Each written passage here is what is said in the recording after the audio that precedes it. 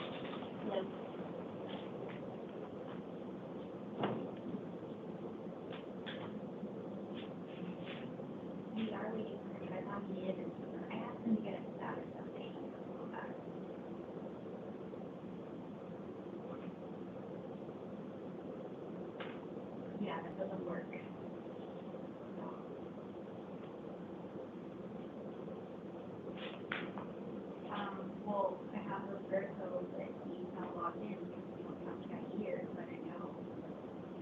condition you with it, because they were supposed to let me know.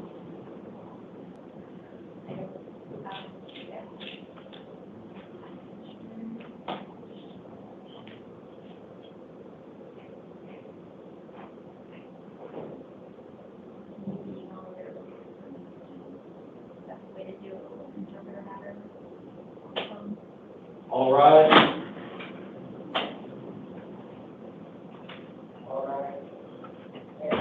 Thank you, everyone. Please be seated.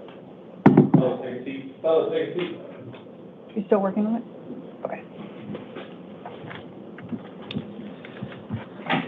But no LEP in here. Okay. Okay, good afternoon, everybody. My name is Commissioner Hughes. This is the 2 p.m. initial appearance calendar for Thursday, June 12th. The court's orders for the taking of DNA samples and fingerprints issued on the first calendar of June will apply to the hearings on this calendar. As we get started in here this afternoon, I will call each of you into the courtroom. I'll ask one of you to stand behind this gray podium here in front of me in the courtroom. I'll ask the next two people that I intend to call into the courtroom to line up in the two chairs right inside this door. I think there's two chairs right there facing all of you. If you will, please listen carefully for your name and follow the chairs. Go from this chair to that chair into the courtroom. I know that seems a little bit silly, but it will make this calendar move much faster, and everybody can get to where they need to go a little bit sooner. Everyone can get to where they need to go after this hearing a little bit sooner. Once you work your way into the courtroom and you're behind the podium, the first thing I will do is ask you to state your full name and date of birth. Then I will explain to you why you're here this afternoon. After that, I'll tell you whether you qualify for a court-appointed lawyer. Those lawyers are sometimes called public defenders. You all have the right to the assistance of counsel in a criminal case. Whether or not you qualify for a public defender, you have the right to hire private counsel to represent you if you wish to. After we talk about counsel, I'll give you the next court hearing dates and times that you'll be required to attend after this court hearing. And the last thing we'll do while you're in the courtroom is talk about whether you are legally eligible for release from custody. If you are, we will go over on what terms and conditions you can be released. In addition to that right to the assistance of counsel, you all also have the right to remain silent. These are recorded criminal proceedings. That means anything that you do choose to say in the courtroom this afternoon will be preserved on the recording, and it can be used against you at any point down the line in these proceedings. Unless you have already made arrangements with a private lawyer, there will not be a lawyer in the courtroom this afternoon to defend you. Because you won't have a lawyer in here and because anything you say could be used against you, I will strongly caution all of you not to make any statements regarding the facts about why you're here. Last thing I'll tell you is that all of the information that you get while you're standing in the courtroom will be given to you in a written document as soon as you step back into the room that you're in right now. So please keep that paperwork with you wherever you go from here, because as long as you have that paperwork, you can still look back at it and have all the information you got while you were in the courtroom.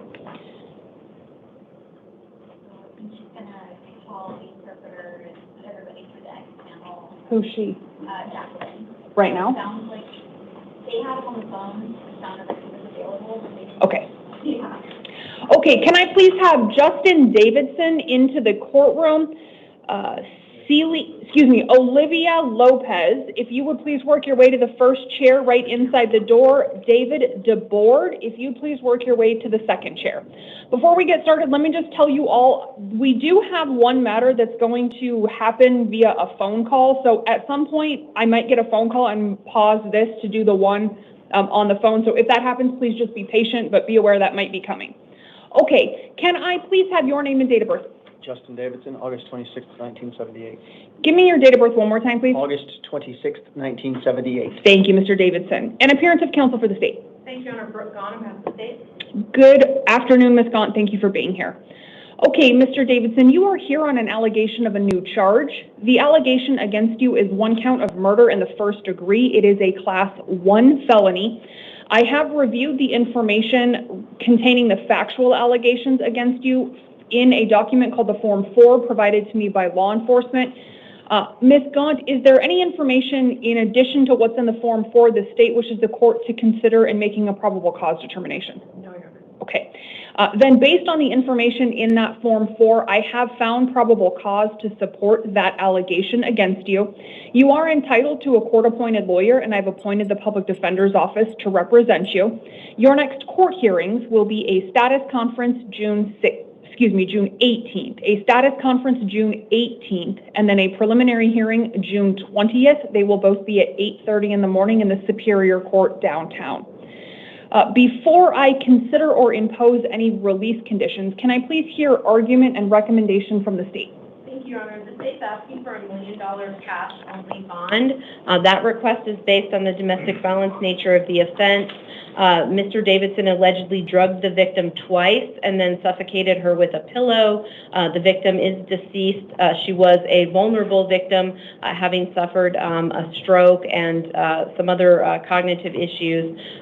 There is an alleged prior domestic violence incident that occurred in California in 2023, wherein the victim told law enforcement that the subject was trying to kill her. Our understanding is that Mr. Davidson resides in California, and he appears to have traveled here with the express purpose of murdering the victim. We believe that he's a significant danger to the community as well as a slight risk. Okay, thank you very much, Ms. Gaunt. Mr. Davidson, I will give you an opportunity to address the court in regards to what you think is important for me to consider in determining or imposing any release conditions. I will caution you before I give you the floor, please avoid any recitation or opinion about the facts of this case, because you now have the right to counsel to defend you, and that counsel is not here. So please avoid going into what may or may not have happened in this case.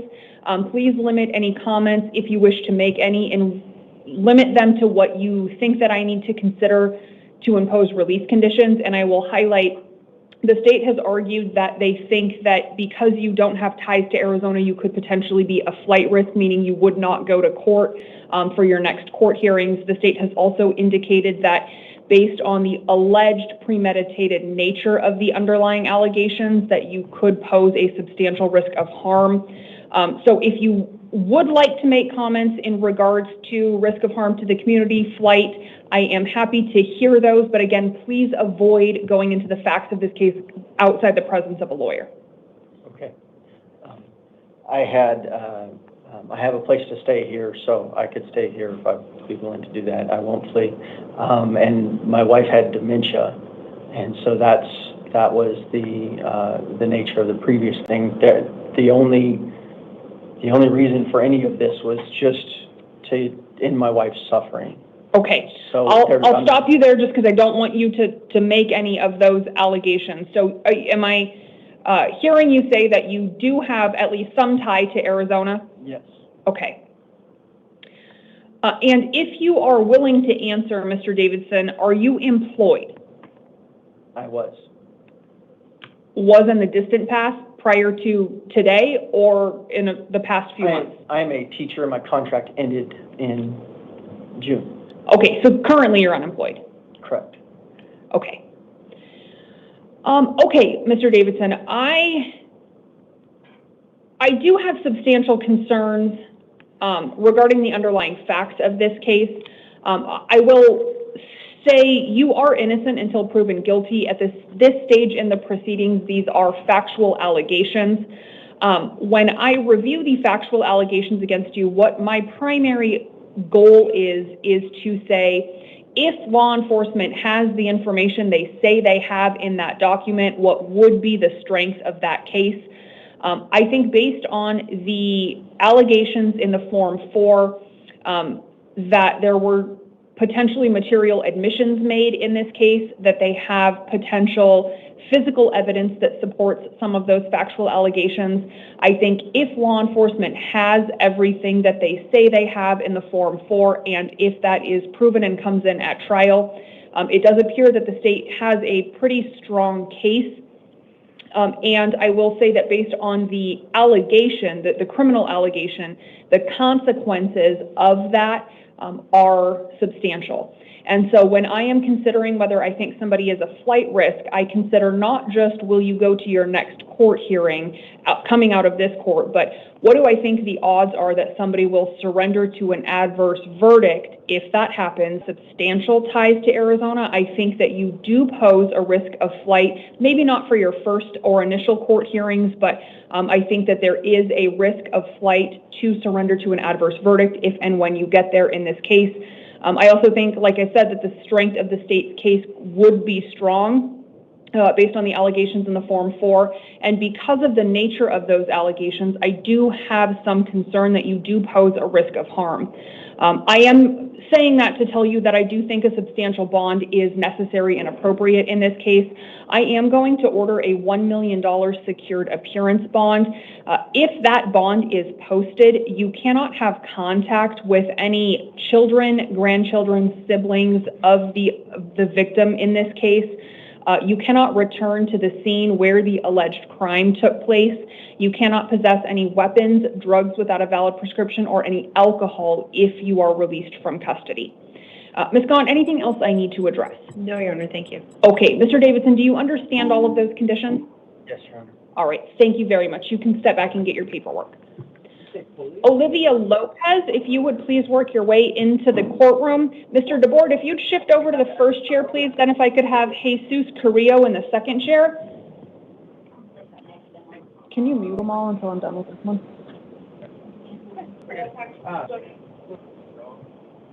Without muting the X channel.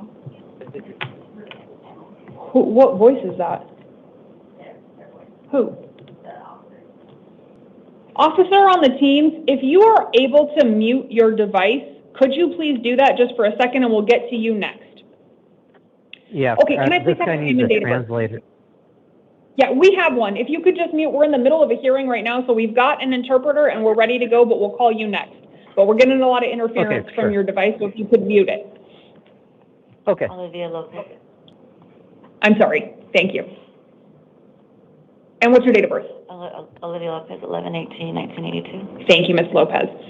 You are here on two different matters. The first one is allegations of new felony offenses. The second one is a warrant issued by the Peoria Municipal Court. Ms. Gahn, are you intending to appear on both or just the new felony? Just the new felony. Okay. All right. So can I have your appearance for the felony case, please? Thank you. Brooke Gahn, on behalf of the state. Thank you, Ms. Gahn. Okay, in the new allegation, the new case, the allegations against you are 2 counts of aggravated driving under the influence. One is a Class 4 felony for driving on a suspended license while allegedly under the influence. One is a Class 6 felony for having a passenger under the age of 15 in the vehicle at the time. I have reviewed the factual allegations against you in that document provided to me by law enforcement. Ms. Gahn, any additions for purposes of probable cause? No, Your Honor. Okay, then I did find probable cause based on the information provided to me by law enforcement to support those 2 allegations. You are entitled to a court-appointed lawyer, and I've appointed the public defender's office to represent you. Your next court hearings on these new felony allegations will be a status conference June 18th and then a preliminary hearing June 20th. They'll both be at 8:30 in the Superior Court downtown. Ms. Gahn, do you intend to make recommendations on this, or is this a Form 4 issue? It's both. Okay, then go ahead, please. Can I have your argument and recommendation regarding release? Thank you, Your Honor. The state's asking for a $5,000 secured appearance bond. Ms. Lopez allegedly caused a collision while she was driving impaired with her 11-year-old child in the vehicle. She has prior criminal history, including prior imprisonment in the Department of Corrections. Her presumptive breath test was .14, nearly twice the legal limit, and we are concerned that she's a community safety risk. If she's able to post that bond, we'd ask for pretrial services with alcohol and drug testing and monitoring, as well as a prohibition against operating a motor vehicle with a minor in it.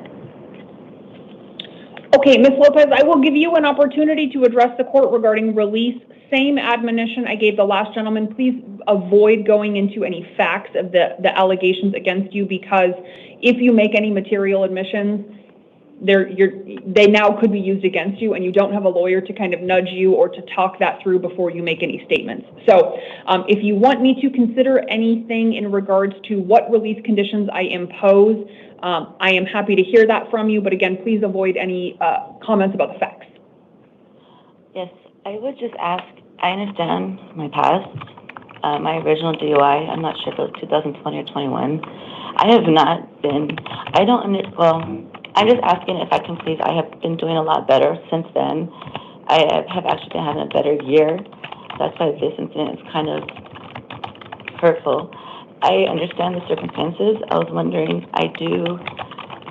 if I could be released, I was supposed to start my new job today. I do have income coming in. I just paid my rent, so I don't have the money. But I'm trying not to lose the opportunity I have at this new warehouse that I'm going to. I understand with my son in the car.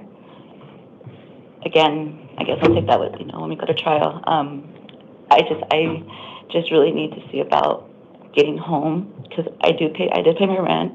I do live by myself, but I am an active person. I do work.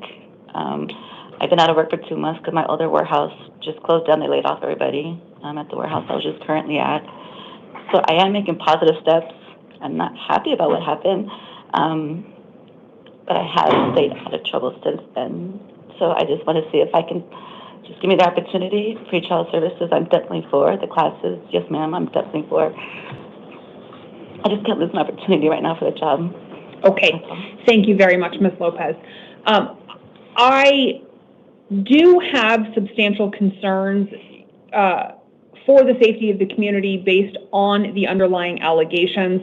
I do note, it sounds like your position is that it was a long time ago and you've made strides since then, but I do note that you do have a prior criminal history, which gives me some additional concerns based on what that might mean.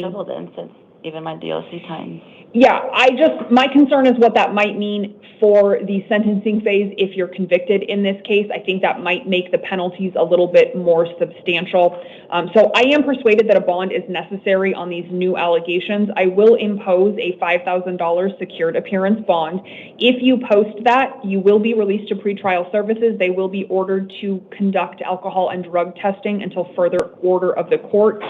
If you post that bond and any other bonds for the other matter we'll talk about here in a minute, you cannot possess any drugs without a valid prescription. You cannot consume any alcohol. You can't operate a motor vehicle if you don't have a valid driver's license. And if you do and you operate a motor vehicle, if you get out of custody, you cannot operate a motor vehicle that has a passenger under the age of 18 in it.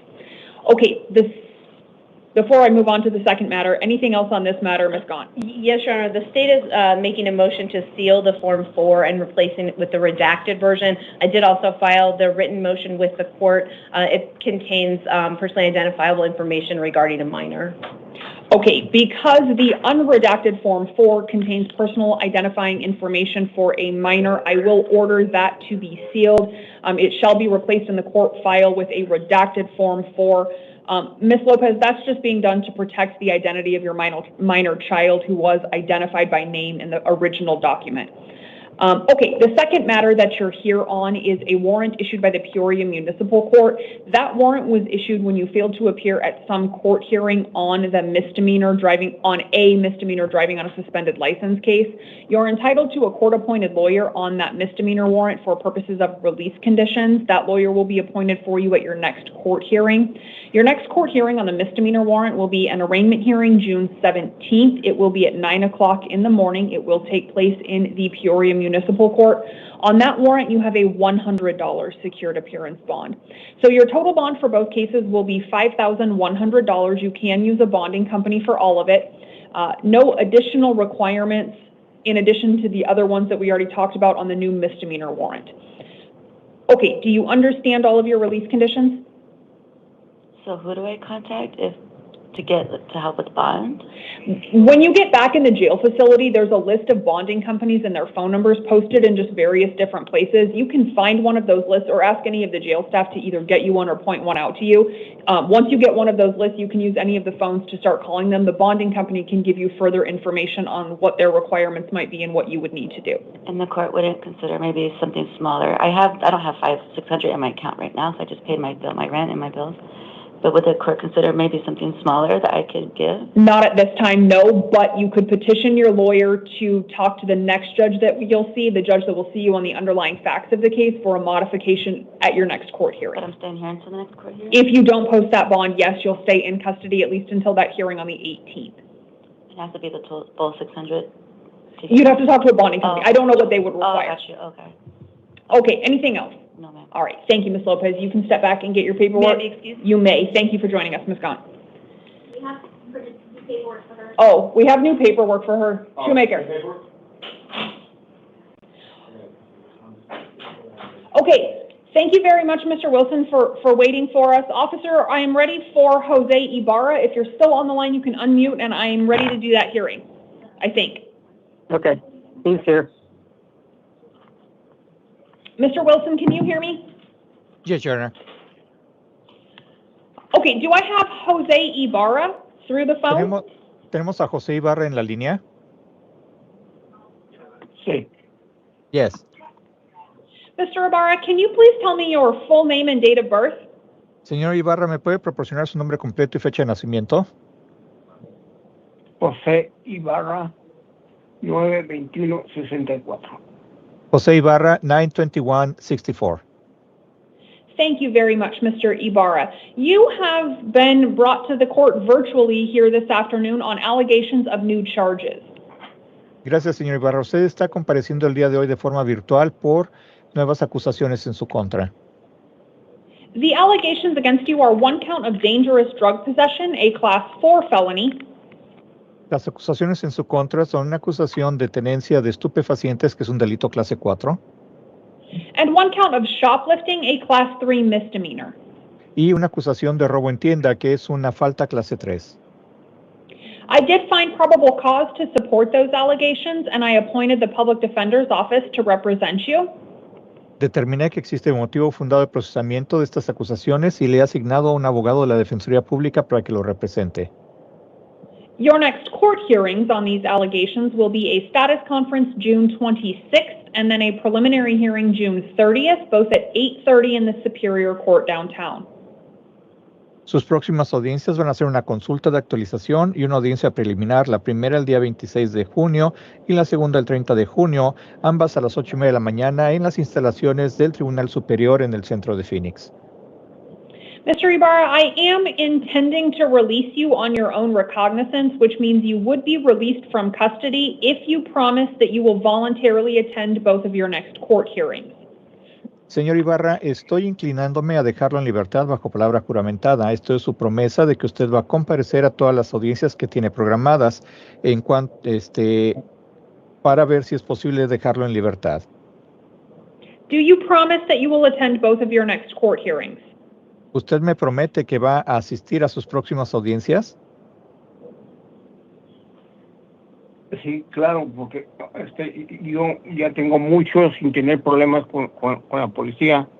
Lo de ayer sí fue una estupidez mía de eso de los lentes. Pero Un momento, lo de por las favor. drogas, eso lo levanté del suelo, las cosas esas. Un momento, por favor. Esas cosas. Gracias. Yes, of course, I don't, it has been quite a while since I had any issue with the law. As a matter of fact, I made a mistake. It was a stupid mistake grabbing those sunglasses. And the drug situation, I picked them from the floor. So yes, I will. Okay, I don't actually want to hear your side of the story right here today because you don't have a lawyer present. So discuss the facts of your case with your lawyer at your next court hearing. Ok, por favor, ya no me comente más acerca de los hechos de sus casos. Eso lo voy a tener que hablar con su abogado. En cuanto se reúna con su abogado, hable de su caso con él. Once you are released from custody, though, you cannot go back to the location where the underlying events took place, and you can't possess any drugs without a valid prescription. Pero una vez que se ha puesto en libertad, no puede regresar al lugar donde supuestamente ocurrieron estos ilícitos y no puede tener ningún tipo de droga si no cuenta con una receta válida. Okay, Mr. Ibarra, you will get all of that information in a document probably here soon. We will get it from the court down to MCSO, and they will get a copy to you. Please keep that. It will have your court dates and times in it. Y señor Ibarra, le vamos a dar un documento con toda esta información que le acabo de decir. Nosotros vamos a solicitar esa documentación al tribunal y vamos a enviarle una copia al departamento del comisario del condado de Maricopa y ellos le van a dar a usted la copia de ese documento. Por favor, guarde ese documento que tiene toda la información de sus próximas audiencias. Okay, thank you very much, Mr. Ibarra. Officer, you are free to disconnect. Thank you, Mr. Wilson. You are also free to disconnect. Ok, muchísimas gracias, señor Ibarra, y eso sería todo. Puede colgar. Thank you very much, Your Honor. Thank you.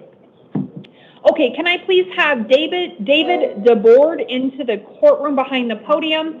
Jesus Carrillo, if you would take a seat in the first chair. Emmanuel Salazar, if you would take a seat in the second chair. Can I have your name and date of birth, please?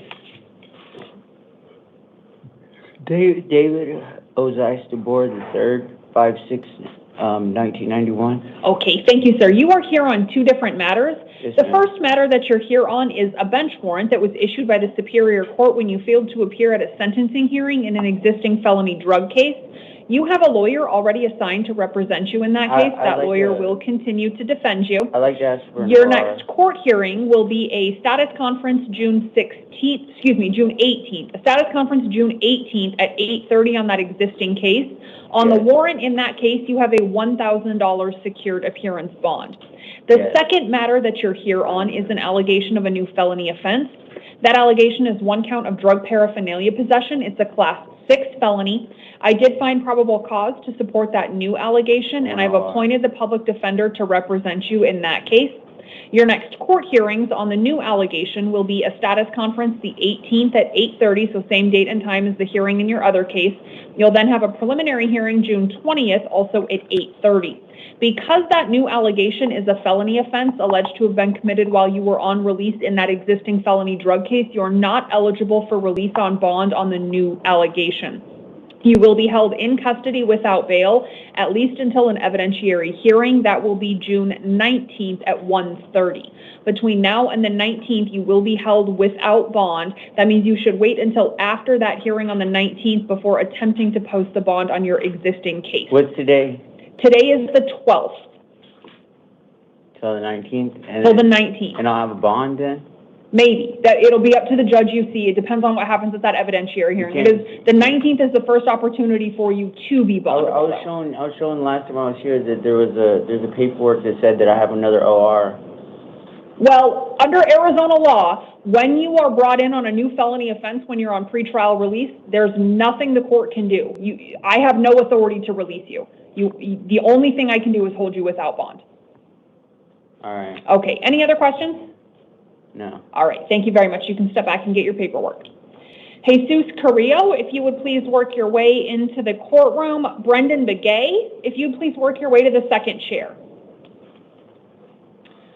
Can I have your name and date of birth, please? Jesus Francisco Carrillo, 11/6/1982. Thank you, Mr. Carrillo. You are here on allegations of new charges. The allegations against you are one count of theft of a means of transportation, that's a class 3 felony, and one count of dangerous drug possession, which is a class 4 felony. I have found probable cause to support those allegations, and I've appointed the public defender's office to represent you. Your next court hearings will be a status conference June 18th and then a preliminary hearing June 20th. They'll both be at 8:30 in the Superior Court downtown. Because these are felony allegations alleged to have been committed while you were on pretrial release in a different felony case, you are not eligible for release on bond. That means you will be held in custody without bail at least until an evidentiary hearing is held. That hearing is scheduled for June 19th at 1:30. Between now and that hearing on the 19th, you will be held without bond. Do you understand that information? Your Honor, it's on pretrial service. I was not on pretrial services. The new case that I got was charges that were lifted. It's not pretrial release. It's that you were out on release before trial in a different felony case. Oh, yes. So when I say pretrial, I don't mean the entity that is pretrial. I mean before your trial in that case. I was wondering if the court could, is there any other way, because, There's not, under Arizona law, I don't have the authority to do anything other than hold you without bond. I have a appointment for, Crossroads for, rehab, so that means I can't, there's nothing I can do. Arizona law says that the only option I have when somebody is brought in on a felony allegation, when they're out on release in a different felony case, is to hold them without bond. There's nothing I can do other than that. All right, thank you. You can step back and get your paperwork. Emmanuel Salazar, if you would please work your way into the courtroom. Hakeem Shorter, if you'd please work your way to the second chair. Can I have your name and date of birth? Manny Salazar, 10/17/1990. Thank you, Mr. Salazar. You are here on allegations of new charges.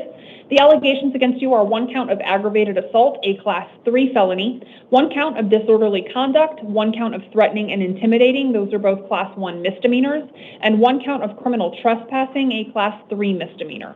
I did find probable cause to support those allegations. I have appointed the Public Defender's Office to represent you. Okay. Your next court hearings will be a status conference June 18th, and then you will have a preliminary hearing June 20th. They will both be at 8:30. They will both be in the Superior Court downtown. I have received a written victim impact statement that I have reviewed in this case. The alleged victim of these allegations has expressed substantial concern for their personal safety as well as the safety of the other members of their household. I have a statutory obligation to ensure that the release conditions I impose in this case do provide for the safety of those alleged victims. Because of that, I am going to impose a $10,000 secured appearance bond. If you post that bond, you will be affixed with an ankle monitor prior to your release from custody. You cannot return to the location where these alleged events took place. You cannot set foot on any portion of that property. You cannot have contact with any alleged victims, witnesses, or the complainant. You cannot possess any weapons if you are released from custody. You cannot consume any alcohol or drugs without a valid prescription. And whether or not you are released from custody, you are ordered to strictly comply with the terms of any orders of protection or orders against harassment, if any have been or are later served upon you. Do you understand those conditions? Yeah, but how come I gotta post a bond, like? Because I think that based on the victim impact statement, the alleged victims of these underlying allegations fear for their personal safety. The allegations in this case are that you have trespassed onto that property while in the possession of a firearm and made substantial threats, including threats to kill them. So those alleged victims are in genuine fear that they might be, in fact, physically harmed. And so because I have an obligation to protect the safety of those victims as well as the safety of the general public, that's why you have to post that bond. Any other questions?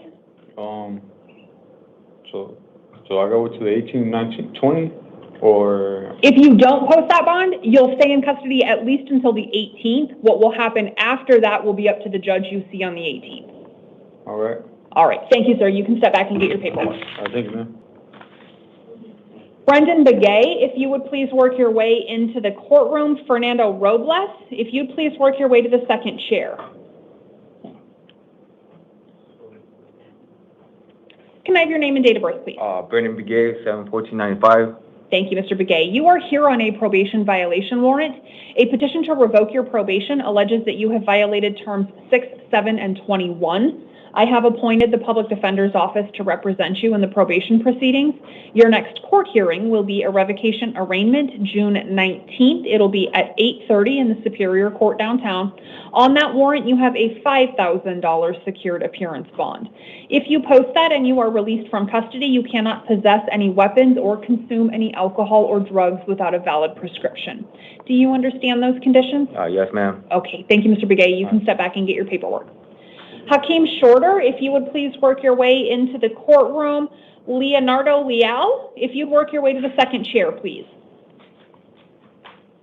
Can I have your name and date of birth? Hakeem Shorter, 8/17/1973. Thank you, Mr. Shorter. You are here on an allegation of a new charge. That allegation is one count of aggravated driving under the influence. It is a Class 4 felony. I have found probable cause to support that allegation, and I have appointed the Public Defender's Office to represent you. Your next court hearings will be a status conference June 18th and then a preliminary hearing June 20th. They'll both be at 8:30 in the Superior Court downtown. Okay. On this allegation, you have a $5,000 secured appearance bond. If you post that and you are released from custody, you cannot possess or consume any alcohol or drugs without a valid prescription. You also cannot operate a motor vehicle if you don't have a valid driver's license. Do you understand those conditions? Yes. I just like to say I got a heart monitor and I just started a job. Okay. I would like to go to work and then my heart monitor. So in terms of your heart monitor, to the extent you don't get that bond posted and you need medical attention or assistance, please communicate that to jail staff. If you stay in custody, your medical care is the responsibility of the sheriff's office. Okay. In terms of getting to work, in order to be released from custody, you will have to post that $5,000 bond. That bond is set based in part on a review of your prior failures to appear in court and your prior criminal history. It's also set based in part on the substantial risk of harm that these types of allegations pose to the traveling public. So you do have to post that bond in order to be eligible for release. Any other questions, Mr. Shorter? No, that's it. Okay, thank you very much. You can step back and get your paperwork. Fernando Robles, if you would please work your way into the courtroom. Alexander Wright, if you'd please work your way to the second chair. Can I have your name and date of birth? Fernando Robles, 3/23/1995. Thank you, Mr. Robles. You are here on 3 different matters. The first matter that you're here on is allegations of new charges. Those allegations are one count of being in possession of a means of transportation unlawfully. It is a Class 5 felony, and one count of drug paraphernalia possession, which is a Class 1 misdemeanor. I did find probable cause to support those new allegations, and I've appointed the Public Defender's Office to represent you. Your next court hearings on the new charges will be a status conference June 18th and then a preliminary hearing June 20th, both at 8:30 in the Superior Court downtown. On those new allegations, you have a $5,000 secured appearance bond. The other 2 matters that you're here on are both allegations that the new charges violated Term 1 of your probation in 2 different cases. In each of those 2 probation cases, I've appointed a lawyer to represent you. Your next court hearing in each of the probation matters will be a revocation arraignment. It will be June 19th at 8:30 in the probation court downtown. On each of those 2 probation matters, you have a $1,000 secured appearance bond. So $2,000 on the probation matters, $7,000 total for all 3 cases. It is all secured appearance. If you post that and you are released from custody, you cannot have contact with the alleged victim or any witnesses of the new allegations, and you cannot possess or consume any alcohol or drugs without a valid prescription. Do you understand those conditions? Yes, real quick, so secure, that would be $700, right, with collateral? It depends, probably, but that arrangement would be one that you make with the bonding company. Okay. So that's my typical understanding of what they would require, but make sure you find one of those lists and contact them. I don't want to guess what they would require and be wrong. Okay, and also for the unlawful use of transportation, that was my girlfriend. She'd been calling up here to not press charges on that. Okay. I don't know if you guys spoke to her, but I spoke to her on the phone, and she's been trying to get hold of you guys. Okay, so 2 things. We don't talk to alleged victims in cases. I get information from law enforcement. From this point forward, what you will want to do is talk to your lawyer. Talk to your lawyer and tell your lawyer what she has or hasn't said. But keep in mind, my orders for you leaving this court is that you have no contact with her. So once you step out of this room, you can no longer initiate contact with her. If she initiates contact with you, you say, I'm sorry, I can't talk to you, at least until you get a different order from the court. If she decides she no longer wants to be a victim in this case, I cannot guarantee that makes this go away. At this point, whether or not formal charges get filed is in the hands of the county attorney's office. All right. All right. Thank you, Mr. Robles. You can step back and get your paperwork.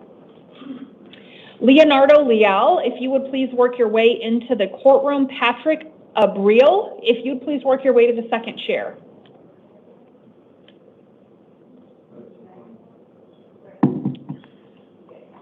Can I have your name and date of birth, please? Leonardo Vaquera Leal, 10/25/2005. Thank you very much. You are here on allegations of new charges. The allegations against you are one count of using an artifice with the intent to shoplift and one count of organized retail theft. They are both Class 4 felonies. I did find probable cause to support those allegations, and I've appointed the Public Defender's Office to represent you. Your next court hearings will be a status conference June 18th and then a preliminary hearing June 20th. They'll both be at 8:30 in the Superior Court downtown.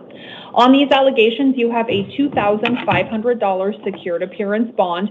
If you post that and you are released from custody, you cannot return to the scene where the underlying events allegedly took place.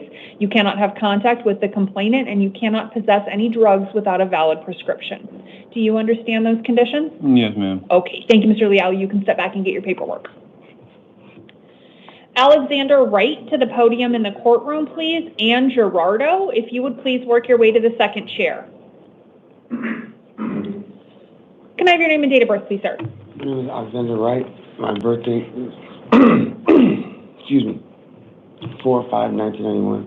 Thank you, Mr. Wright. You are here on a bench warrant issued by the Superior Court when you failed to appear at a status conference in an existing felony drug case. You have a lawyer already assigned to you in that case. That lawyer will continue to represent you. Your next court hearings will be a new status conference June 18th and then a preliminary hearing June 20th. They will both be at 8:30 in the Superior Court downtown. On that warrant, you have a $1,000 secured appearance bond. If you post that and you are released from custody, you are ordered not to possess any drugs without a valid prescription once you're released. Do you understand those conditions? Yes, Your Honor. Okay, thank you, Mr. Wright. You can step back and get your paperwork. Patrick Abril, if you would please work your way into the courtroom. Darren McIntyre, if you'd please work your way to the second chair. Can I have your name and date of birth, please? Patrick Noah James Abreu, 7/15/2003. Thank you, Mr. Abril. You are here on 4 probation violation warrants. In all 4 cases, petitions to revoke your probation allege that you have violated terms 3, 4, 5, and 7. Your next court hearing in all of these cases will be a revocation arraignment hearing. It will be June 19th at 8:30, and I have appointed the Public Defender's Office to represent you in all 4 matters. On these 4 probation warrants, you have a total secured appearance bond of $1,750. It is $500 on 3 of the 4 warrants, $250 on the 4th one. So again, it's $1,750 total. It is all secured appearance. If you post that and you are released from custody, you are ordered not to possess any weapons or any drugs without a valid prescription. Do you understand those conditions? Yes. Okay, thank you. You can step back and get your paperwork. And Gerardo, if you would please work your way into the courtroom. Alexandro Moreno, if you would please work your way to the second chair. Can I have your name and date of birth, please? Marie Gerardo, 3591. Thank you very much, Mr. Gerardo. You are here on an arrest warrant that was issued after a direct complaint was filed. The allegation in that direct complaint is 1 count of dangerous drug possession. It's a Class 4 felony alleged to have been committed February 5th of 2025. I've appointed the Public Defender's Office to represent you in that case. Your next court hearings will be a status conference June 26th and a preliminary hearing June 30th. They'll both be at 8:30, both in the Superior Court downtown. On this direct complaint, I am inclined to release you to the supervision of pretrial services. That means you would be released to pretrial without having to post a bond. You would then be responsible for getting yourself to both of your next court hearings, and you would be required to contact pretrial services. Their contact information will be in a packet you get with your release order. Once you are released, you would also be ordered not to possess any drugs without a valid prescription. Mr. Ardo, do you understand those conditions and agree that you will abide by them? Yes. Okay, thank you very much. You can step back and get your paperwork. Darren McIntyre, if you would please work your way into the courtroom. Benjamin Chavez, if you'd please work your way to the second chair. Can I have your name and date of birth? Yes, ma'am. It's I'm sorry. It's 11/3/69.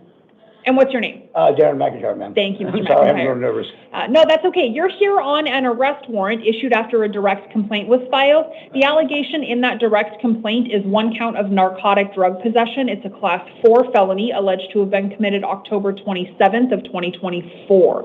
I've appointed a lawyer to represent you in that case. Your next court hearings will be a status conference June 26th and then a preliminary hearing June 30th. They'll both be at 8:30, both in the Superior Court downtown.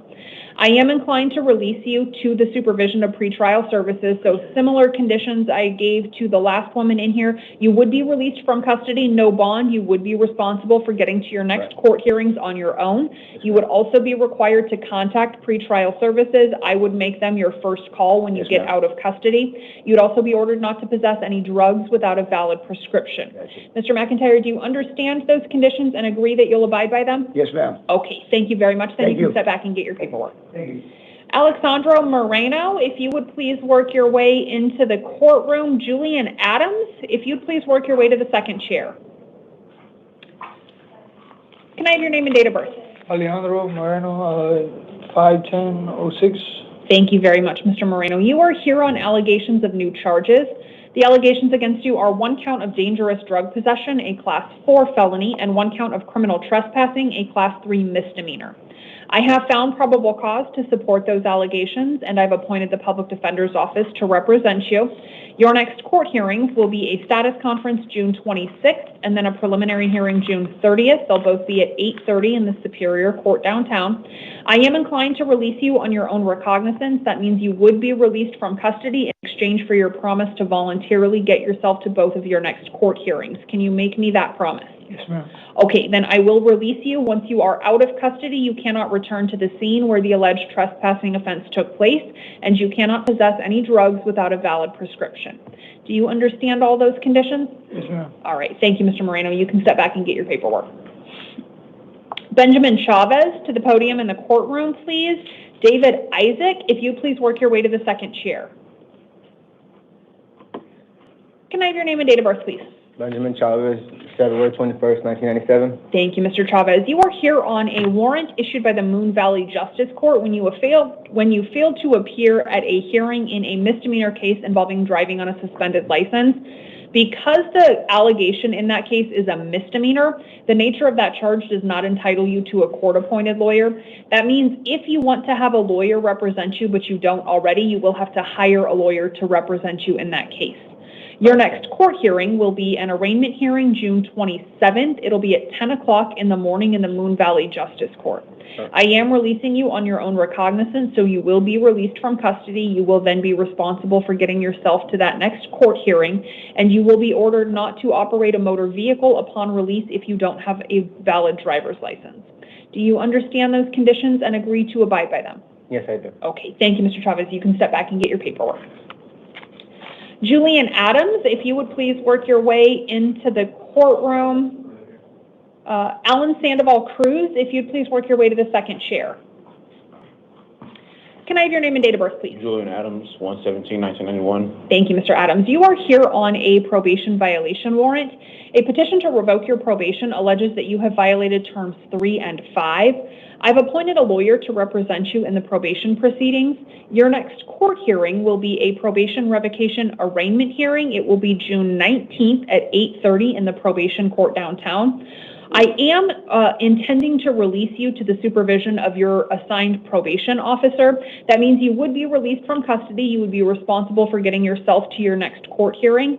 You would also then be required to make contact with your probation officer within 3 days of being released, so by Saturday.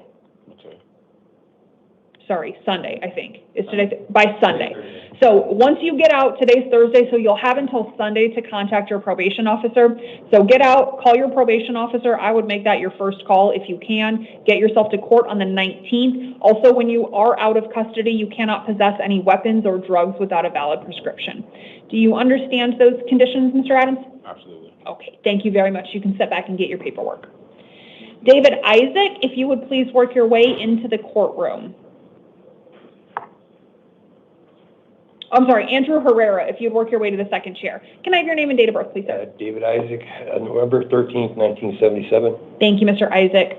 Excuse me. You are here on allegations of new charges.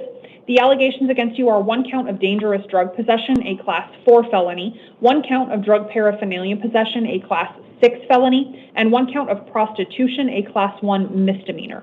I have found probable cause to support those allegations, and I've appointed the Public Defender's Office to represent you. Your next court hearings will be a status conference June 26th and then a preliminary hearing June 30th. They will both be at 8:30 in the Superior Court downtown. I am releasing you on your own recognizance. That means you will be released from custody. You will be responsible for getting yourself to both of your next court hearings. Once you are out of custody, you cannot go back to the scene where you were arrested, and you cannot possess any drugs without a valid prescription. Do you understand those conditions and promise you will attend your next court hearing? Yes, Your Honor. Okay, thank you, Mr. Isaac. You can step back and get your paperwork. Alan Sandoval Cruz, if you would please work your way into the courtroom.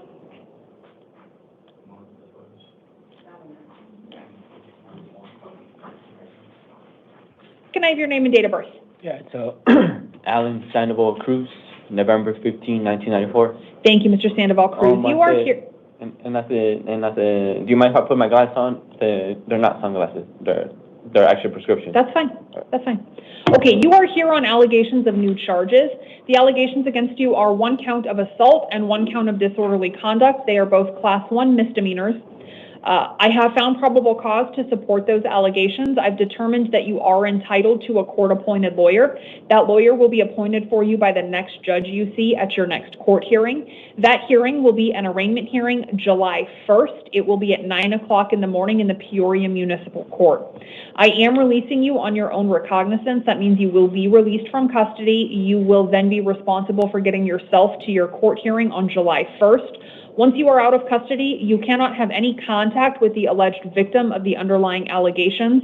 You cannot possess any weapons, drugs without a valid prescription, or alcohol. You are ordered to strictly comply with the terms of any orders of protection, if any have been or are later served upon you. Under no circumstances can you reside at the same location as the alleged victim. If you currently reside together, you will have to find an alternate residence, at least until your first court hearing. Okay, what's your question? What if I feel like my son might be in danger because of her? Then I would say you probably want to talk to a lawyer about that, or you can call law enforcement to report any safety issues. Okay, any other questions? All right, thank you very much. You can step back and get your paperwork. The last one. Second, third, or... Okay, number 33 on the calendar, Fernando Contreras, date of birth 5/29/75, is not in the courtroom because he was being held in medical isolation. I did have an opportunity to conduct an initial appearance hearing with him prior to this calendar. At that time, I informed him he was here on an allegation of drug paraphernalia possession, which was a Class 6 felony, but that I did not find probable cause to support that allegation. I appointed a lawyer to represent him and gave him his next court hearings, which were a status conference June 26th and a preliminary hearing June 30th at 8:30 downtown. I did inform him that if he failed to attend those hearings and charges were filed, a warrant would be issued for his arrest. Okay, can I please have Andrew Herrera into the courtroom? Can I have your name and date of birth, please, sir? Hi, Andrew Herrera, 01/29/01. Thank you very much, Mr. Herrera. You are here on an allegation of a new charge. That allegation is 1 count of child abuse. It is a Class 4 felony. I did find probable cause to support that allegation, and I've appointed the Public Defender's Office to represent you. Your next court hearings will be a status conference June 18th and then a preliminary hearing June 20th. They will both be at 8:30. They'll both be in the Superior Court downtown. On that allegation, you have a $5,000 secured appearance bond. If you post that bond and you are released from custody, you cannot have any contact whatsoever with the alleged victim. You cannot have contact with any other minors. Do you have other minor children that are under your care and control? No. Okay. Then I will leave that in place, no contact with any other minors. If you are released from custody, you cannot possess any weapons. You cannot consume any alcohol or drugs without a valid prescription. and whether or not you're released from custody, if any orders of protection have been or are later served upon you, you must strictly comply with the terms of those orders. Do you understand those conditions? Yes, Your Honor. Okay, thank you, Mr. Herrera. You can step back and get your paperwork. Okay, number 11 on the calendar, Winston T. Rocky, date of birth 12/5/81, is not in the courtroom. He's in our mental health unit at the Lower Buckeye Jail. Did we know that? Okay. What are the odds we can talk? He's a psych? He's in P1. They might, I don't know if they have a tablet or a phone that you can use. But Well, hold on. So, hold on a second. Is P1 the psych ward? it's part of psych, correct, yeah. Okay. All of the P houses are part of psych. Okay. So they do, yeah. They have an iPad and we do those virtually. Yeah, I think it's like the close custody part of psych over there, so, like, there are highest classifications. Well, but time out, because if he's close custody, he needs to be transported. If he's psych, he does not. So I'm not sure if he's eligible for transport, we'd have to call psych and ask. Well, yeah, either way. I'm going to read him on and we'll deal with how we see him later because he's going to time out. Okay. Well,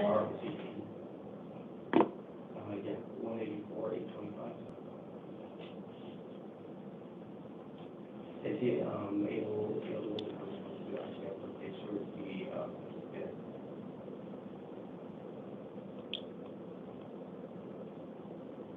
yeah, sometimes it's, well, the judge wants to know if he's eligible for page 2 or things to be done for the tablet. well, what I need to know is his hold a psych hold or is it a closed custody hold? Okay. I'm at 1910. It's showing. Okay. 5 a.m. He was moved why? It says that he was out before. The officer in the housing unit is going to call the supervisor to see if he's eligible for transportation. I'm going to say I'm 99% sure he is and he's going to time out because the reason we were told he was moved is because he was at court this morning when he was originally on the docket. Oh. So I think he was downtown at a different hearing and instead of being brought here, he was taken back. And he doesn't have much time, so. Okay.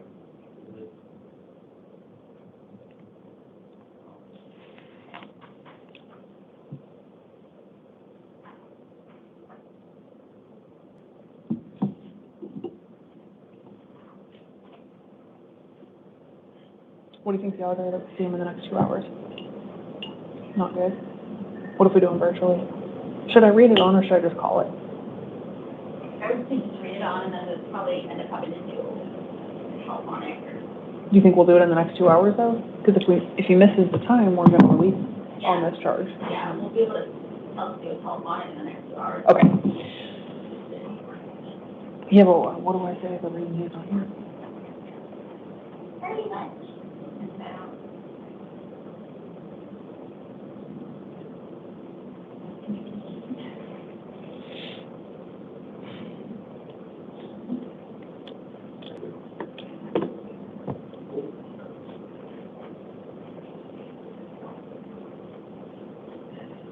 Okay, here, I'm just going to read it on. Okay, so number 11 on the calendar, Winston Rocky, date of birth 12/5/81, is not physically present in the courtroom because he's currently in custody in another facility, and arrangements are hopefully going to be made to transport him here. If that doesn't happen, he will be seen virtually. He's coming before the court on a new allegation of possession of a weapon by a prohibited person. It's a Class 4 felony. According to the Form 4 in this case, this is an add-on charge to charges that he was previously seen on in PF 2025-124026. I did find probable cause to support that add-on misconduct involving weapons charge. I appointed the public defender's office to represent him. His next court hearings on the new add-on charge will be a status conference the 18th and a preliminary hearing the 20th. They'll both be at 8:30 in the Superior Court downtown. I am imposing a $50 cash-only placeholder bond. This will serve as a bond in addition to the $10,000 cash bond he's being held on in the other case. If he posts both bonds and is released from custody. He is ordered not to possess any weapons while he is on release, in addition to any other release restrictions imposed in the other case. If anything changes after I do see Mr. Rocky, his final release conditions on this add-on charge will be reflected in his written release order. Okay, that concludes the 2 p.m. initial appearance calendar. This court will stand in recess until 5 p.m.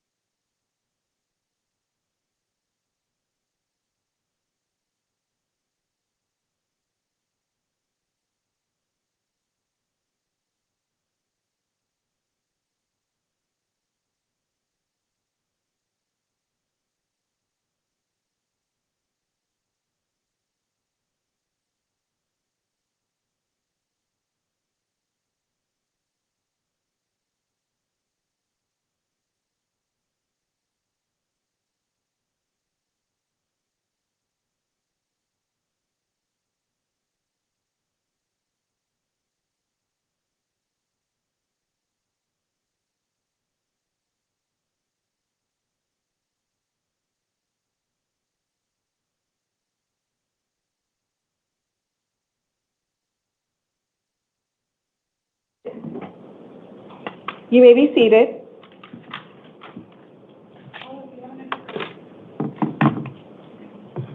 Okay.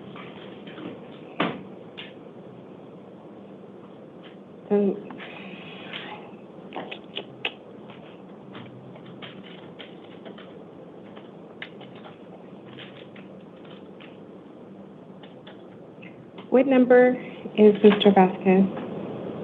12.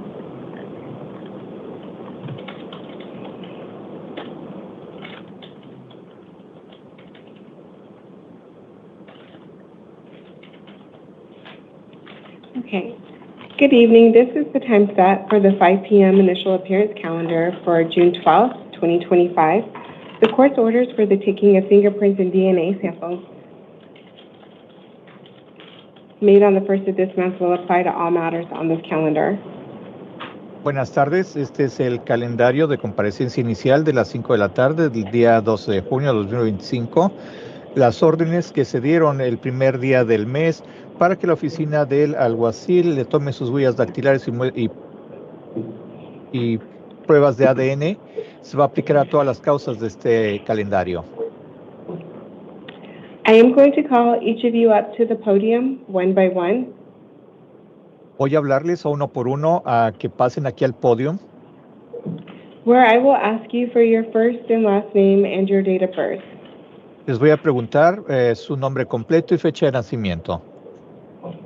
I will then advise you as to why you are here, Les voy a decir por qué están aquí, whether or not an attorney has been appointed to represent you, si es que se les ha asignado un abogado para que los represente o no, what your upcoming court dates will be, cuáles van a ser sus próximas audiencias, what your bond will be if you are eligible for bond, cuál es el monto de su fianza si es que tienen derecho a una fianza and your release conditions. y cuáles van a ser sus medidas cautelares. Some of you may have some questions while I'm providing this advisement to you. Algunos de ustedes tal vez tengan preguntas mientras les doy toda esta información. I would just ask that you hold your questions until I complete the advisement. Les pido de favor que guarden sus preguntas hasta el final una vez que termine de darles toda su información. Jorge Paxtor, will you please come to the podium? Jorge Paxtor, ¿puede pasar al podio, por favor?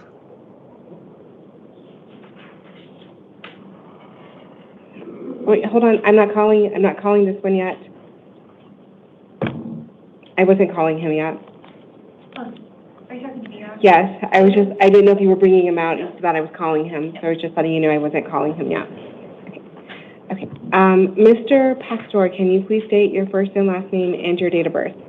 Señor Paxtor, ¿nos puede dar su nombre completo y su fecha de nacimiento, por favor? Jorge de Jesús Guzmán Paxtor, 22 de enero del 2003.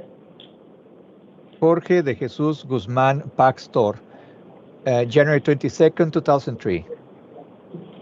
You are here today because a warrant was issued when you failed to appear for a court date. Usted está presente aquí el día de hoy porque se liberó una orden para su arresto porque no se presentó a una de sus audiencias. An attorney was already appointed to represent you in this matter. Ya se le había asignado un abogado para que lo representara en este caso.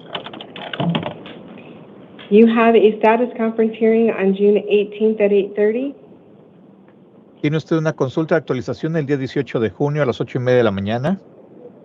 And you have a preliminary hearing on June 20th at 8:30. Y tiene una audiencia preliminar el día 20 de junio a las 8:30 de la mañana. The warrant had a secured appearance bond in the amount of $500. La orden de arresto que tiene en su contra tiene impuesta una fianza con garantía de $500. If you are able to post bond, Si usted puede pagar esta fianza, you must appear for your court date. debe de comparecer a sus audiencias. Failure to do so would result in the loss of any bond that you post. Si no se presentara a esas audiencias, entonces usted podría perder la cantidad que ha pagado en su fianza. Another warrant would issue for your arrest, Se liberaría otra orden para su arresto and additional bond could be imposed. y se le podría imponer una fianza extra. This completes my advisement to you. Esta es toda la información que tengo para usted. If you have no questions for me, Si no tiene más preguntas o si no tiene ninguna pregunta para mí, please step to your left and the officer will give you your paperwork. pase a su izquierda y la agente de policía le va a dar todos sus documentos. Sí tengo una pregunta. I have a question. El día que pues ella me liberó y todo, pues me agarró el ICE. Entonces, pues yo estaba detenido, estoy detenido por el ICE. Pues me mandaron para Florence y pues de Florence ya me mandaron para el LOI y ahorita pues allá estaba yo detenido en el LOI. Un momento, por favor. Un momento, por favor. So when you released me, ICE picked me up. So I was detained. I was sent to Florence, and after that, I was sent to E-Load. So my question is, adelante. Y pues no fue que no quise yo presentarme con mi abogado, sino que se me complicó las cosas. Por ese motivo, pues no me pude presentar yo, porque pues los del ICE les pregunté yo y luego me dijeron, me ignoraron y pues yo no pude hacer nada. Le hablé a mi abogado y pues mi abogado en eso anda ahorita buscando el trámite de mi caso, pero pues... Un momento, por favor. Sí. So, it was not that I didn't want to appear in my at my hearing with my attorney. The thing is that everything got complicated since ICE picked me up, and the ICE agents didn't pay too much attention to what I was telling them. So I got in touch with my attorney, and he's trying to get all the information from my case.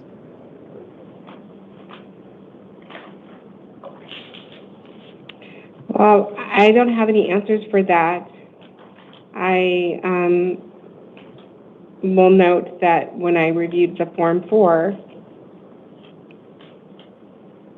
No tengo ninguna respuesta para lo que me acaba de decir. Lo único que le puedo decir es que después de que revisé el formato 4, that there was a writ that was issued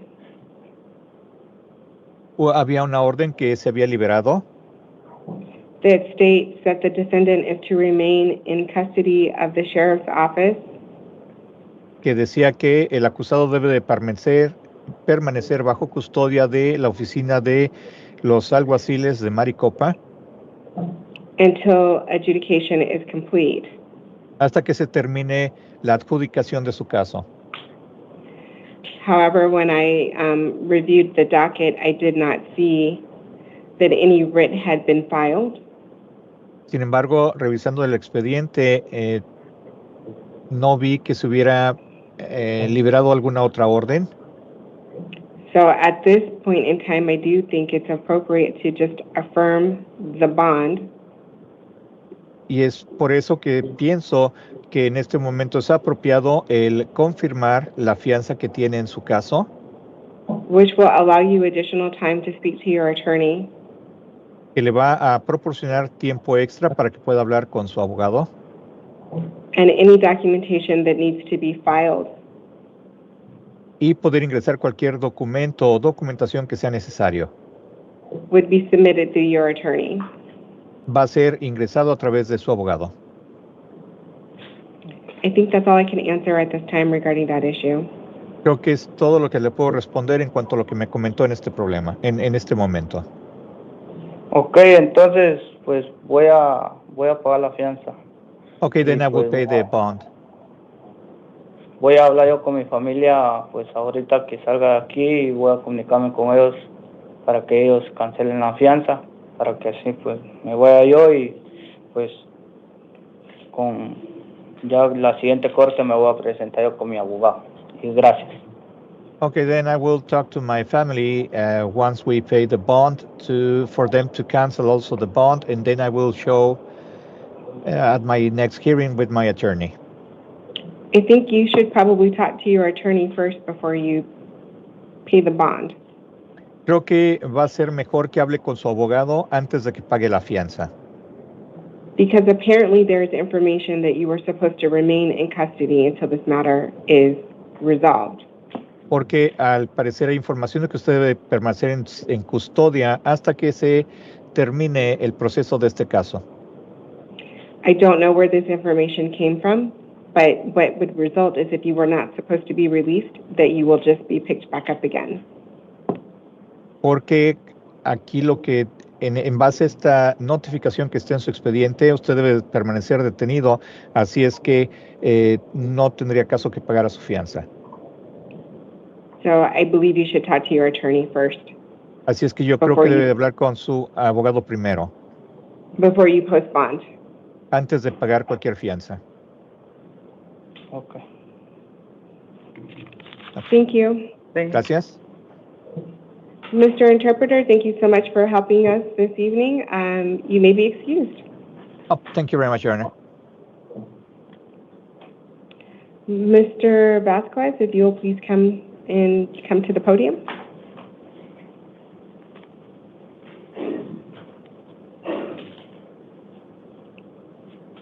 Officer? She's supposed to stand over here. You're supposed to stand over here. I'm supposed to stand over here? In front of the county attorney. Okay. Scoot over a little more. You're supposed to be in between the county attorney and the defendant. Gotcha. Okay. Oh. Thank you. Okay. Ms. Gaunt, would you like to state your appearance for the state? Thank you, Honor. Brooke Gaunt on behalf of the state. And I'm sorry, I just couldn't That's read okay. your handwriting. Sorry. It's Elaine Gillette on behalf of Mr. Vasquez. Thank you, Ms. Gillette. Mr. Vasquez, can you please state your first, last name, and your date of birth? Luis Vasquez, 1382. Thank you. Have you gone over the allegations with him, or are you waiving a formal reading, or would you like for me to do that? We'll waive a formal reading, Your Honor. Do you want to be heard on probable cause at this time? Not at this time. Okay. So I did make a probable cause finding as to both counts. And is this a limited notice of appearance or a full notice of appearance? Full notice of appearance. Okay. You do have a status conference hearing on June 18th at 8:30 and a preliminary hearing on June 20th at 8:30. Ms. Gillette, do you want to be heard on release conditions at this time? Yes, Your Honor. We're asking for Mr. Vasquez's release, Your Honor.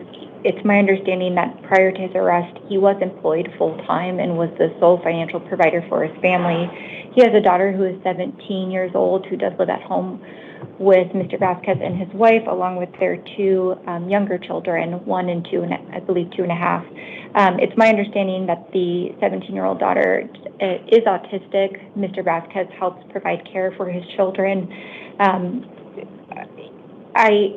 Mr. Vasquez and I did have the opportunity to discuss these allegations. I would note that in the probable cause statement, it does state that allegedly Mr. Vasquez pulled out a steak knife, but did put that on the ground, showing that he was unarmed. Additionally, he does not have any prior criminal history or minimal criminal history. For those reasons, Your Honor, we are asking for Mr. Vasquez to be released on his own recognizance. Ms. Gaunt? Thank you, Your Honor. The state is requesting a $10,000 secured appearance bond. It is our understanding, I think Mr. Vasquez doesn't appear to have any prior felony convictions, although I do think he has at least one prior misdemeanor conviction. I think the basis for the aggravated assault allegation is the allegation that he was verbally aggressive and deliberately kicked one of the law enforcement officers in the leg, rather than the issue with the steak knife, although certainly that was a dangerous situation to put both the officers and himself in, to be armed like that. But it appears that the concern is just that he was resisting and then kicked the law enforcement officer. As the court is aware, the state generally asks for a higher bond on these aggravated assault cases, but the $10,000 bond request does take into account his limited criminal history. Thank you. So I will just let everybody know what I was leaning towards and why. When I reviewed the probable cause statement, the issue for me was not the steak knife. So I just, while that is a factor, it wasn't weighed heavily in my considerations. What concern I had for this matter was that per the probable cause statement, it looks as though it started with a hit and run, and then regarding a car accident, and then it appeared as if there was some resisting arrest. And so what my concern is the flight risk here. And while I heard counsel's statements that he has a child, that he has ties because he has a child who is autistic and he is married, that is what my concern is here. When I was weighing what I was going to do, I believe that a bond is appropriate here, and I believe a secured appearance bond is appropriate here in the amount of $10,000 to ensure, that you will come to court, but also I look at the seriousness of the offenses that were alleged and the factors that were involved, and I am concerned regarding the safety of the community, regarding some other information, regarding Mr. Vasquez, your condition at the time that you were, that the alleged hit and run happened, and when you then had contact with the police and what their impressions were when they had contact with you. So I do have some concerns about community safety as well, and so for those reasons, I do believe that a secured appearance bond is appropriate here in the amount of $10,000. Mr. Vasquez, please be advised that if you fail to comply with release conditions, which include that you cannot possess any weapons, you cannot return to the scene of the alleged crime, and if you fail to appear for your court date, that would result in the forfeiture of any bond. That means you would lose any bond that you post, and a warrant would issue for your arrest, and additional bond could be imposed. Do either counsel want to be heard on anything further? No, Your Honor, thank you. No, Your Honor. Okay, then up to your... And counsel, I believe we made a copy of the release conditions for you as well, so you'll have a copy before you leave.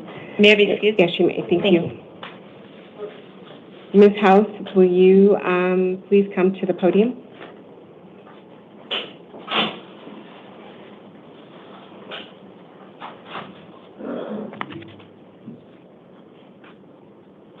Okay, actually, we're going to have to wait a moment because I think someone's going to have to let her out. So if you will go back into holding for one moment, thank you.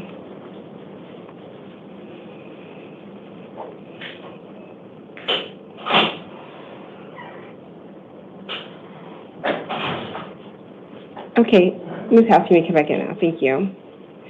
And Mr. Felix, if you'll please have a seat in the chair. Thank you. Ms. House, can you please state your first and last name and your date of birth? Andrea House, 07C799. You are here today on a new case. You were charged with 1 count of aggravated assault, a Class 3 felony, and 1 count of criminal trespass in the 3rd degree, a Class 3 misdemeanor. I did find probable cause as to both offenses, and I did appoint an attorney to represent you. You have a status conference hearing on June 18th at 8:30 and a preliminary hearing on June 20th at 8:30. You have a secured appearance bond in the amount of $15,000. If you are able to post bond, you would be released to pretrial services on electronic monitoring with the following release conditions. You cannot return to the scene of the alleged crime, you cannot initiate any contact with the alleged victim, and you cannot possess any weapons. Failure to comply with your, Also, if there were orders of protection or orders against harassment that are issued, you must comply with those orders. You cannot reside at the same location as the alleged victim. You are permitted one civil standby with local law enforcement to assist you in collecting your essential belongings. If you fail to comply with the no contact order in this case, you could be charged with aggravated harassment, which is a Class 6 felony. Failure to comply with your release conditions or to appear for your court dates would result in the loss of any bond that you post. A warrant would issue for your arrest and additional bond could be imposed. This takes care of everything that I needed to advise you this evening. If you don't have any questions for me, if you'll please step to your left officer or give me I your do have one question. I just want to first warn you that your questions should only be regarding your release conditions and not about your case. This is a recorded proceeding, so anything you say could be used against you. Okay, thank you.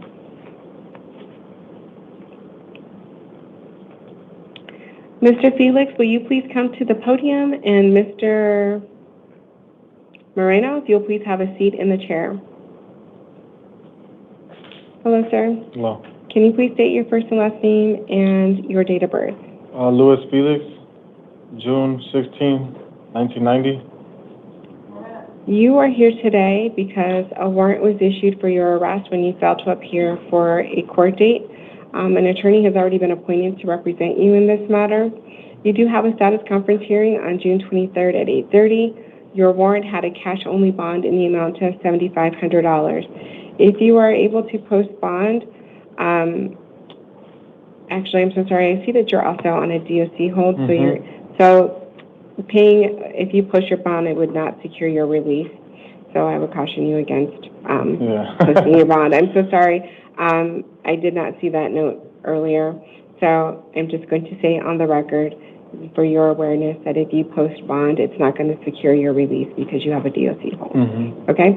So and the purpose of the bond would really be so that you can remain here to take care of these charges.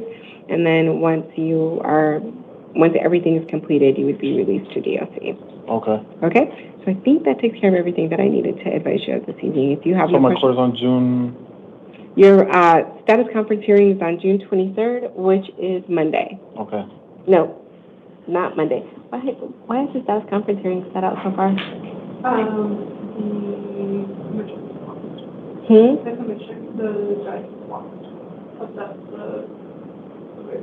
Okay.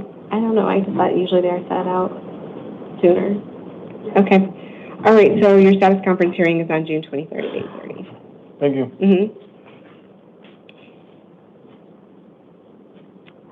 Mr. Moreno, will you please come to the podium? And Mr. Navarro, if you'll please have a seat in the chair. Sir, can you please state your first and last name and your date of birth? Carlos Alberto Perez Moreno, November 21st, 1983. You are here today because 2 warrants were issued for your arrest when you failed to appear for your court dates. Attorneys were already appointed to represent you in both matters. You will have a violation possible disposition hearing on both matters on June 19th at 8:30. Each warrant had a secured appearance bond in the amount of $1,000. So your total secured appearance bond is $2,000. If you are able to post bond, you must appear for your court date. Failure to appear would result in the loss of any bond that you post. Warrants will issue for your arrest again, and additional bond could be imposed. This takes care of everything that I needed to advise you of this evening. If you have no questions for me, if you'll please step to your left, officer will give you your paperwork. Thank you. Mr. Navarro, will you please come to the podium? And Ms. Hernandez, will you please have a seat in the chair? Hello, sir. Can you please state your first and last name and your date of birth? Tanner Ruben Navarro, 4392.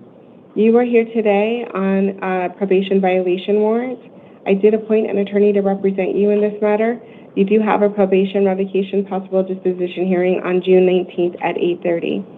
You do have a secured appearance bond in the amount of $1,000. I am aware that you are in DOC custody, so the $1,000 bond is really a placeholder so that you can continue to earn credit for time served while you are being held here. You will remain in the sheriff's custody until this matter is resolved. Once the matter is resolved, you will return to DOC custody. Okay. Okay, so that takes care of everything I needed to advise you of. Thank you.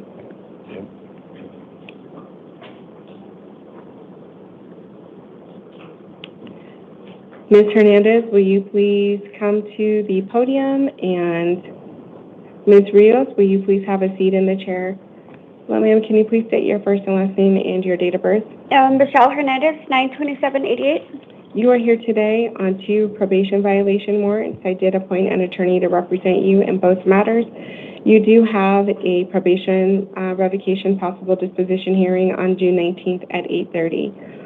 On your first warrant, you have a secured appearance bond in the amount of $900. On your second warrant, you have a secured appearance bond in the amount of $1,200. So your total secured appearance bond is $1,100. I am really treating your bonds as placeholders because I do understand that you are a writ was filed to bring you over into our court, and you will remain here until this matter is resolved, and then you will return into custody. So that takes care of everything that I needed to advise you of today. If you have no questions for me, if you will please step to your left, the officer will give you your paperwork. Thank you. Ms. Rios, will you please come to the podium? Hello, ma'am. Can you please state your first and last name and your date of birth? Jamie Rios, 32880. You are here today on a probation violation warrant. I did appoint an attorney to represent you in this matter. You do have a probation revocation possible disposition hearing on June 19th at 8:30. Your warrant had a secured appearance bond in the amount of $750. If you are able to post bond, you do need to appear for your court date. Failure to appear for your court date would result in the loss of any bond that you post. A warrant would issue for your arrest, and additional bond could be imposed. This takes care of everything that I needed to advise you of this evening. If you have no questions for me, if you will please step to your left, the officer will give you your paperwork. Mr. Monroe, will you please come to the podium? And Mr. Skinner, if you'll please have a seat in the chair.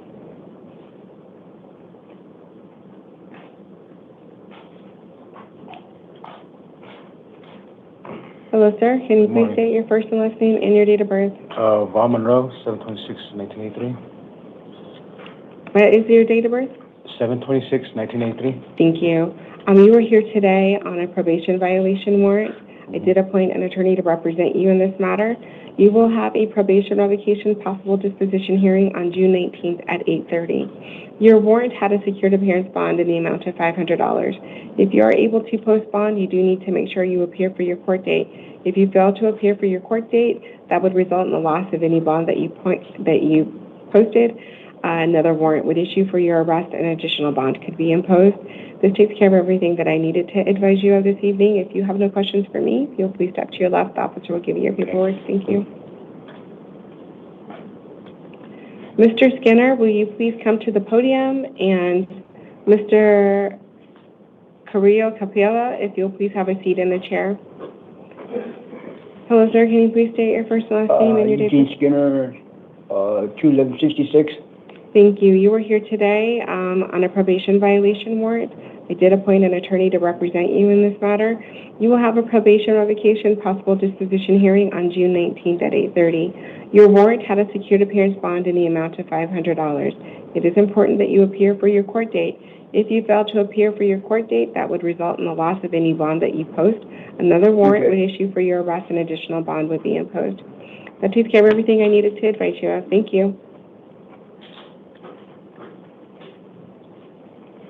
Mr. Carrillo Capella, if you'll please come to the podium. Mr. Alvarez, will you please have a seat in the chair? Hello, sir. Can you please state your first and last name and your date of birth? Armando Capilla, 8/11/75. Thank you. You are here today on a new case. You were charged with 1 count of disobeying or resisting an order or mandate of the court, a Class 1 misdemeanor. I did find probable cause as to that count, and I did appoint an attorney to represent you. You have an arraignment hearing on June 17th at 9 a.m.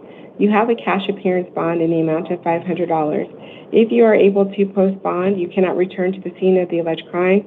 You cannot, I have to fix this order. You cannot return to the scene of the alleged crime. You cannot initiate any contact with the alleged victim. You cannot possess any weapons. You must comply with the order of protection that is in place. Failure to comply, hold on a second, I'm having an issue. My documents will not open for me. I will be with you in just a second.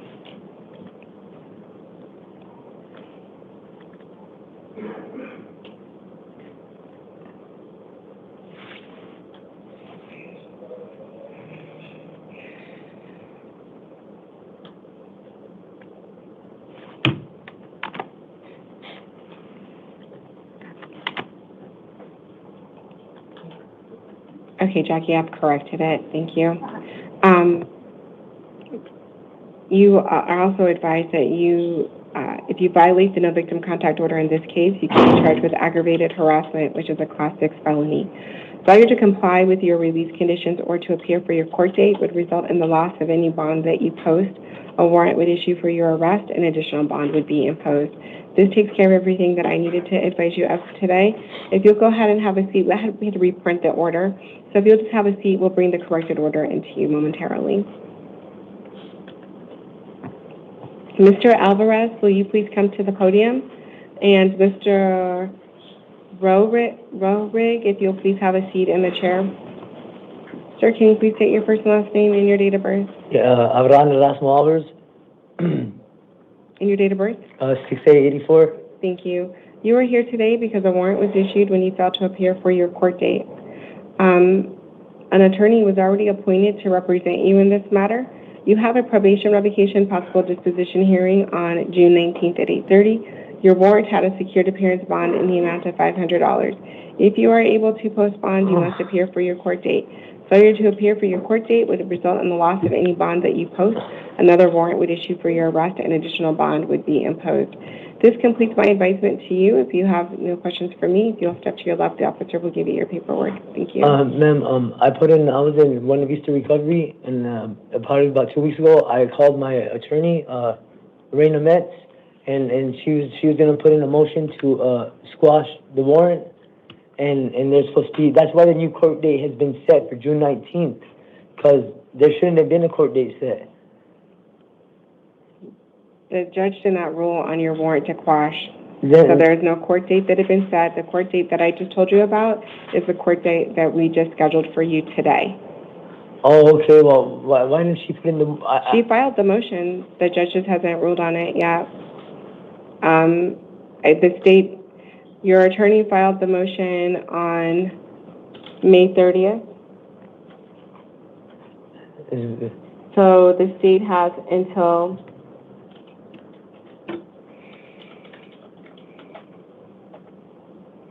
The state had until tomorrow to respond to it before the court ruled on it. So that's why the judge didn't rule on it yet. All right.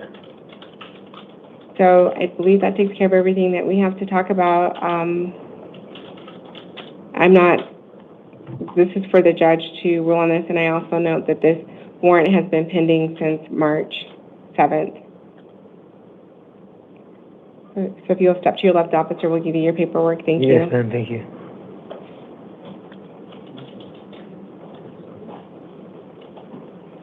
Did you get that in order?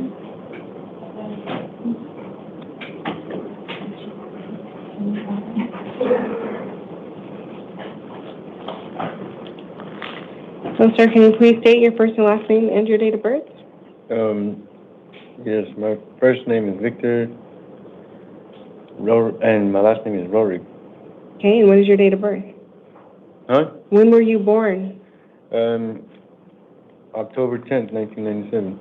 Okay, you are here today because you have 3 probation violation warrants. I did appoint an attorney to represent you in all 3 matters. You do have a probation revocation possible disposition hearing on June 19th at 8:30. Each of your warrants had a secured appearance bond in the amount of $100. So your total secured appearance bond is $300. If you are able to post bond, you must appear for your court date. Failure to appear for your court date would result in the loss of any bond that you post. A warrant would issue for your arrest. Excuse me. And an additional bond could be imposed. This completes my advisement to you. If you have no questions for me, if you'll please step to your left, the officer will give you your paperwork. Thank you. Okay, what's the day today? What's that? What's today? Today is the 13th. I'm sorry, today is the 12th. Oh, so next week? So your hearing will be next Thursday. It'll be in a week. Okay. Mr. Fisk, will you please come to the podium? And Mr. Kamal, if you'll please have a seat in the chair.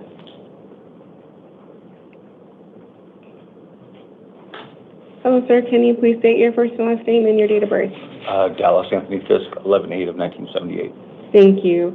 You are here today because you have a new case, and then you have a warrant out of Goodyear Municipal Court. I'm first going to talk to you about your new case. On your new case, you were charged with 1 count of possession of a dangerous drug, a Class 4 felony, 1 count of possession of drug paraphernalia, a Class 6 felony, and 1 count of selling or purchasing a used catalytic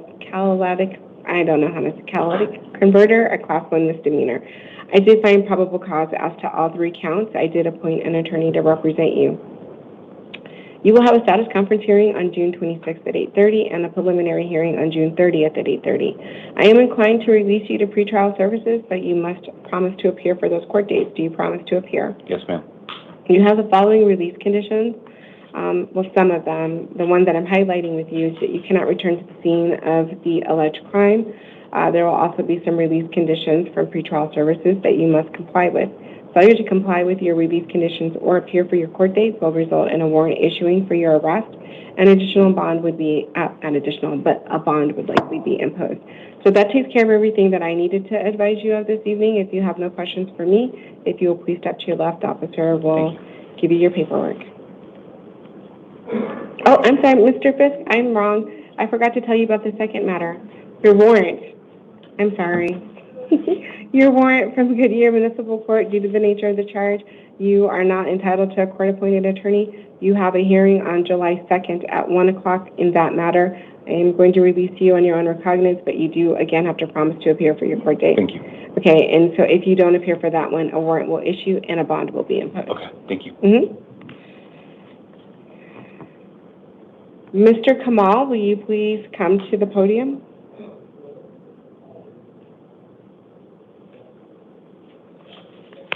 Can you please state your first and last name and your date of birth? Jonathan Kamal, April 27, 2000. You are here on a new case. You were charged with 1 count of racing or exhibition of speed, a Class 1 misdemeanor. I did find probable cause as to that offense. Due to the nature of the charge, you are not entitled to court-appointed counsel. You do have an arraignment hearing on June 26th at 8:30. I am going to release you on your own recognizance, but you do have to promise to appear for your court date. Do you promise to appear? I promise to appear. If you fail to appear for your court date, a warrant will issue for your arrest and a bond will likely be imposed. Do you understand? I understand. Okay, this completes my advisement to you. If you have no questions for me, if you'll step to your left. You said that I could go home? Yes. Oh, okay. Okay, thank you. And thank you.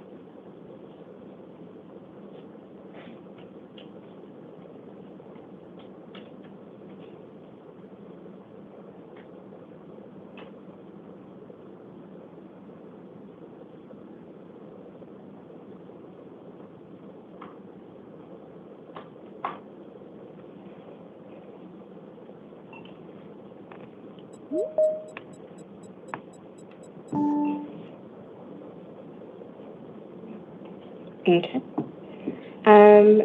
Is the interpreter able to hear me? Yes. Okay.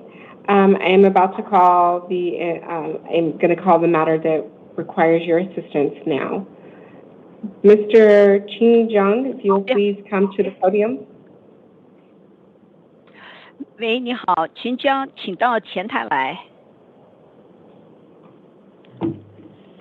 Sir, can you please state your first and last name and your date of birth? 先生，请报一下你的名、姓和出生年月日。庆哦，然后姓氏是周，然后生日是1月17号，1987年。清照 ，date of birth January the 17th, 1987. You are here today on a new case. Was there something wrong with the date of birth? I think the data is 19. Madam Interpreter, I think he shook his head no when you said something, so if you could.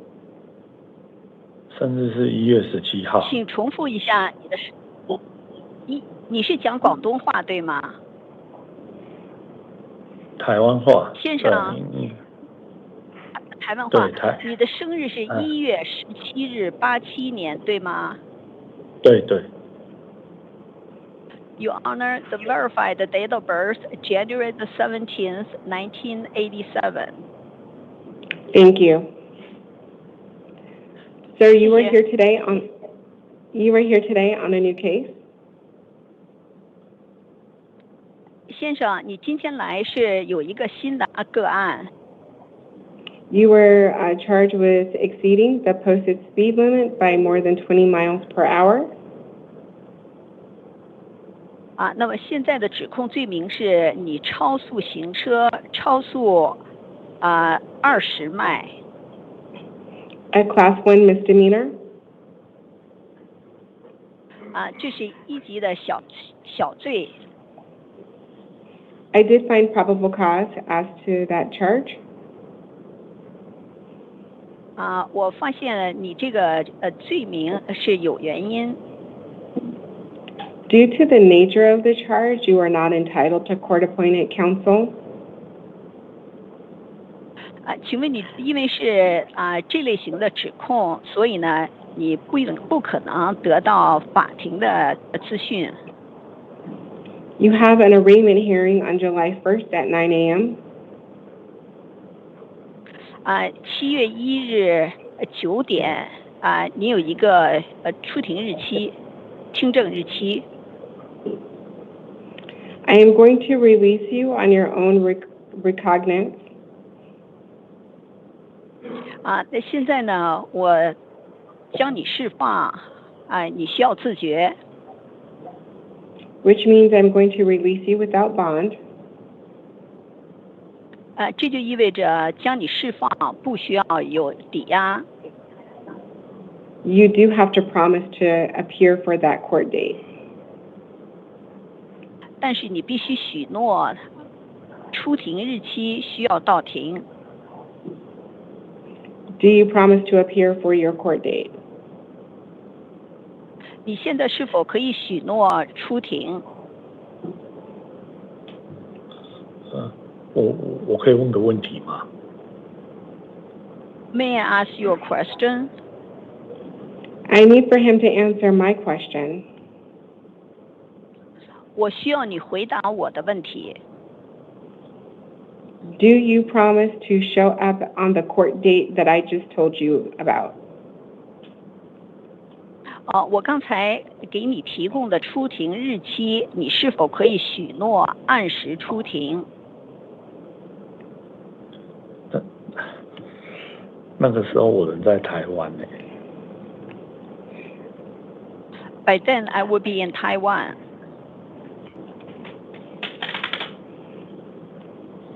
You have a court case here in Arizona.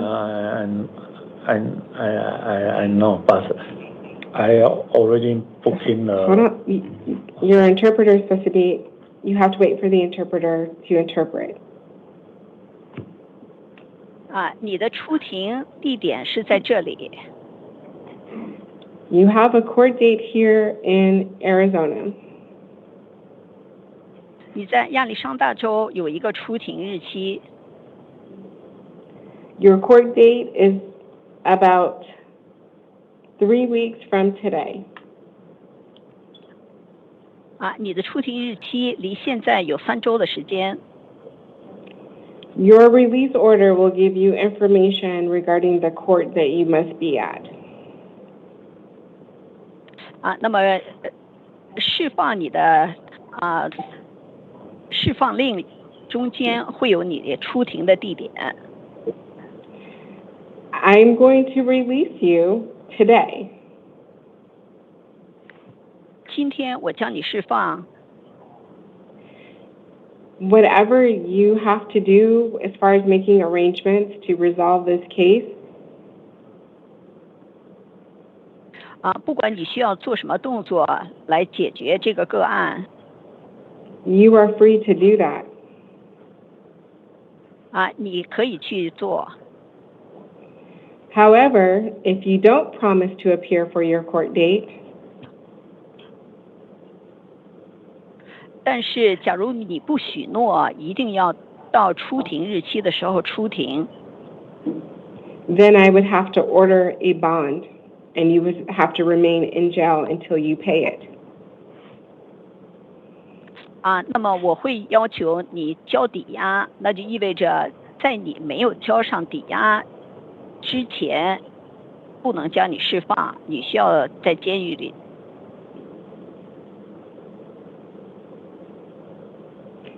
So are you able to answer the question about whether or not you will appear for your court date in light of all the information that I just shared with you? 我刚才同你分享的所有的信息，考虑这些信息之后，我刚才给你提的问题，你是否可以给予回答？你是否可以按时出庭 ？Yeah. Yes. 可以。Yes. Yes.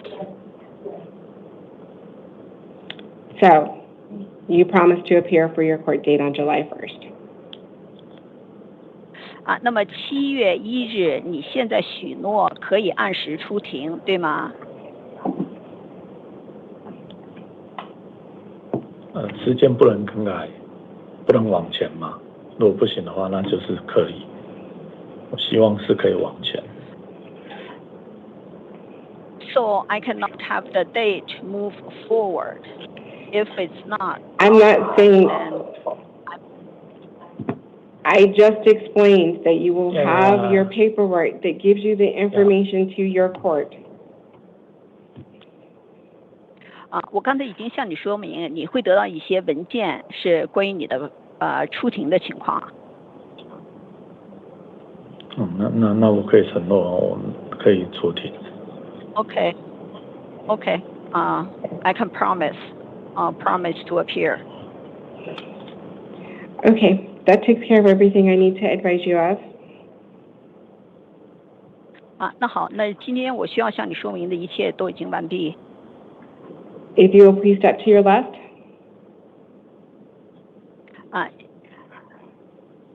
向左边移动。The officer will give you your paperwork. 这里的警官会给你需要的文件。Madam Interpreter, thank you so much for your assistance with that matter. You may be excused. You're very welcome, Your Honor. With your permission, I'm releasing the line. Thank you.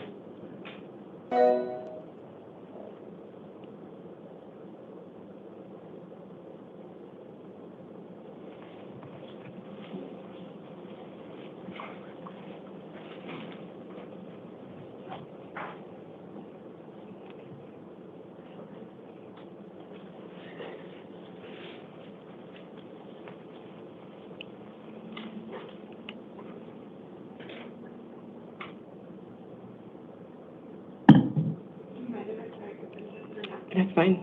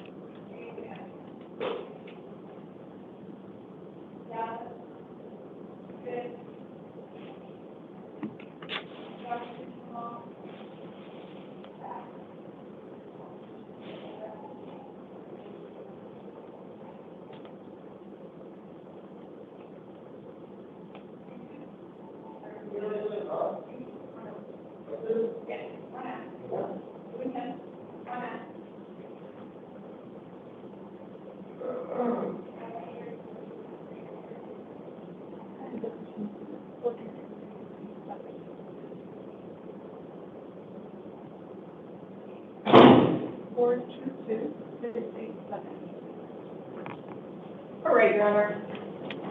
We're waiting to try to get an interpreter. Well, at least it should be as bad as it was before. It'll be just one moment.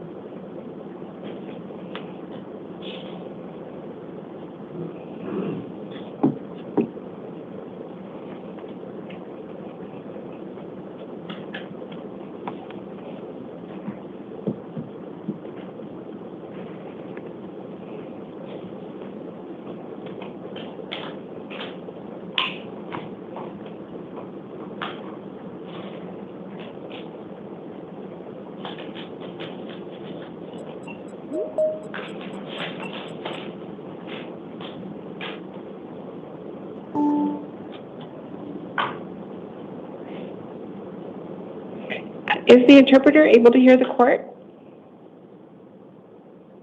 Yes, I am. Thank you. Mr. Garrido, if you'll please come to the podium. Señor Corrales Garcia, ¿puede pasar a donde va a hablar, por favor, acá al frente? Sir, can you please state your first and last name and your date of birth? Señor, por favor, ¿me puede decir su nombre y sus apellidos y su fecha de nacimiento? Ricardo Corrales Garrido, 11/21/1967. Ricardo Corrales Garrido, 11/21 of 1967. I'm going to just confirm. You said 67, and we have his date of birth as 1976. Señor, perdón, yo escuché el año 67, ¿me puede repetir el año de su nacimiento, por favor? Sí, como no, 1967. 67, ¿correcto? Sí. 67.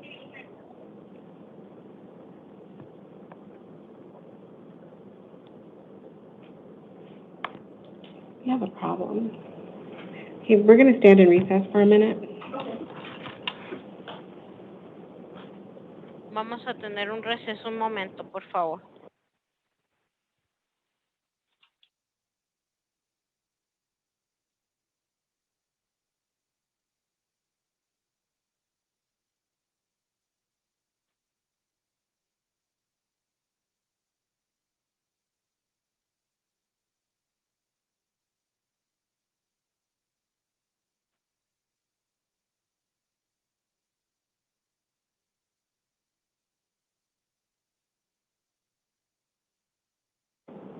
Madam Interpreter? Manita? Yes, Your Honor. So we have to, because the date of birth that we were given for him, it was very, very, it's very, very wrong. So we have to go and do some additional work to confirm information regarding Mr. Garrido. Do you mind can you stay on the line for about 5 to 10 minutes so I can call another matter? Because I believe that after after I'm finished with the next matter, I will have the correct information that I need. Yes, I may wait for 10 minutes max. After that, I would have to disconnect since I would have to leave. Okay, I will just go ahead and release you now. Okay, thank you. Can you ask Mr. Garrido to please go back into holding and explain to him what's going on before you leave? Yes, of course. Yes. Thank you. Señor Corrales Garrido, el juez o la juez está pidiendo un momento, ellos van a corroborar porque su fecha de nacimiento la tienen incorrecta. Entonces, van a corroborar y van a arreglar lo que está incorrecto y luego ya van a regresar con usted. Por favor, le piden que regrese a esperar a donde lo están deteniendo. Ok, muchas gracias. Okay, thank you very much. Mr. Garcia, will you please come to the podium? Let me go get them now. Oh, okay.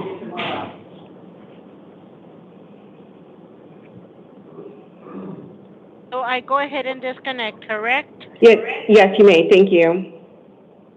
Thank you. Have a good day.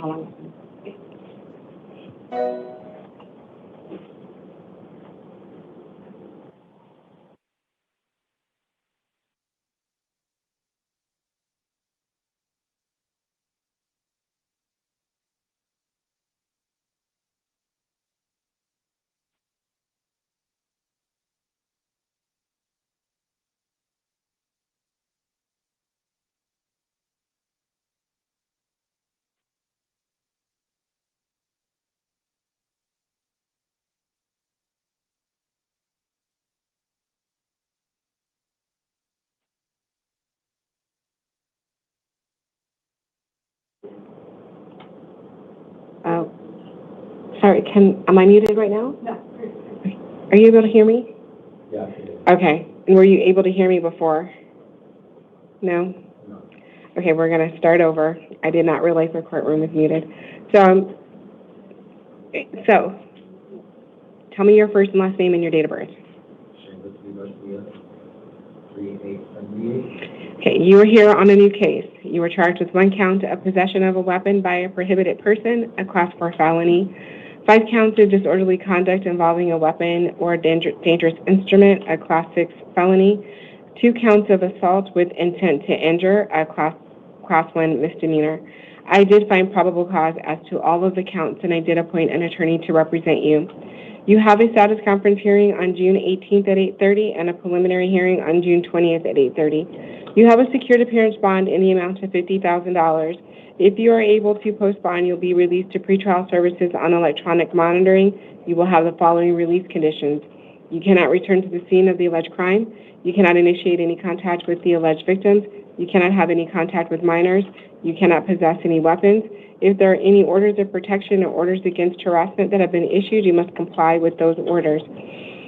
You may not reside at the same location as the alleged victims. You are permitted 1 civil standby with local law enforcement to assist you in collecting your essential belongings. If you fail to comply with the no victim contact order in this matter, you could be charged with aggravated harassment, which is a Class 6 felony. Failure to comply with your release conditions or to appear for your court date would result in the loss of any bond that you post. A warrant would issue for your arrest and additional bond would be imposed. This completes my advisement to you. If you have no questions for me regarding your release conditions, if you will please step to your left, officer will give you your paperwork. Okay, my release condition doesn't have a question. The supposed victim is supposed to be my kid's mother. I'm not supposed to have no contact with her. You cannot have contact with any of the victims. Nobody's allowed to have any contact with anybody, and I'm telling you right now, based on your demeanor towards me and the questions that you are asking, you're playing semantics. I have concerns about whether or not the victims are safe from you.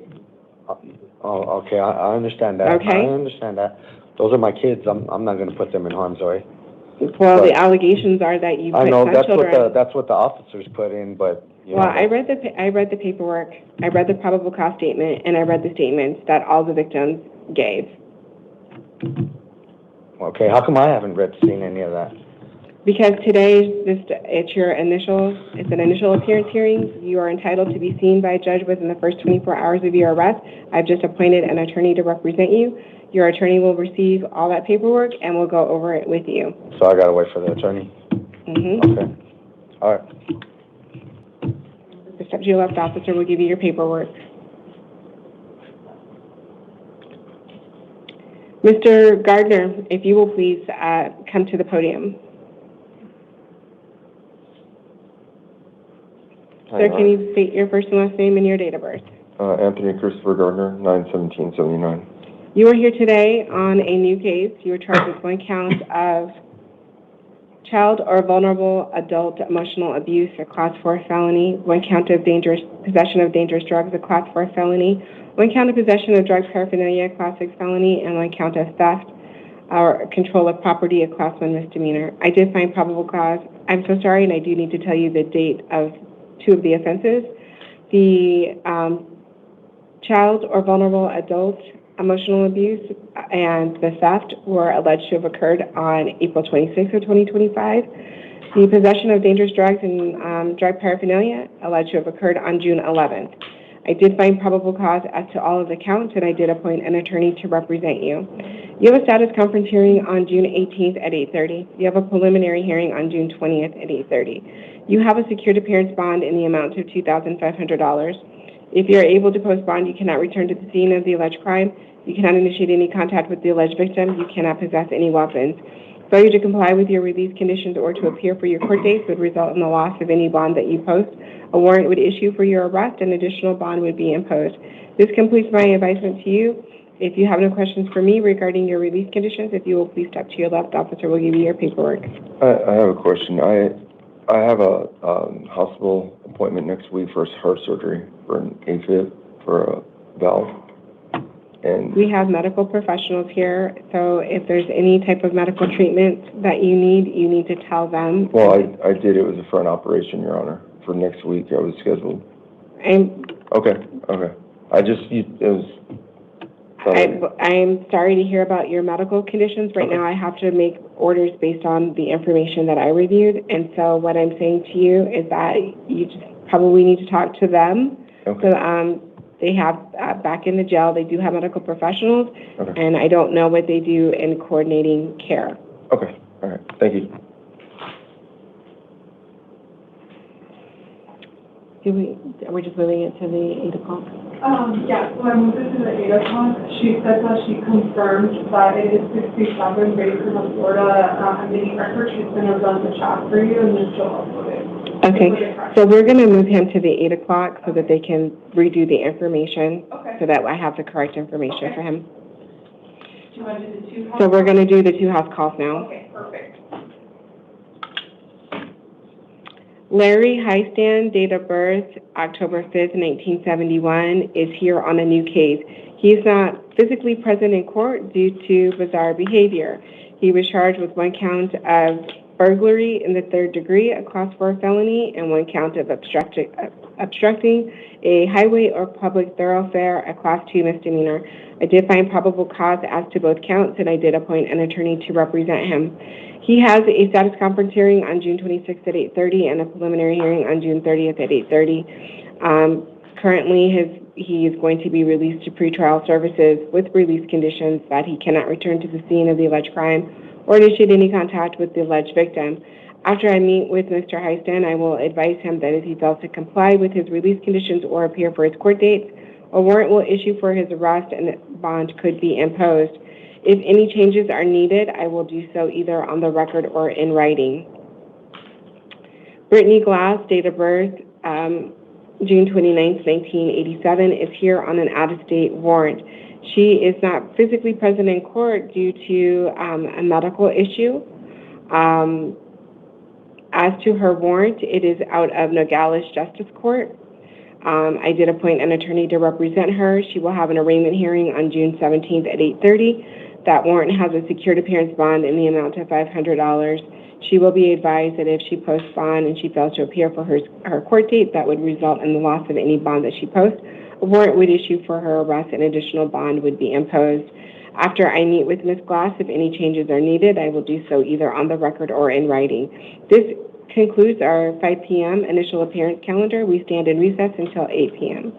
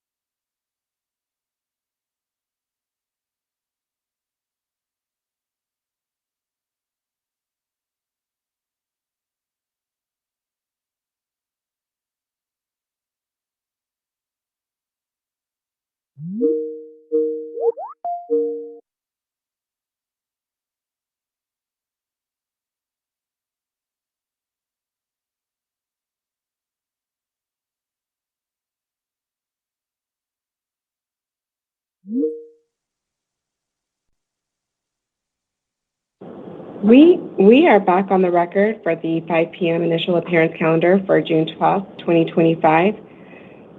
I am recalling Larry Highstand. After the court had the opportunity to meet with him based on the interaction and demeanor of the defendant, the court is concerned that Mr. Highstand will not appear for his court date. As a result, I did modify my release order to reflect a $250 bond, which Mr. Highstand was advised of, as well as his release conditions. This concludes the 5 p.m. initial appearance calendar. We stand in recess until 8 p.m.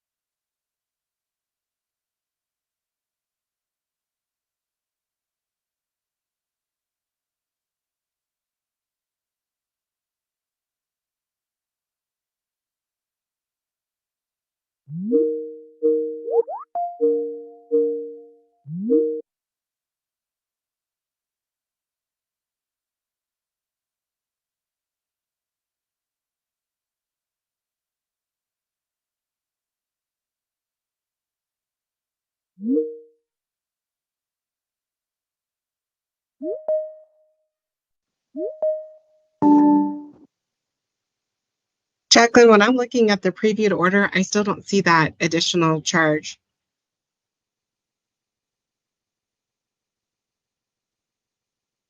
I just uploaded it, Commissioner.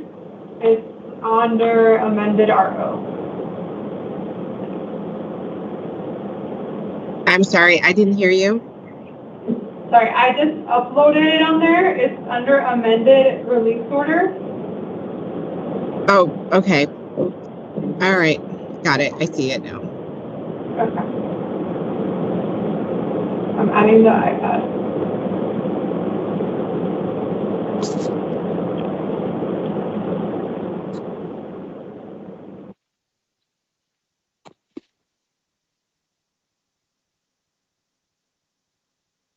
Barry, come on down.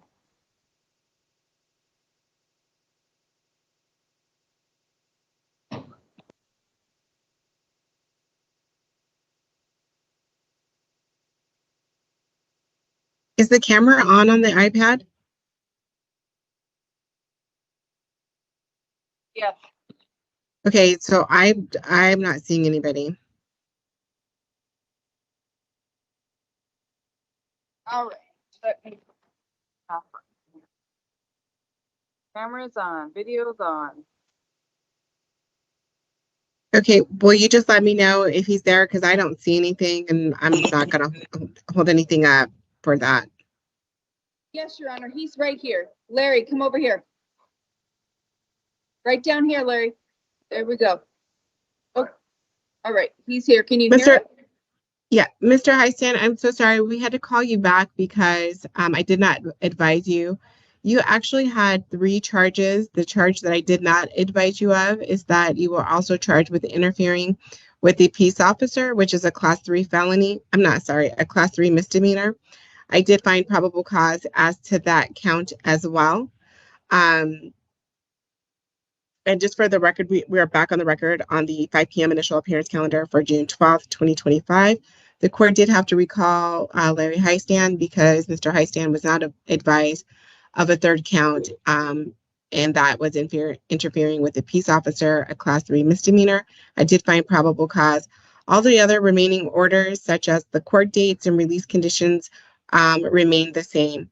And Mr. Heistan, I believe that you received a corrected order that shows all of the correct charges that you have pending right now.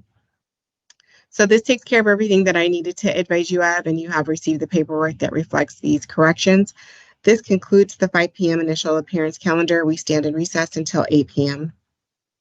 Thank you. Thank you. Yeah, you.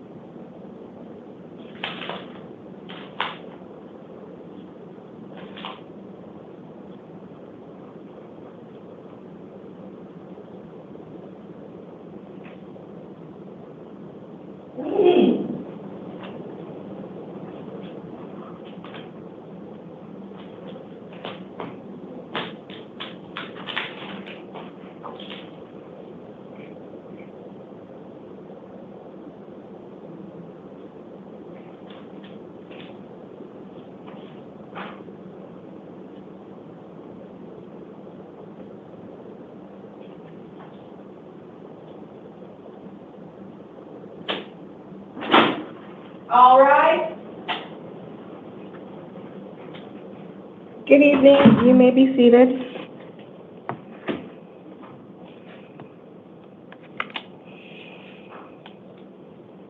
I don't think so. I don't think so.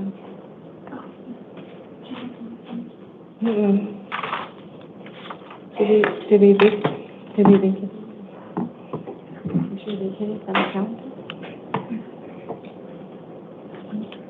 No, it's, you remember it was on the calendar? I thought it was vacated.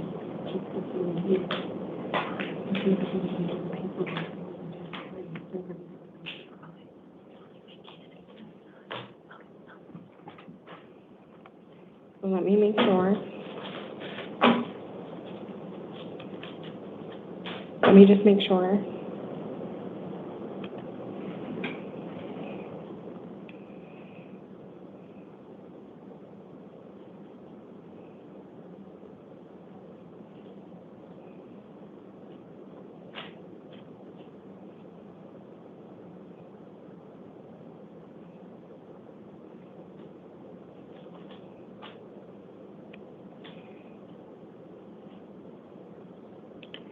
Okay, I'm not calling it yet.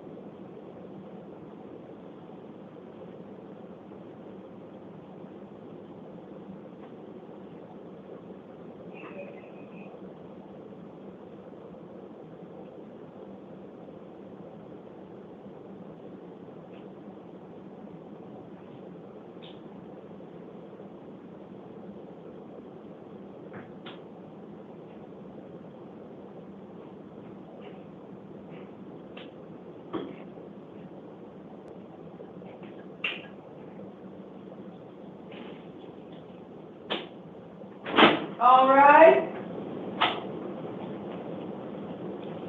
You may be seated. You may be seated.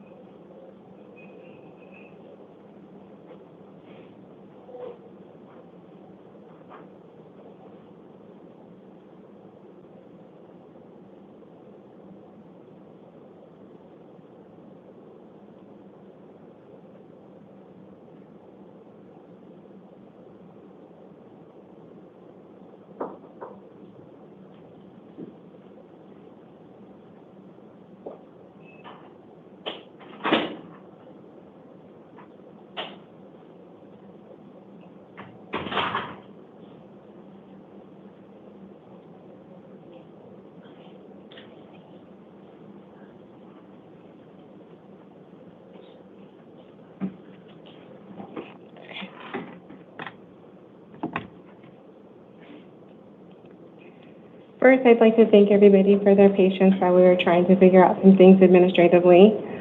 This is the time for the 8 p.m. initial appearance calendar for June 12th, 2025. The court's orders for the taking of fingerprints and DNA samples made on the 1st of this month will apply to all matters on this calendar. I'm going to be calling each of you up to the podium one by one, where I'm going to ask you for your first and last name and your date of birth. I'm then going to tell you why you are here, whether or not an attorney has been appointed to represent you, what your upcoming court dates will be, what your bond will be if you are eligible for bond, and your release conditions. Some of you may have some questions while I'm providing this advisement to you. I would just ask that you hold your questions until I complete that advisement. I would also advise you that your questions should only be related to your release conditions. These matters are recorded, so any questions regarding your case should be directed towards your attorney. You should not make any statements regarding your case. I believe that that's it. So at this time, I am going to call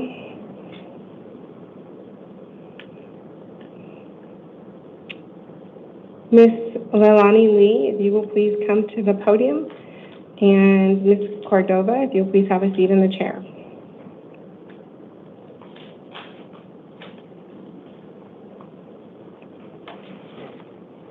Can you please tell me your first and last name and your date of birth? Leilani Lee, January 13, 2005. You are here today because a warrant was issued when you failed to appear for a court date. An attorney was already appointed to represent you in this matter. You have a status conference hearing on June 18th at 8:30. Your warrant has a secured appearance bond in the amount of $1,000. If you are able to post bond, you do need to make sure you appear for your court date. If you fail to appear for your court date, any bond you will lose, any bond that you post, another warrant would issue for your arrest, and additional bond could be imposed. This takes care of everything that I needed to advise you of this evening. If you have no questions for me, if you'll please step to your left, officer will give you your paperwork. Thank you. Ms. Cordova, will you please come to the podium? And Mr. Daw, if you'll please have a seat in the chair.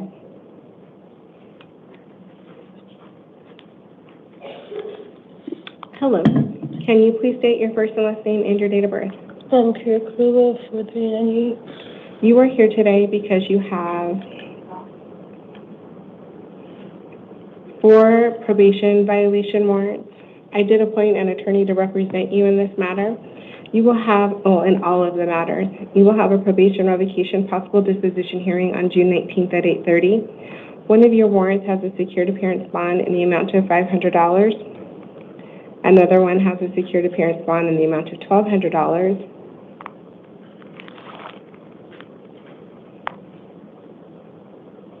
Two of them have a secured appearance bond in the amount of $1,200, and the last one has a secured appearance bond in the amount of $2,500.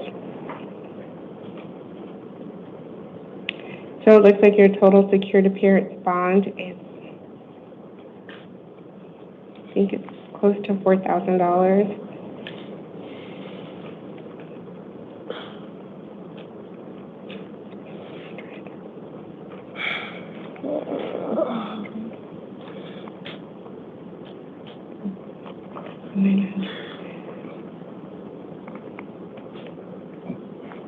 So it's actually $4,200 is your total secured appearance bond between the 4 cases.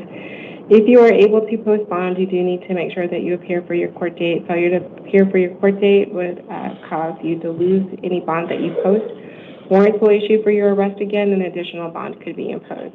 This takes care of everything I needed to advise you of this evening. If you have no questions for me, if you'll please step to your left, officer will give you your paperwork. Thank you. Mr. Daw, will you please come to the podium? And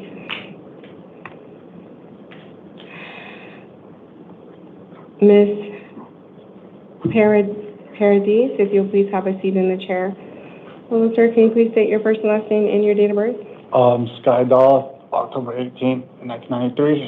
You are here today because you have a warrant out of Coconino County. I did appoint an attorney to represent you. You have an arraignment hearing on June 17th at 8:30 and a secured appearance bond in the amount of $2,500.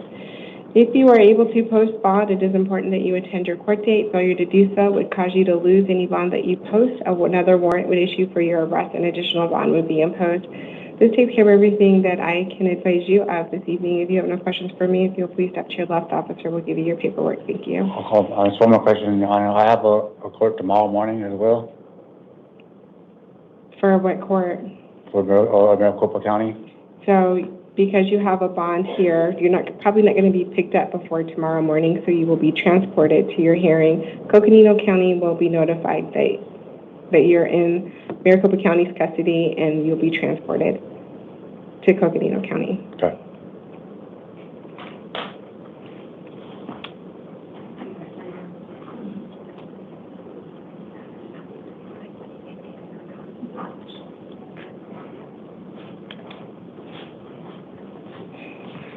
Hello, can you please state your first and last name and your date of birth? Neda Paredes, 329-2000. You are here today because you have 3 probation violation warrants. I did appoint an attorney to represent you in all 3 matters. You do have a probation revocation possible disposition hearing on June 19th at 8:30. One of your warrants has a secured appearance bond. 2 of your warrants has a secured appearance bond in the amount of $250, and the third one has a secured appearance bond in the amount of $1,000. So your total secured appearance bond between the 3 cases is $1,500. If you are able to post bond, you do need to make sure you appear for your court date. Failure to appear would cause you to lose any bond that you post. A warrant would issue for your arrest, and additional bond could be imposed. This takes care of everything I needed to advise you of this evening. If you have no questions for me, if you will please step to your left, officer will give you your paperwork. Thank you. Thank you. Mr. Pratt, will you please come to the podium?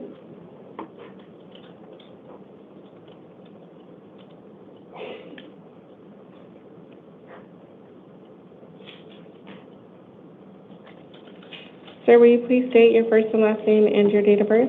Ryan Pratt, 12/27/2002. You are here today because you have 2 probation violation warrants. I did appoint an attorney to represent you in these matters. You do have a probation revocation possible disposition hearing on June 19th at 8:30. One of your warrants has a secured appearance bond in the amount of $500. The other one has a secured appearance bond in the amount of $250. So your total secured appearance bond is $750. Are you in DOC custody or anything like that right now? Yeah. I was not able to tell, so I just want to let you know that that posting bond would not secure your release because you are in DOC custody. It's really the bond will allow you to continue to accrue credit for your. It will allow you to accrue credit still for time that you are serving. You will remain in our custody until. Rena is going to correct this order.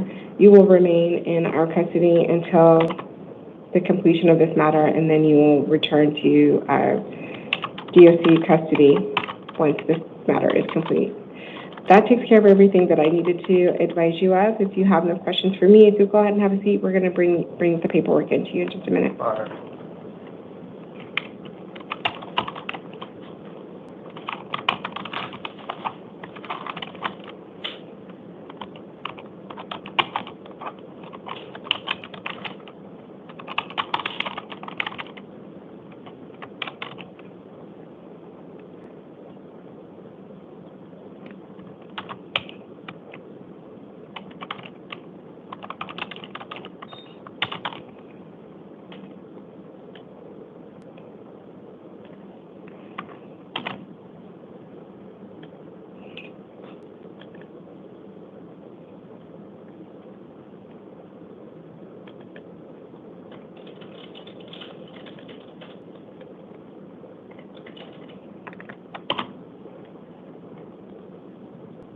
Okay, I've corrected both orders. They're ready. And I note that we have counsel for Mr. Sweet. Do we have counsel? Have they called in? Yes, Judge, I'm on the line. Okay, thank you. I'm so sorry. I'm having some technical difficulties with my team. So if I may have just a moment.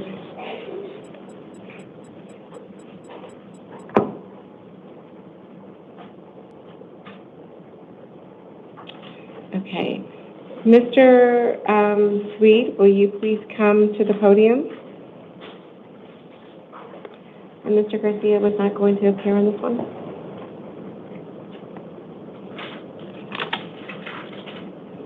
Mr. Sweet, can you please state your first and last name and your date of birth? Good evening, Your Honor. Yes, Hamzy Suede, 0101-1990. And Mr. Colbert, will you please state your appearance? Chris Colbert standing in for Nicole Lopez on a limited notice of appearance for Mr. Swede. Thank you. Mr. Swede, you are here because a warrant was issued when you filed to appear for a court date. Counsel, you have hired your attorney for limited purposes only. You have a status conference hearing on June 18th at 8:30 and a preliminary hearing on June 20th at 8:30.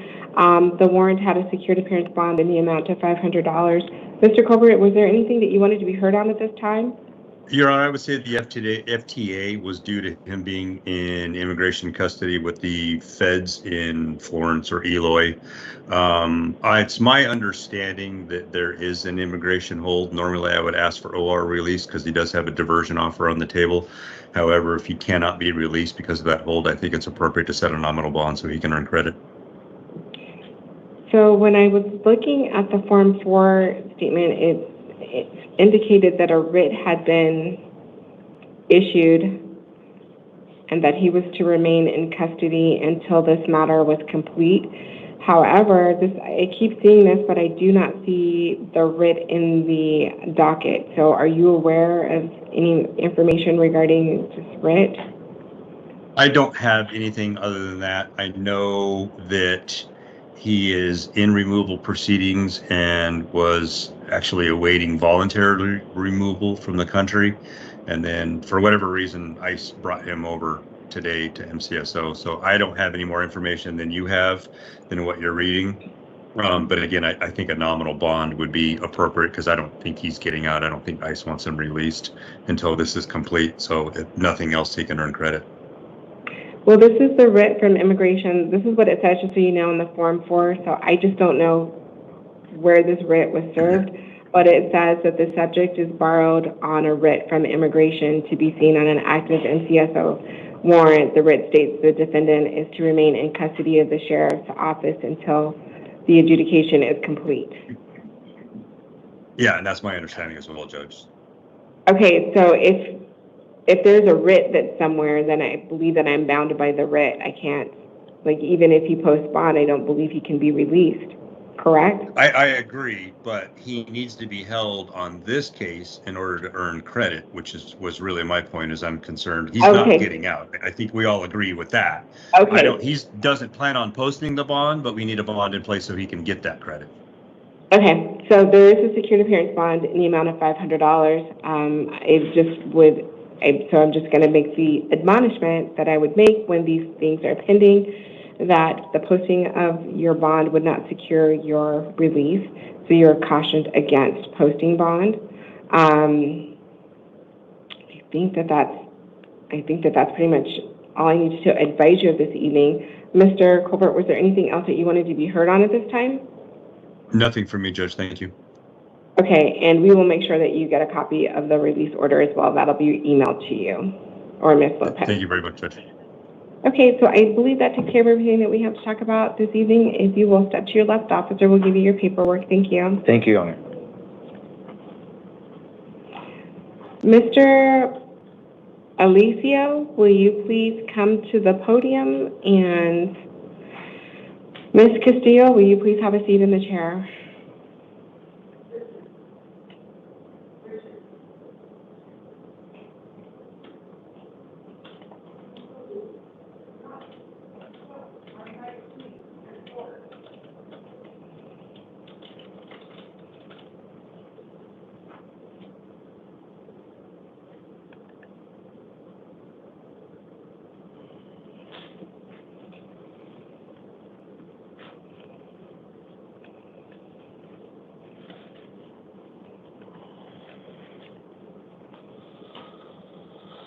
Sir, can you please state your first and last name and your date of birth?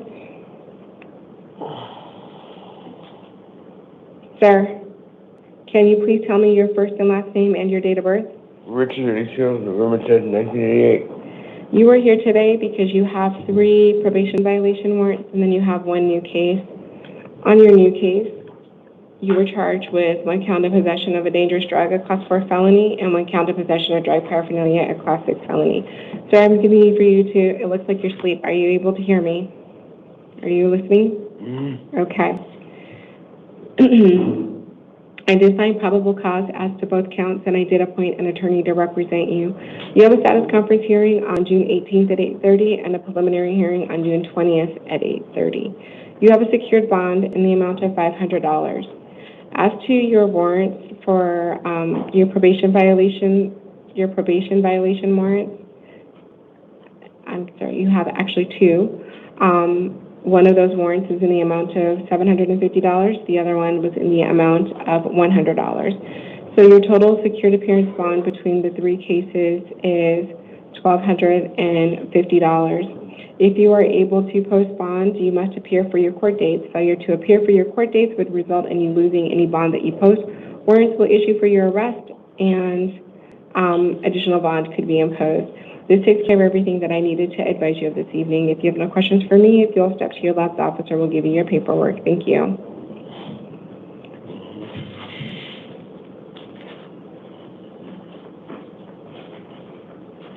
Ms. Castillo, if you'll please come into the courtroom, and Mr. Esposito, if you'll please have a seat in the chair. Hello, ma'am, can you please state your first and last name and your date of birth? Bianca Castillo, 9/27/89.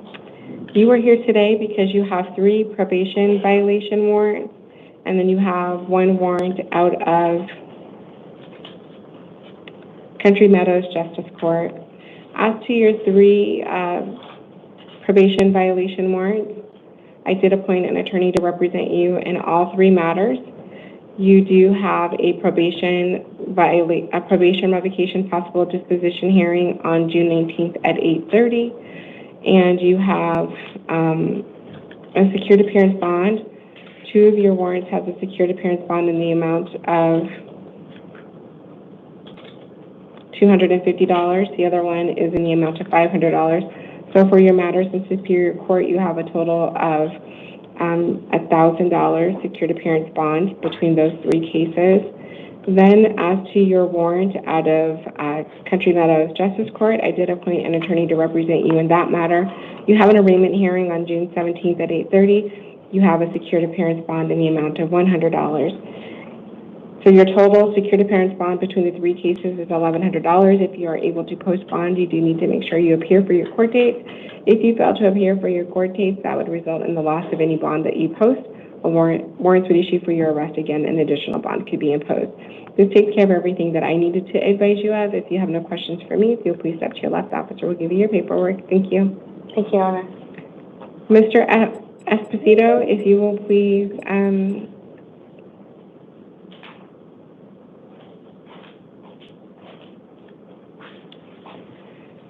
sir, can you please state your first and last name and your date of birth? Robert Esposito, 4992. Sir, you were here today because a warrant was issued when you failed to appear for a court date. An attorney was already appointed to represent you in this matter.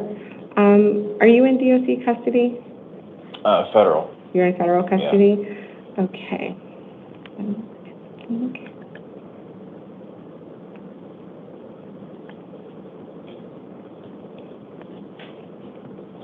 Okay, it looks like a writ was filed, and that's what brought you here today. So, you do have a status conference hearing on June 18th at 8:30 and a preliminary hearing on June 20th at 8:30. The warrant had a secured appearance bond in the amount of $250. However, that is going to be treated as a placeholder bond, and Karina, I do need to just make a change or just an addition to this order. Because you were brought here on a writ, you will remain in our custody until this matter is completed, and then you will return into federal custody. So the payment of the payment of your bond would not secure your release.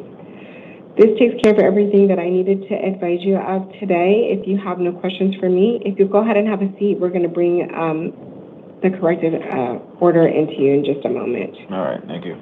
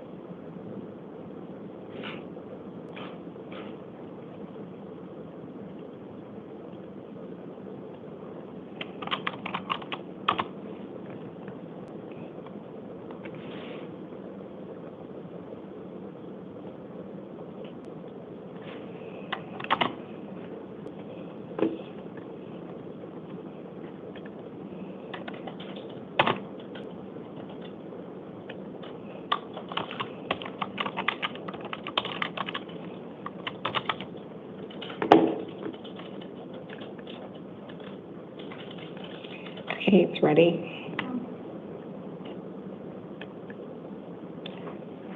Ms. LeBon, if you'll please come to the podium.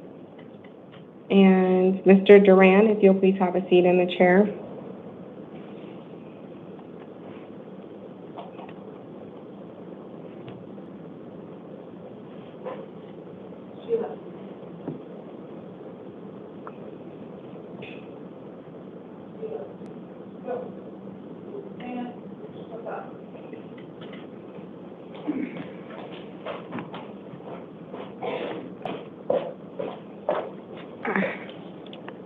Hello, can you please state your first and last name and your date of birth? Sheila Laban, 5/5/1985. You are here today because you have a warrant for failing to appear for a court date here in Superior Court, and then you have a warrant at a Peoria Municipal Court. As to your warrant for failing to appear, an attorney was already appointed to represent you in this matter. You have a status conference hearing on June 18th at 8:30 and a preliminary hearing on June 20th at 8:30. The warrant had a secured appearance bond in the amount of $500. As to your warrant at a Peoria Municipal Court, I did appoint an attorney to represent you in that matter. You have an arraignment hearing on June 17th at 9. You have a secured appearance bond in the amount of $50. So between your two cases, you have a total secured appearance bond in the amount of $550. If you are able to post bond, you must appear for all of your court dates. Failure to appear would result in the loss of any bond that you post. Warrants would issue for your arrest again, and additional bond would be imposed. This takes care of everything that I have to advise you of this evening. If you have no questions for me, you'll step to your left. Officer will give you your paperwork. Thank you. So the total will be, to get out, will be? You have to, your total secured appearance bond is $550, so it's 10% plus collateral. Okay. All right, thank you. Mm-hmm.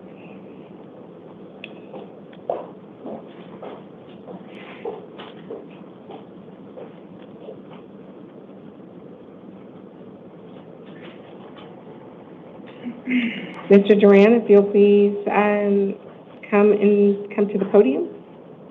And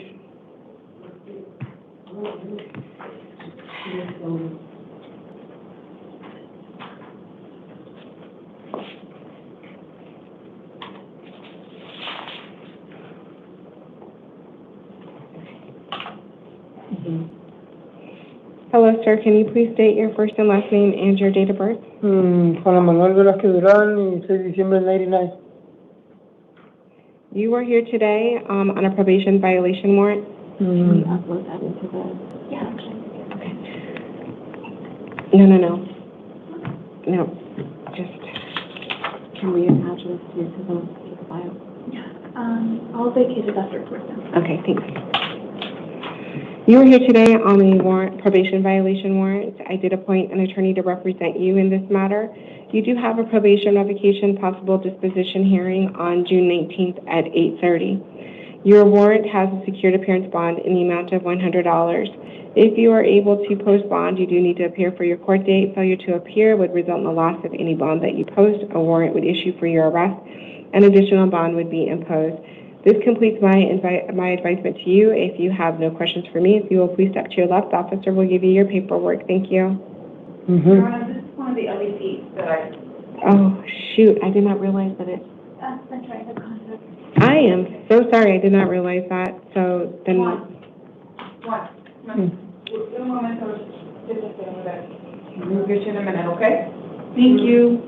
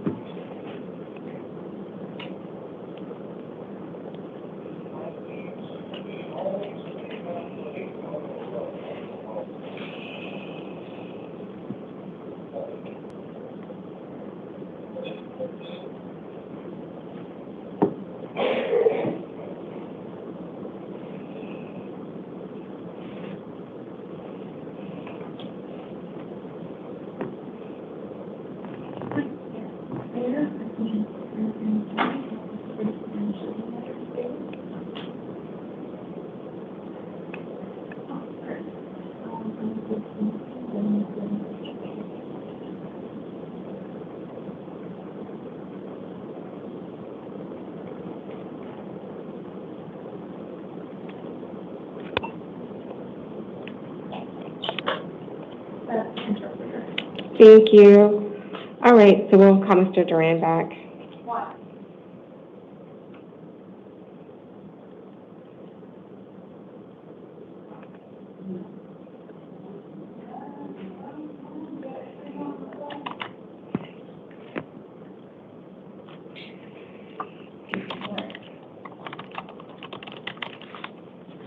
Is the interpreter able to hear the court okay?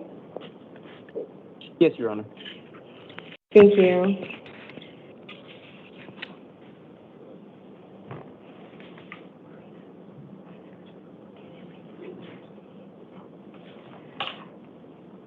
Mr. Duran, can you please state your first and last name and your date of birth? Juan Manuel Velázquez Durán, del 6 de diciembre del 99. Mr. Interpreter, can you advise Mr. Duran? Can you advise this? Can you advise Mr. Duran that he needs to wait for you to interpret for him? If he needs to use the interpreter, he shouldn't be responding to me. Yes, Your Honor. Muy bien, señor Durán. Si se puede esperar hasta que el intérprete pueda terminar el segmento para que pueda responder la pregunta, por favor. Su primer nombre y apellido y su fecha de nacimiento. Claro, por favor. Juan Manuel Velázquez Durán, 6 de diciembre de 1999. Okay. Juan Manuel Velázquez Durán, December 6, 1999. You are here today on a probation violation warrant. Sí, señor. Entonces, ¿usted está aquí debido a una falta de arresto condicional? I did appoint an attorney to represent you in this matter. Voy a apuntar a un abogado que lo represente en este caso. You have a probation revocation possible disposition hearing on June 19th at 8:30. Sí, señor. Entonces tiene una disposición de libertad condicional, una cita de corte el 19 de junio a las 8 de la mañana. You have a secured appearance bond in the amount of $100. Tiene un bono de el monto de $100. If you are able to, If you are able to post bond, you must appear for your court date. Sí, señor. Entonces, si puede tener una fianza posterior, se puede aparecer para su cita de corte o fecha de corte. So, failure to appear for your court date would result in the loss of any bond that you post. Sí, señor. Entonces, de falla de aparecerse en su cita de corte, entonces ya no se podrá usar su vínculo posterior. Sorry, Your Honor. That's okay. I'm so sorry. I think there's a delay. Another warrant would issue for your arrest. Ok, sí, señor. Entonces, si usted no se aparece, habrá una orden de su arresto. And additional bond could be imposed. También se puede pedir, ¿verdad? Un préstamo o un vínculo de préstamo después. This completes my advisement to you. Ok, señor, esto completa lo que yo requiero de usted. If you have no questions for me, Si no tiene más preguntas para mí, please step to your left. por favor, pase a su izquierda. The officer will give you your paperwork. El oficial le dará su papeleo. Oscar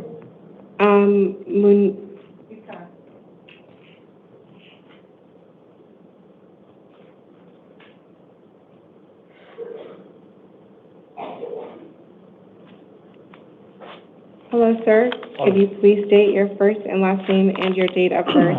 Oscar Mario Hidalgo Munguía. Bueno. Sí, señor, solo un momento, por favor. Tiene que esperar a que el intérprete termine de hacer el segmento. Su primer nombre, por favor. Oscar Mario Hidalgo Munguía.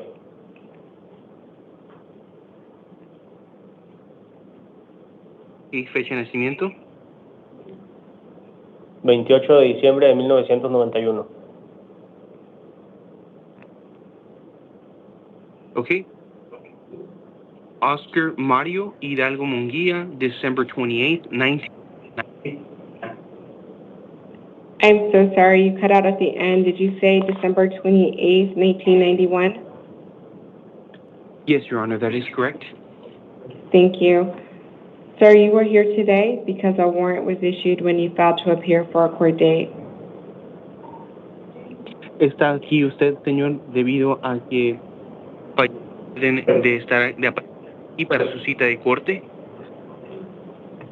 An attorney was already appointed to represent you in this matter. Un abogado para representarlo en este caso. You have a status conference hearing on June 18th at 8:30. Entonces, señor, tiene ¿verdad? Una conferencia el 18 de junio a las 8:30 de la mañana. You have a preliminary hearing on June 20th at 8:30. Sí, señor, también tiene una audiencia preliminaria el 20 de junio a las 8 de la mañana, 8:30 de la mañana. Your warrant had a secured appearance bond in the amount of $1,000. Y tiene un vínculo o un préstamo con un total de $1,000. The court does understand that you were brought here through a writ through the U.S. Marshals. Muy bien, señor. Entonces la corte sabe que a usted lo trajeron aquí con el marcial de los Estados Unidos, ¿correcto? A payment of the bond would not secure your release. Un pago del bono no está de que usted pueda salir seguramente.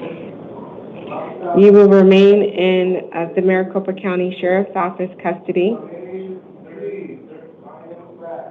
Okay. Señor, entonces, como está en custodia de la oficina del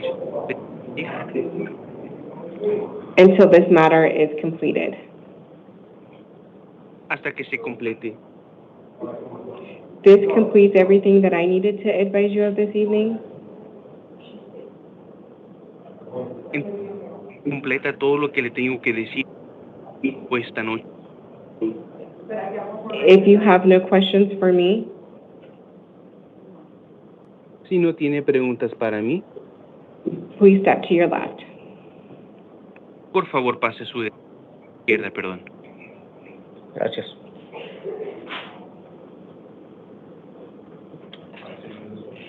Mr. Mr. Corrales Carrillo, no, it's Mr. Carrillo. I need to do him first with the interpreter.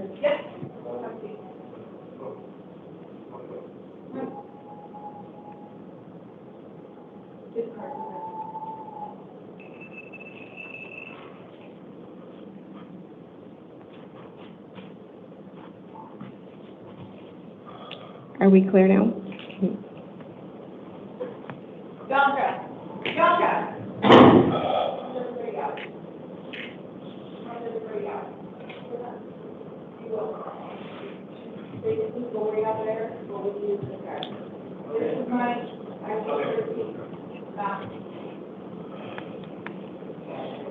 Sir, can you please state your first and last name and your date of birth? Señor, ¿puede decir su primer nombre, apellido y fecha de nacimiento? Ricardo Corrales Garrido, 11-21-1967. 67, ¿correcto? Sí, 67. Ricardo Corrales Garrido.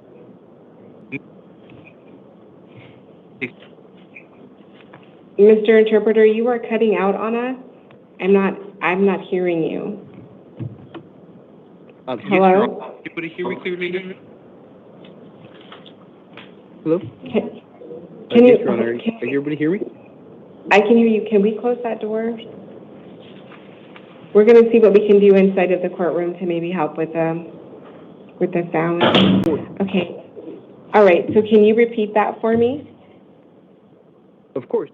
Ricardo Corrales Garrido, November 21st, 7. I'm confirming that you said November 21st, 1967. Yes, Your Honor. That is okay. Sir, you were here today on a new case. esta noche debido a un caso nuevo. You were charged with 1 count of kidnapping, a Class 2 felony.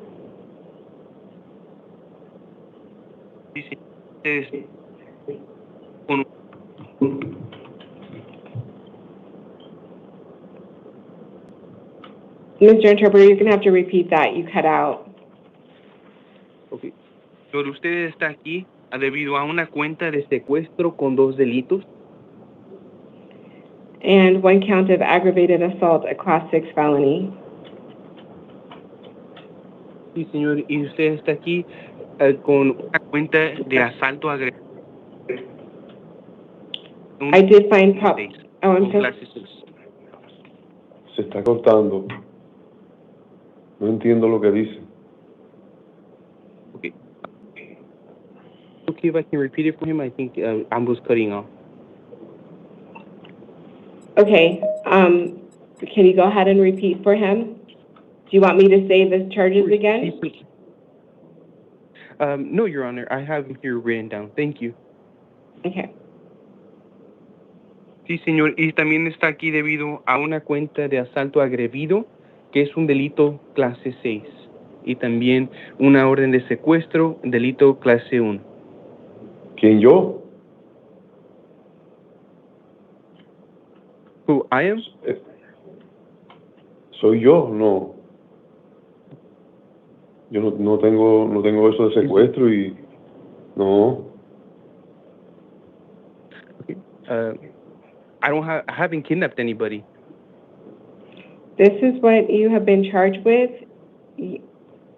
Please just let me finish before you make any other statements. Esto es con lo que usted se le ha cargado. Por favor, déjeme terminar antes de que usted pueda decir su parte. Okay. I did find probable cause as to both counts. Sí, señor. Entonces sí encontré causa probable para los 2 cargos. I did appoint an attorney to represent you in this matter. He apuntado a un abogado que lo pueda representar en este caso. You have a status conference hearing on June 18th at 8:30. Tiene una audiencia de conferencia el 18 de junio a las 8:30 de la mañana. You have a preliminary hearing on June 20th at 8:30. Tiene, ¿verdad?, una audiencia preliminar al 20 de junio, perdón, a las 8:30 de la mañana. 20 de junio. June? June 20th at 8:30. Sí, señor, junio 20 a las 8:30. Okay. You have a secured appearance bond in the amount of $100,000. Y tiene un vínculo de préstamo con un total de $100,000. If you are able to post bond, you'll be released to pretrial services on electronic monitoring. Ok, y puede poner la fianza posterior, entonces será dejado con ¿verdad?, un monitor. You cannot return to the scene of the alleged crime. No puede regresar a la escena donde sucedió el delito. You cannot initiate any contact with the alleged victim. O puede iniciar ningún contacto con la involucrada o la víctima.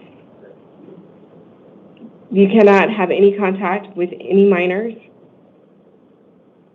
No puede tener ningún contacto con ningún menor. You cannot possess any weapons. Tampoco puede estar en posesión de ningún arma.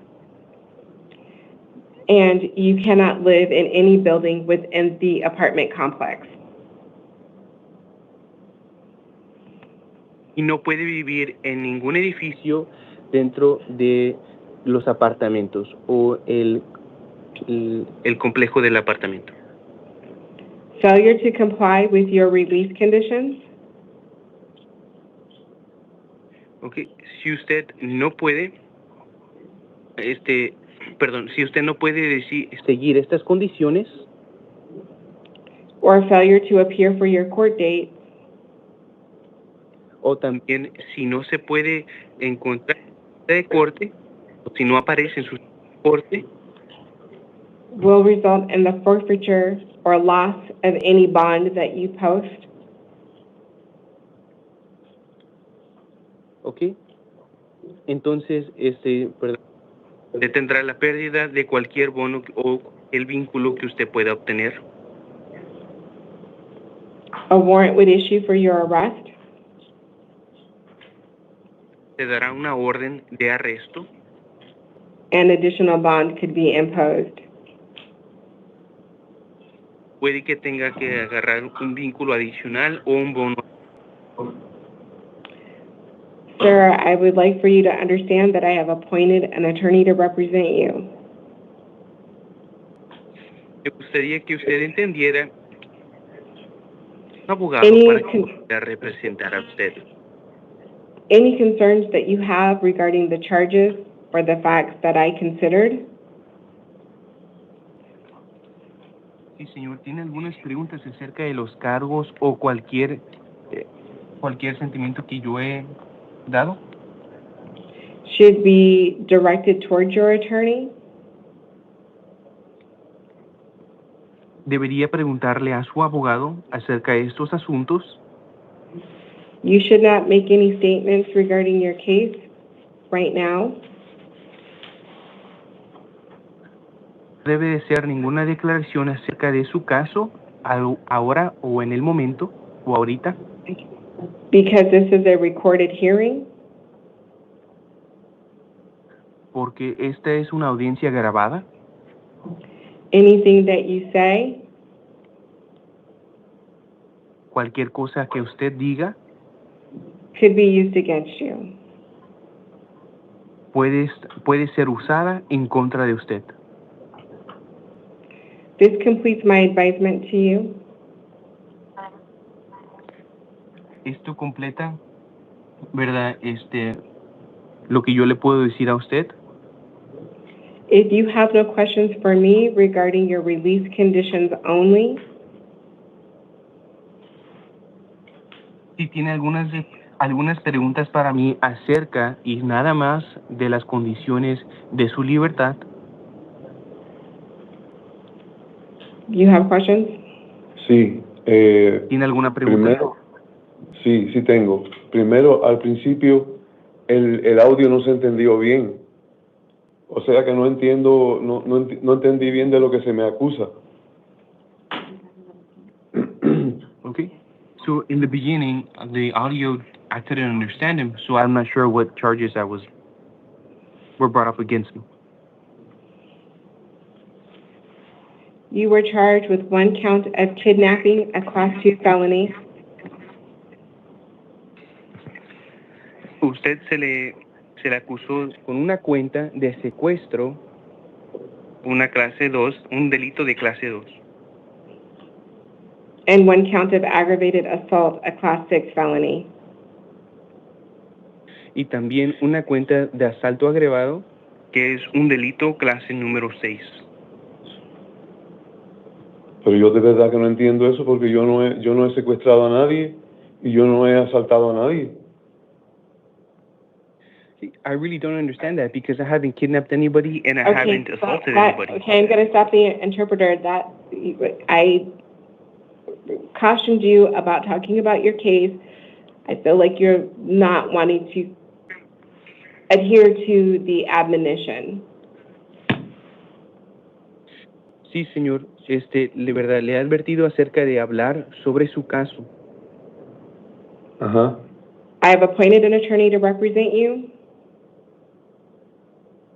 He apuntado a un abogado para que lo pueda representar a usted. Okay. You can talk to your attorney. Puede hablar con su abogado acerca de los asuntos. We're concluded. Hemos terminado, señor. Ha concluido. Okay. You step to your left, officer will give you your paperwork. Thank you. Pase a su izquierda, el oficial le dará su papeleo.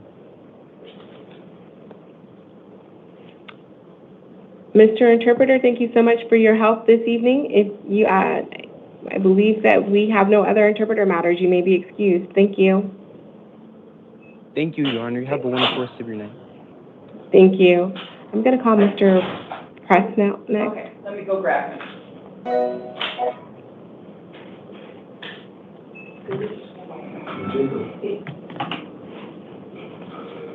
You doing okay? You doing okay? What?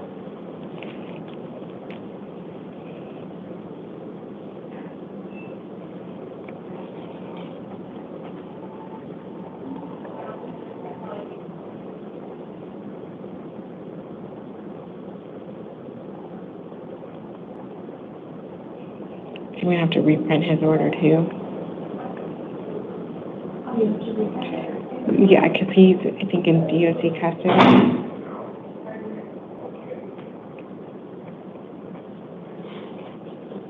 Good evening, Your Honor. Hello, sir. Will you please tell me your first last name and your date of birth?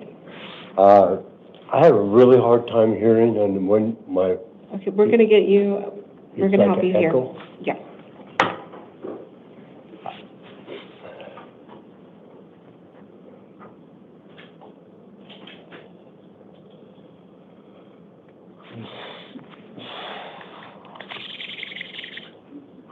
Can you hear me okay?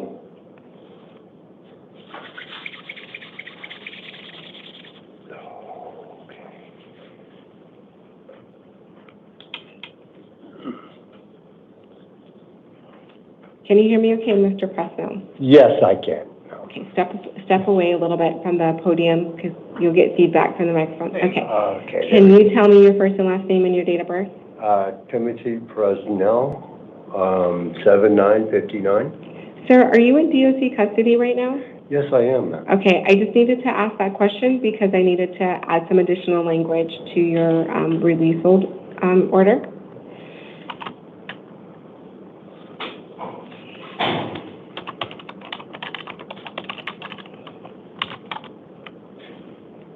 I understand this is the same warrant that I'm under in DOC right now? Hold on one second. Okay.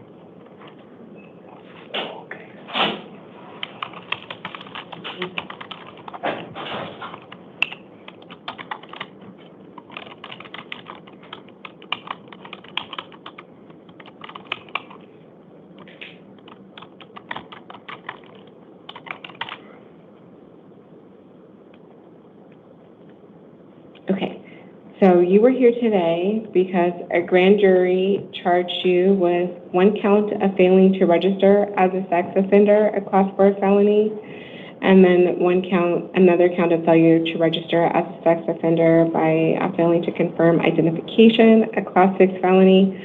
The date of these alleged offenses, the first one is February 15th of 2024, and the second one is November 18th of 2024. I was down in Mojave County and okay, so we're not talking about it right now. I'm just telling you what you were charged with. Okay. So that's what you were charged with. I did appoint an attorney to represent you in this matter. You have an arraignment hearing on June 19th at 8:30. The grand jury warrant had a secured appearance bond in the amount of $1,000. I am treating that as a placeholder bond because I am aware that you are in DOC custody. Payment of bond would not secure your release. You will return to DOC custody when this matter is complete, but by having a bond, you will be able to continue to accrue credit for your time, which you are in DOC for. So this takes care of everything that I needed to advise you of this evening. If you have no questions for me regarding release conditions, this takes care of everything that I needed to advise you of this evening. Okay, and my next hearing is in... Your next hearing is on June 19th at 8:30. Are they going to transfer me back to DOC then? No, you're going to remain here until your matter is complete. Okay. Okay. Alrighty, ma'am. All right, so if you'll take off. Thank you. Thank you. Your Honor, who would you like next? Nicole Benson. Okay.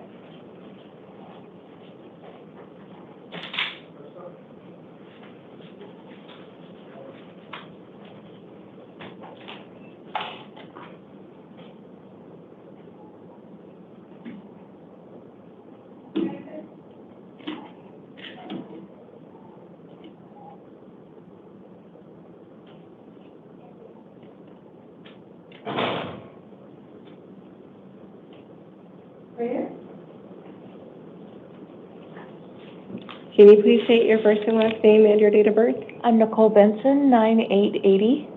You were here today on a new case. You were charged with 1 count of child abuse, a Class 2 felony, and 1 count of endangerment, a Class 6 felony. I did find probable cause as to both counts, and I did appoint an attorney to represent you.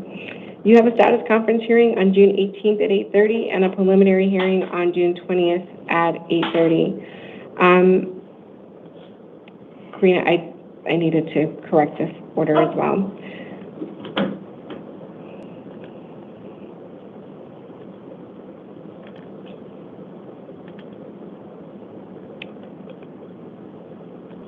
Okay, it's ready. So I did appoint an attorney to you. You have a status conference hearing on June 18th at 8:30, a preliminary hearing on June 20th at 8:30.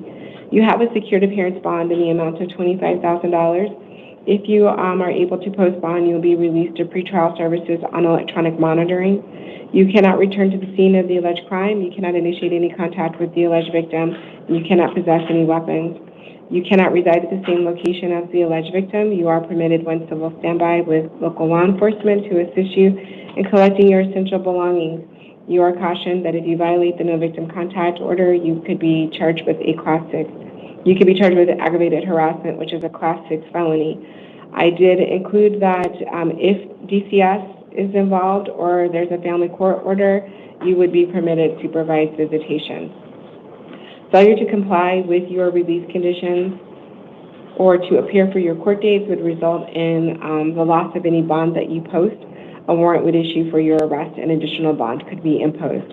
This takes care of everything that I needed to advise you of this evening. If you have no questions for me regarding your release conditions, the officer will give you your paperwork. Thank you. Thank you. I did have a question. So would my family have to put up the full $25,000 in order for me to have a bond? 10% of that. 10%, plus so that'd be collateral. $2,500? Mm-hmm. Okay. Thank you so much. Mm-hmm. That's it. If you'll step I'm still really confused about everything, but I'm sure my whole case will be heard at some time. Thank you.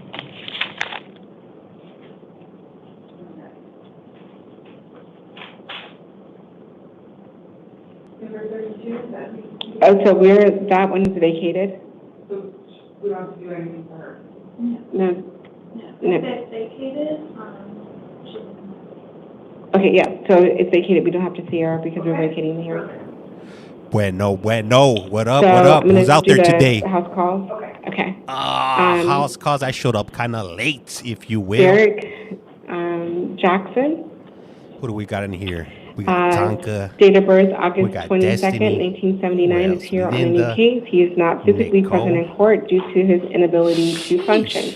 He was charged with 1 count of resisting arrest with risk of physical injury, a class 6 felony, and 1 count of disorderly conduct, a class 1 misdemeanor. I did find probable cause as to both counts, and I did appoint an attorney to represent him.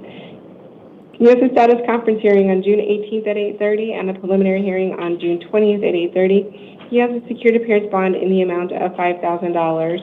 If he posts bond, he would not be able to return to the scene of the alleged crime. He cannot initiate any contact with the alleged victims. Mr. Jackson will be advised that if he fails to comply with release conditions or appear for his court date, that would result in the loss of any bond that he posts. A warrant would issue for his arrest, and additional bond would be imposed. After I meet with Mr. Jackson, if any changes are needed, I will do so either on the record or in writing. William Maroney, date of birth, May 24th, 1996, is here on 3 probation violation warrants. He is not present physically in court due to his inability to function. I did appoint an attorney to represent him in all 3 matters. He does have a probation revocation, possible disposition hearing on June 19th at 8:30. Each of his warrants has a secured appearance bond in the amount of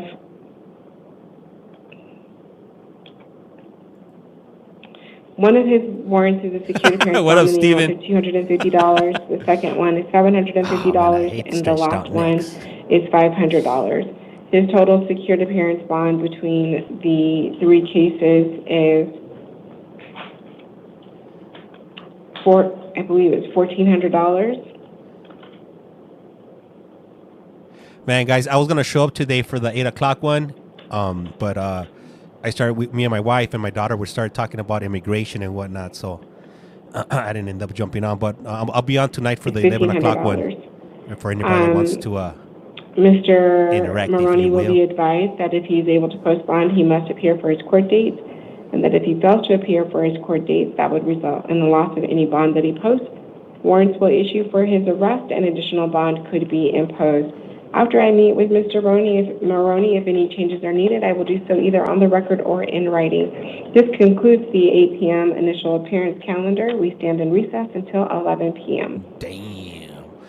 All right, guys. So, hey, man, I do appreciate you guys. You guys that show up, day after day.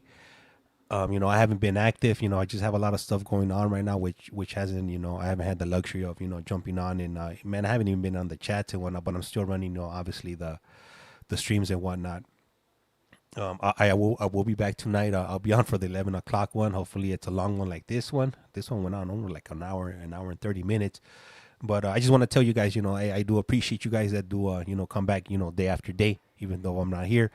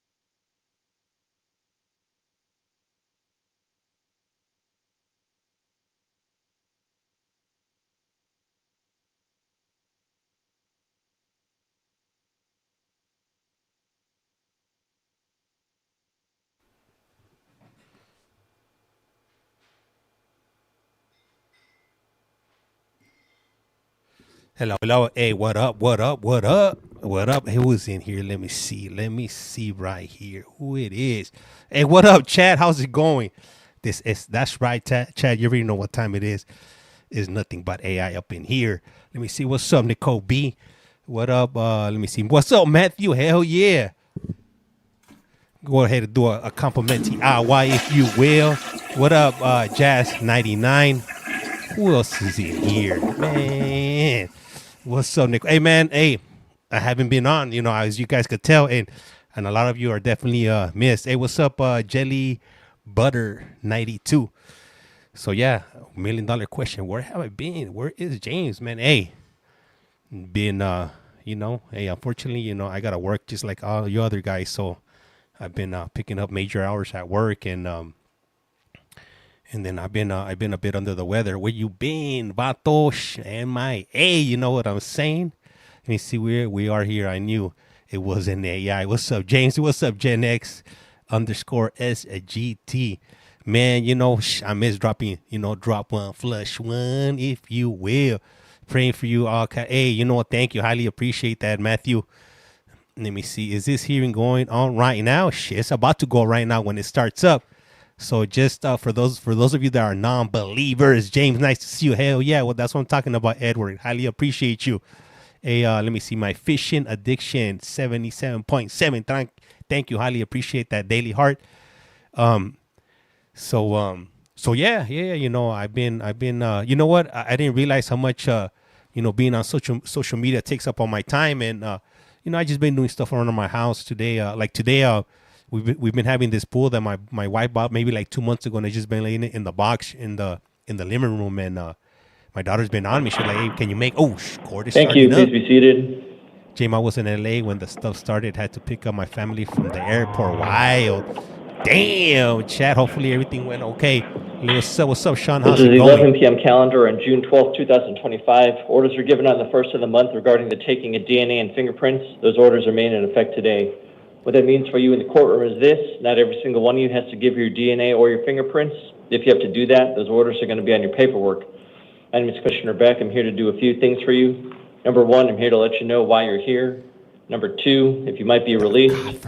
Number three, if you're going to be signed an attorney. The vast majority of you will get an attorney, which leads to my number one rule. Please don't talk about the facts of your case.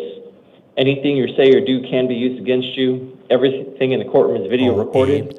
So please don't talk about the facts of your case unless it's with your attorney. What up, Kay?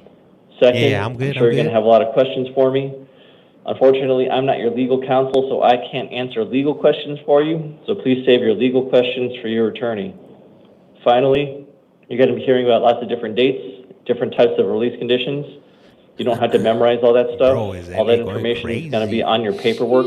But that's why it's important to keep your paperwork and save it. Don't lose it. If you end up missing a court date or not following a written court order, you could end up back here. Here's how tonight's going to work. I'm going to call two names. The first name I call is going to come in the courtroom and stand in front of me at the podium. Second name I call is going to sit on that chair next to the door. Then we're going to keep on cycling through until the calendar is finished. Could I please get Paige Odgers to the podium, Ashley Gerloff to the Hey, chair, Mickey, the please. man, thank you. Yeah, it's wild. LA is wild right now, man. Shh. It's all bad right now. Name and date of birth, please. Hey, Amanda, thank you. 40993. Thank you. You're here today on a probation violation warrant. I'm assigning you an attorney. Your next court date's going to be June 19th in the downtown Superior Court. This time you're going to be held non-bondable due to violations of your probation. So your next court date's June 19th, all right? Sure. Thank you. Please start your paperwork. Yeah, she looks cold. It looks like she's Ashley going through Gerloff it. to the podium. Jose Leyva to the chair, please. I can't even see her face. Morning from the UK. What up, Emily? Ashley Ray Gerloff, May 26, 92. Thank you. You're here today on an out-of-county warrant. Actually, 3 out-of-county warrants and 1 failure to appear warrant. Let me talk to you about your out-of-county warrants first. Let me see. They are all out of Pinal County. So I'm assigning counsel. Your next court date on all 3 of them is going to be June 17th. It's 11. Down at the Pinal County 11:02. On one of them, you're going to be held non-bondable because it's a probation violation. I wish, And then for the LA. rest of them, please don't try to pay your bonds because you're being held non-bondable. You have a $3,500 cash bond on another one. Then you also have a $10,000 secured appearance bond on the other. Okay. So don't try to pay those because you're being held non-bondable. For your failure to appear warrant, I'm not assigning you new counsel. You're going to go back to your original attorney. Your next court date's going to be June 19th. That's here in Maricopa County Superior Court. Affirming the bond set by your original judge, it's a $1,250 cash bond. Again, please don't try to pay that one either. James, are you good?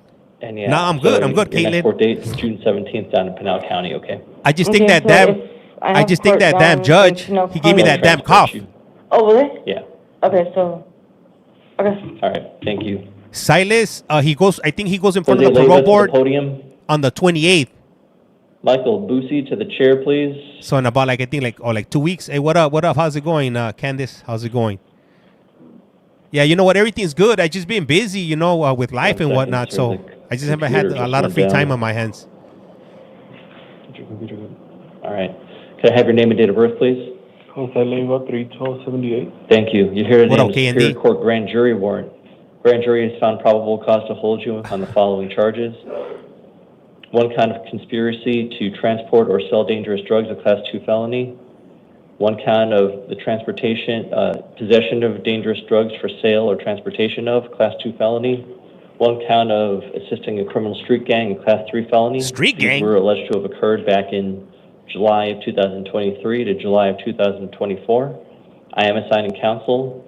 Your next court date is going to be June 19th at the Downtown Superior Court. Affirming the bond set by the grand jury, it's a $50,000 cash bond, but sir, please don't try to pay that bond because you're going to be held non-bondable. What up, Damo? Because you're going to be sent back to prison once your case here in Arizona is finished. So please don't try to pay that bond. You're non-bondable. You'll just lose that money. All right, thank you. Please step to your left for your paperwork. Michael Boosie to the podium. Harley Miller to the chair, please.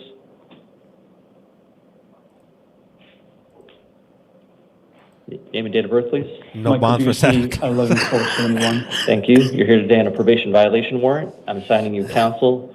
Your next court date's June 19th in the Downtown Superior Court. It's so bad. This time you're going to be held non-bondable due to the violation of your probation. Again, June 19th is your next court date. Okay, thank you. Thank you. Please step to your left for your paperwork. Harley Miller to the podium. Albert Kelly to the chair, please. Harley Miller. The camera got better. Santa's on vacation. What? Show! Is that him right in front of you, sleeping? Man, they made some changes to this thing that I'm using. I don't even know how to use it. Status and logs, event flow editor, remote camera. What the what? You see, can we get a flush, James, please? We have drop one. Flush one. Hey, Spicy, thank you for that daily. Thank you. You're here today on a Superior Court new case. You've been arrested for possession of narcotic drugs, a Class 4 felony, possession of dangerous drugs, a Class 4 felony, possession of drug paraphernalia, a Class 6 felony, criminal trespass, a Class 3 misdemeanor. I do have 2 accounts. I have found probable cause. I'm assigning you an attorney. Your next court dates are June 18th, 19th, and 20th in the Downtown Superior Court. Because it's been alleged that you committed this offense while you were on release for your other case, you're going to be held non-bondable at this time. Sorry, if you want to please step to your left for your paperwork. Man, I've been having this nasty cough for like 2 weeks, man. Call one warrant, please. I took a COVID test today to make sure it wasn't that, and luckily that wasn't it. But man, it's like in the nighttime when I'm trying to sleep, I just start coughing, man. And my wife was complaining to me today. She's like, man, hey, come over here, come to the shower. She was like, hey, can you please not throw noogies in the shower? It gets stuck in the strainer. She was like, oh, she was telling me that she was pulling one out and she was just stretching it out. She was about to throw up. And I was like, whoa, that's all bad, man. But dispensa didn't mean to, put you through all of that, if you will. Man, so hey, for anybody dropping them noogies in the shower, they get stuck in the strainer, if you will. It doesn't sound. It's not as I thought it was hilarious, but she didn't look too amused, if you will. So last thing you want to do is upset the missus, if you will. You know what I'm saying? Now that's flush that. Let's see, we'll do a flush for that one. Drop one, flush one. But yeah, hey, you know what? So, hey, you know what? A lot of these, you know what's everybody knows what's happening right now with the whole immigration and whatnot. And I'm just gonna go ahead and say this, so everybody knows where I stand on that. And I'll say this loud and proud: I'm a direct product of illegal immigration. But fortunately for me, I was born here, and what they're doing, I feel is wrong. Because they said they were gonna take the bad ones. Albert Kelly to the podium. They're taking the good ones. Daniel to the chair, please. We need people, getting our foods, deliveries and all that stuff. So that's where I stand right there. And I'll get onto it a little bit later on, if you will. Thank you. You're here today on the Superior Court grand jury warrant and 2 failure to appear warrants. Let me talk to you about your grand jury warrant. Grand jury has found probable cause to hold you on 15 counts of organized retail theft, class 4 felonies. These occurred from December of 2018 to June of 2019. I'm assigning you counsel. Your next court date is June 19th in the Downtown Superior Court. Affirming the bond set by the grand jury, it's a $10,000 cash bond. Then you have 2 failure to appear warrants. I'm not assigning you new counsel. You're going to go back to your original attorney. For your first one, your next court dates are June 18th and June 20th in the Downtown Superior Court. Setting a cash bond of $5,000. On your second failure to appear warrant, your next court date is going to be June 19th on that one. Cash bond of $1,000. So total $16,000 cash. If you're able to bond out, you're not to return to the scenes of the crime, no contact with any victims or witnesses, not to possess any weapons, drugs, or alcohol. And most importantly, if you bond out, you have to contact your PO within 3 days. Excuse me, sir, the 15 counts of organized retail theft? Organized retail theft, yeah, they were supposed to have been quashed. So it hasn't been. Grand jury found probable cause on it. So, sir, again, $16,000 for all 3 of your cases. All right, thank you. Thank you. Clifton McDaniel to the podium. Stoney Sutton to the chair, please. Yeah, I saw that. What? I thought he was a TikToker. Hello? Name and date of birth, please. My name's Clifton McDaniel, and birthday is January 8th, 1969. Thank you. You're here today on the Superior Court new case. You've been arrested for aggravated assault, class 4 felony. I have found probable cause. I'm assigning you an attorney. Your next court dates are June 18th and June 20th in the Downtown Superior Court. Setting a secured appearance bond of $15,000. If you're able to post that bond, pretrial services supervision, alcohol and drug testing and monitoring. You're also going to have an electronic ankle monitor. Furthermore, if you bond out, you are not to return to the scene of the crime. No contact with any victim or witness. You're not to possess any weapons, drugs, or alcohol. You must obey any terms or orders of protection. Most importantly, you may not live with the alleged victim, even if you're the owner or renter of the property. You're allowed 1 civil standby with local law enforcement to collect any essential belongings, and you're cautioned that a violation of a no victim contact order can lead to a class 6 felony. Sir, if you want to please step to your left for your paperwork. Stoney Sutton to the podium. Mark Morris to the chair, please. Yeah, you know what? I did see that. K. Man, that's bananas. Your hat. Thank you. Name and date of birth, please. Stoney Sutton, 10/14/87. Thank you. You're here today on 2 Superior Court arrest warrants. For your first one, probable cause is previously found for theft of means of transportation, a class 3 felony, possession of dangerous drugs, a class 4 felony, possession of drug paraphernalia, a class 6 felony.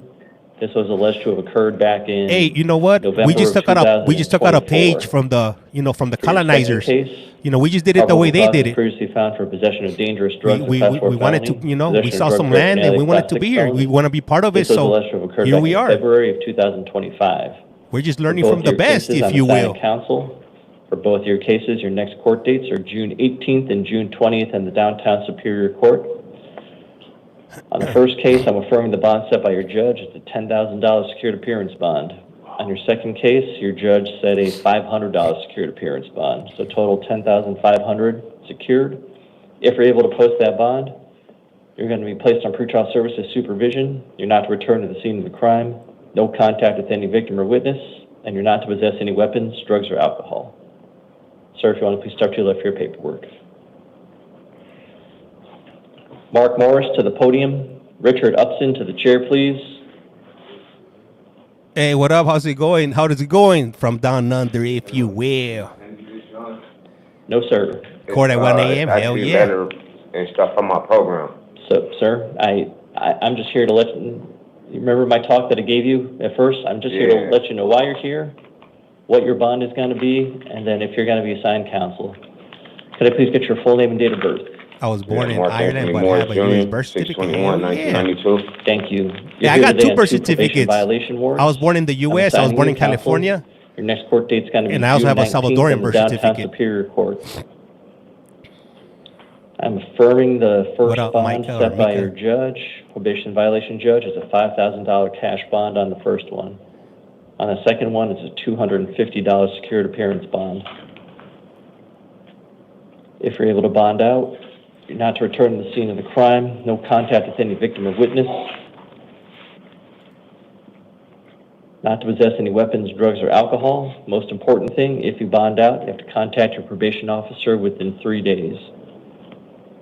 I know you have that letter for me, but here's the thing. On your petition to revoke, hey, what up, Nora? You didn't submit to drug testing on 1, 2, 3, 4, 5, 6 dates. You didn't actively participate in domestic violence counseling or SAGE counseling. Shit, tell him to shoot me one of those letters. And I might need one. You contacted or attempted to contact the victim in your case. So those are the reasons why. So I understand if you are started going recently, but because for all those reasons, your probation violation judge set your bonds. They said I missed how many scheduled you asked? 1, 2, 3, 6. That's inaccurate. Sir, because I came home in December. I came home in December. I've been taking UA since then. I just violated in April. Sir, so see, please don't talk about whatever violations you may or may not have. That's you gotta. If you want to fight this, you have probation violation court to fight it. What up, Daphne? All right, sir. Please step to your left for your paperwork. Richard Upson to the podium. Going back to jail, Bustamante to the chair, please. Richard Upson, red T-shirt.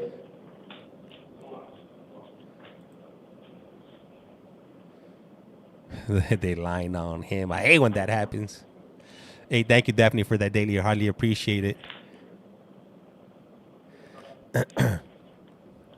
Nah, this is Arizona. This is Maricopa, Arizona. Jesus Bustamante. And this is the last court of the night. This one starts at 11 p.m. and it'll run for normally about like 30, 40 minutes. And if it's a busy night, maybe an hour. Mr. Bustamante sleeping over there? I hate when I forget to do my classes and have to go back to jail. You know what I'm saying, Chad? It's only midnight there. Nah, it's 11:15 right now in Arizona. Is Mr. Upson here? It's 1988. Thank you. Highly appreciate that. Okay, I'll move him down.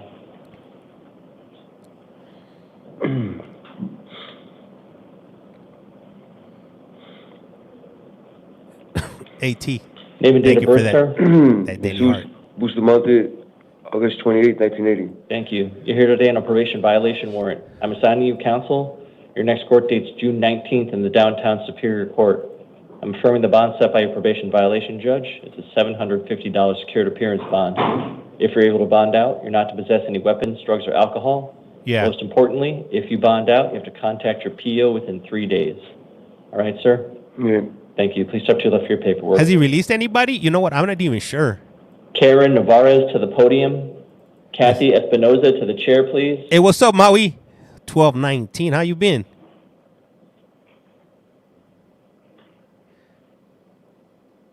Not one person. Yeah, so right now he's probably doing all the people that are staying in, and towards the end he'll probably start doing the releases, if you will. Name and date of birth, please. Name and date of birth, please.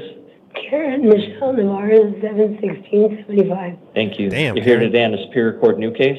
You've been arrested for possession of narcotic drugs, a Class 4 felony, possession of drug paraphernalia, I gotta change that. Oh, man, it sounds like, man, she's a heavy smoker, if you will. I'm just guessing there. Possession of drug paraphernalia, a Class 6 felony. Karen, you too old for this. Hey, what's up? How's it going, Chrissy? I have found probable cause. I'm assigning you counsel. Your next court dates, June 18th and June 20th in the Downtown Superior Court. Nah, double O, I didn't see it. Appearance bond of $500. If you're able to bond out, you're going to be placed on pretrial services supervision, and you're not to possess any weapons, drugs, or alcohol. Ma'am, if you want to wait over there, you're going to get new paperwork. Kathy Espinoza to the podium. Hey, man, hopefully I don't get Angelica that. Raddick to the chair, please. Shit, because it didn't sound too good, if you will. Felony of possession, yup. They don't mess around in Arizona. Date of birth, please. Everything's a felony Kathy in Arizona. Espinoza, and my date of birth is April 4th, 1982. Thank you. You're here today on a Superior Court new case. You've been arrested for criminal trespass, a Class 6 felony, criminal trespass, a Class 1 misdemeanor, criminal damage, a Class 1 misdemeanor. I have found probable cause. I'm assigning you an attorney. Loyal Your to next the court date is foil. June 18th and June 20th in the Downtown Superior Court. What up, Laura? Setting a secured appearance bond of $500. If you're able to bond out, pretrial services supervision. You're not to return to the scene of the crime. No contact with any victim or witness. And you're not to possess any weapons, drugs, or alcohol. Okay. Thank you. Please Thank touch your you, left ear paperwork. Angelica Raddick to the podium. Paula Elmore to the chair, please.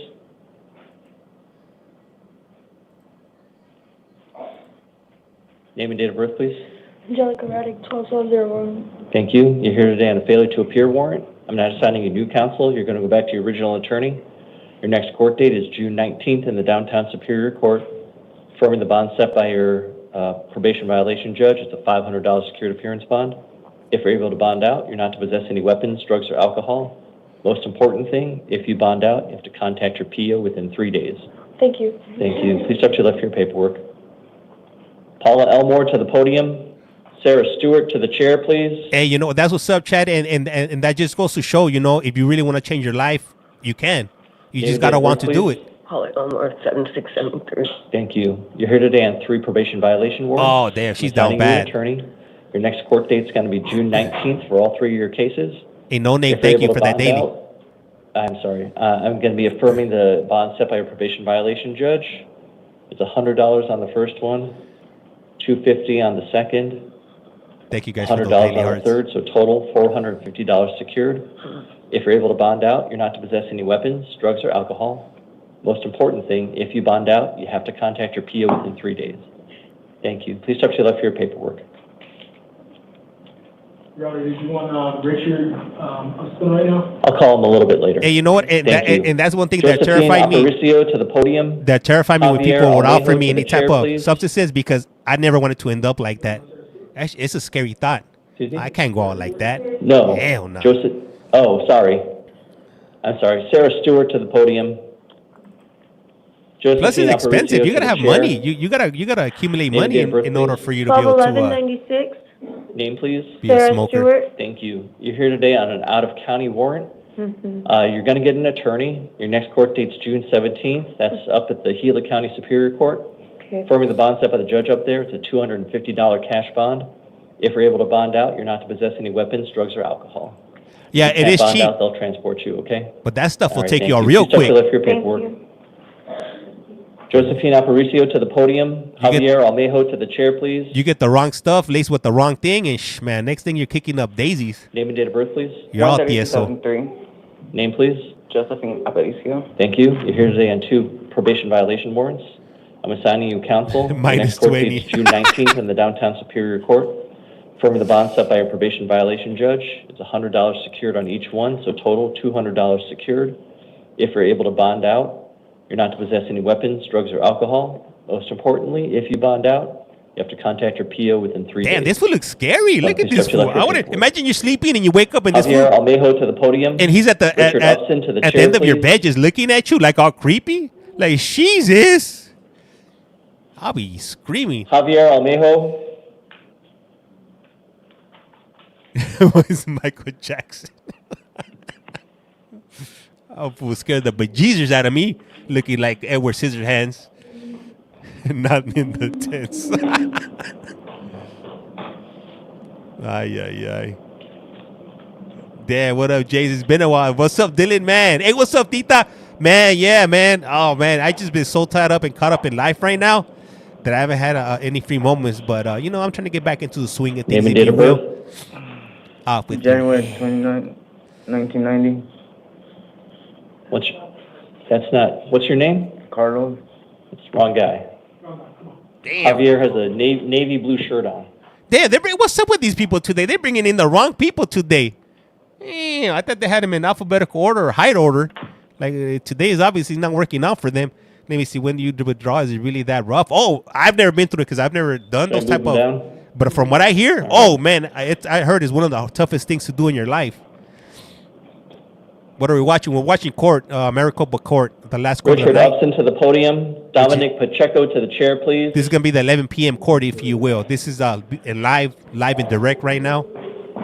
Commentary is done by me. Please. 9/16/1981. Name, please.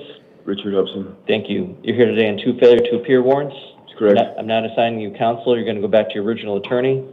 Your next court date is going to be what up, June 18th in the downtown Superior Court. Thank you. Affirm the bonds set by your judges. The first one, $2,500 secured. It is.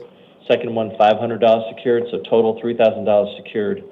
If you're able to bond out, you're not to possess any weapons, drugs, or alcohol. Most importantly, if you bond out, you have to contact your PO within 3 days. Why don't you please step to the left of your paperwork, sir? Hey, that's what's up, spicy. Hell Dominic yeah. Pacheco to the podium. ECR Jama to the chair, please. Dylan. Luckily, I'm good, Dylan. Luckily, I don't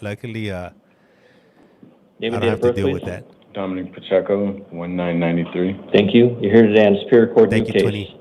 You've been arrested for possession of a weapon by a prohibited person, a Class 4 felony, possession of dangerous drugs, a Class 4 felony, unlawful flight, a Class 5 felony, carrying a weapon in the commission of a felony, Class 6 felony, possession of prescription drugs, Class 1 misdemeanor, driving on a suspended license, a Class 1 misdemeanor.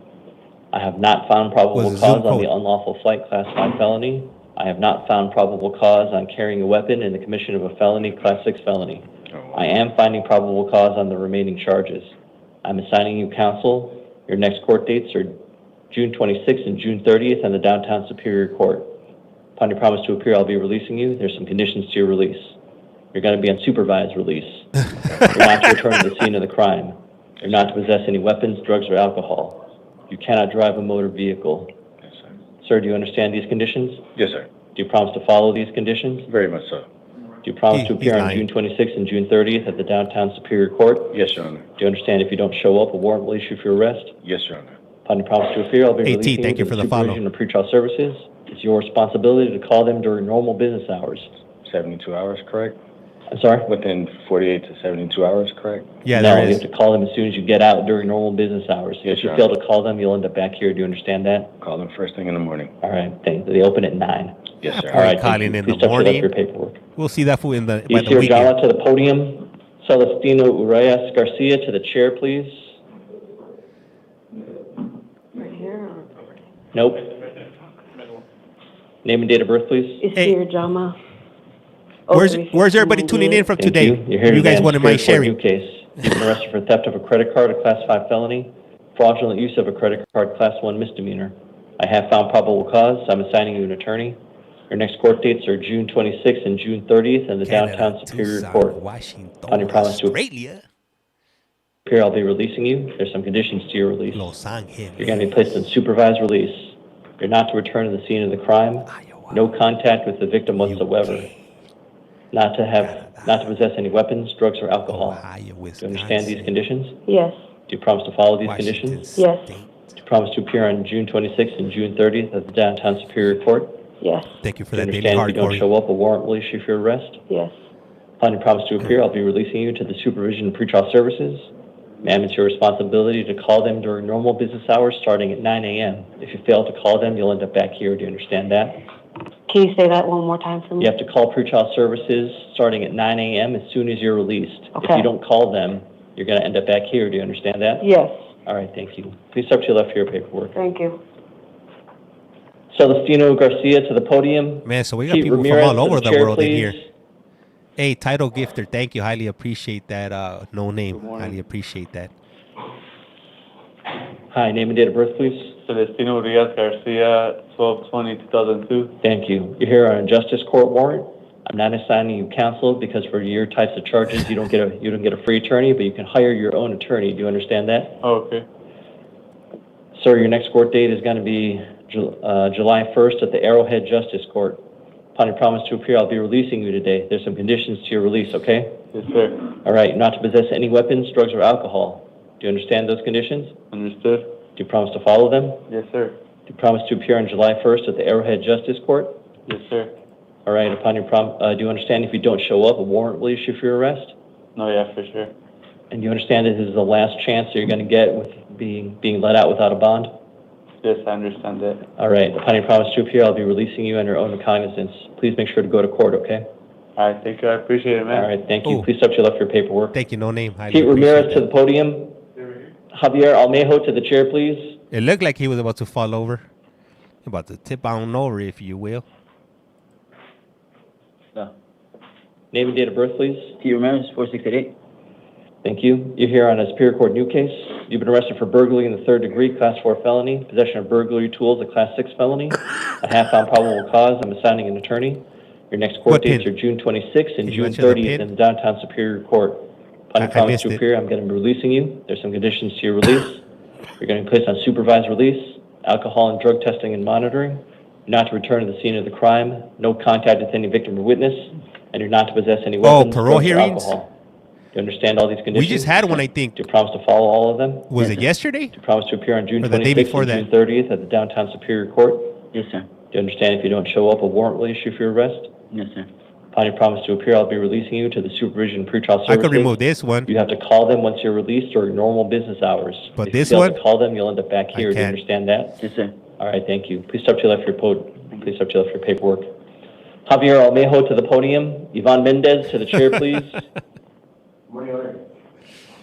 Hi, name and date of birth, please. Javier Daniel Almejo, October 2nd, 1993. Thank you. You're here today on a probation violation warrant. I'm telling you, that damn judge gave me that cough. It's June 19th in the downtown Superior Court. I'm affirming the bond set by your probation violation judge. $100 secured appearance bond. If you're able to bond out, you're not to possess any weapons, drugs, or alcohol. Most important thing, if you bond out, you have to contact your PO within 3 days. All right, sir. Please thank you. Please step to your left for your paperwork. Hey, what's up, Reese's? Yvonne Greetings. Mendez to the podium. Carlos Quinones to the chair, please. Man, I got that damn judge's cough. I'm telling you, man. That thing is contagious. Yvonne Mendez, 112278. Thank you. You're here today on the Superior Court new case? Yes, sir. I was wondering if I'm going home today. Let me finish. Thank you. You've been arrested for possession of narcotic drugs, a Class 4 felony. Possession I've been of sick drug for like 2 paraphernalia, weeks. A Class 6 felony. I have found probable cause. I'm assigning counsel. Your next court dates are June 26th and June 30th in the downtown Superior Court. Upon your promise to appear, I'll be releasing you. Where'd you There's some go? conditions Where to you your been? release. You're not to possess any weapons, drugs, or alcohol. Do you understand these conditions? Correct. Correct, I do. Do you promise to follow these conditions? I promise 26th and 30th downtown court. And do you promise to appear on the 26th and 30th in the downtown Superior Court? Yes, sir. Do you understand if you fail to show up, a warrant will issue for your arrest? I do. Upon your promise to appear, I'll be releasing you on your own recognizance. Please make sure to show up to court, okay? Okay, so I'm released today? In 4 to 5 hours. Thank you, baby. Thank you. 26th and 30th downtown. Carlos Quinones to the podium. Damn, that's like straight up Night of the Living Dead right there. Jesus, hey, if that's a reason right there, good enough. That's a good reason, good enough for me Name and not date of to birth, do. please. Don't do it. Carlos Quinones, January Just 29, turn down the 1990. paper. Thank you. You're here today on the Superior Court new case. You've been arrested for possession of dangerous drugs, a Class 4 felony. Possession of narcotic drugs, a Class 4 felony. Possession of drug paraphernalia, a Class 6 felony. I'm not finding probable cause on the possession of dangerous drugs. I am finding probable cause on the remaining 2 charges. I'm assigning you an attorney. Your next court dates are June 26th and June 30th in the downtown Superior Court. Upon your promise to appear, I'll be releasing you. There's some conditions to your release. You're going to be placed on supervised release, and you're not to possess any weapons, drugs, or alcohol. Do you understand these conditions? Yes, sir. Do you promise to follow these conditions? Yes, sir. Do you promise to appear on June 26th and June 30th in the downtown Superior Court? Yes, sir. Do you understand if you don't show up, a warrant will issue for your arrest? Yes, sir. Upon your promise to appear, I'll be releasing you to the supervision and pretrial services. It's your responsibility to call them once you're out during normal business hours. You can call them starting at 9 a.m. If you don't call them, you'll end up back here. Do you understand that? Yes, sir. All right, thank you. Please step to your left for your paperwork. Thank you, sir. For the last 3 individuals, I'll be visiting the back of their cell. They pose a risk of harm to themselves or to others. Devin Davis, date of birth 7/8/1985, is here on a fugitive justice warrant. Next court date's June 23rd, downtown Superior Court. They're going to be held non-bondable at this time at the request of their jurisdiction. Shelby Shepherd, date of birth 9/5/75. Here on a Superior Court new case and 3 probation violation warrants. As to a new case, arrested for possession of dangerous drugs, class 4 felony, possession of drug paraphernalia, class 6 felony. I have found probable cause. I'm assigning counsel. Next court dates June 18th I got it and from June Los 20th Angeles, in downtown born and Superior raised. Court. Secured appearance bond of $50. As for probation violation warrants, I am assigning counsel. Next court dates June 19th as to all 3. Forming the bond set by the probation violation judge, $500 on the first one, $100 on the second.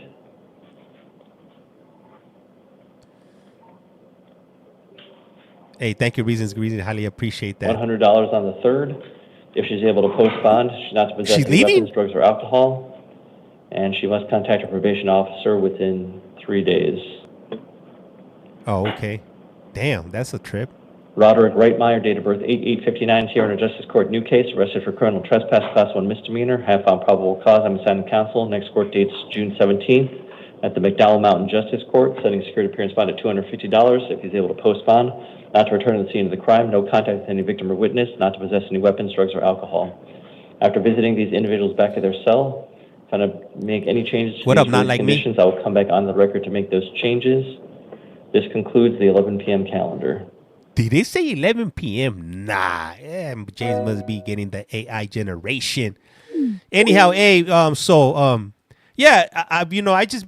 I just haven't been on, I've been having other things going on in my life, and I've been spending time with my family. We've been taking weekend trips out and about, and doing things. So I've been jumping on these lives since January. I think January through May. So I've been jumping. I was going strong for a bit, but then I had I was going all gas, no brakes, and it just kind of, when we came back from that trip from El Salvador, it's just like, man, I just kind of got lazy. Then I got sick, and then, work and everything. So is there another court at this time? No, this is the last one, Spicy. This is, hey, thank you. Highly appreciate that, Courtney Lee. This is the last court of the night, which would be the 11 p.m. court in Arizona. The next one will be at 5 a.m., but for that one, I'm going to be sleeping, to be quite honest with you guys. Let me see. Everyone needs a break. Yeah. So, taking this little time off, I didn't realize how much time I was putting into, doing these streams and whatnot. And it was a lot of time. Let me see. I joined in January, and there was some points where you were going. Yeah, I was going bananas, man. 5, 6, 7, 8 hours at a time. I do want to get back into it. I'm just gonna, but I think I'm gonna switch up the way I'm doing it. I'm trying to figure out some other programs that I'm trying to use. I just haven't cracked the code yet. I've been scouring the internet, if you will. Thank you for at least setting all these. Yeah, no, I still set them up on YT. I do definitely. It's a struggle, but I get it done. But you've been slacking, hermano. Why if you will? Yeah, I have. But let me see. Can you schedule the lives, bro? You can schedule the lives, bro. You know this, right? So what do you mean schedule them? Like everything that I do manually. So a lot of the times, like if you don't see me set up a live, it's because I oversleep. Sometimes I'll get home, and I'll get home like at 4 o'clock in the morning, and that's why a lot of the times, I'm not sure if you guys notice, sometimes I'll start the streams at 5 a.m. or earlier because I'm gonna be sleeping. So the first 3 courts, those I set up automatically. Florida. Florida, Pima, and Arizona. Those I set up in the morning. Then I gotta wake up again before 8 a.m. to set up the Maricopa because it refreshes.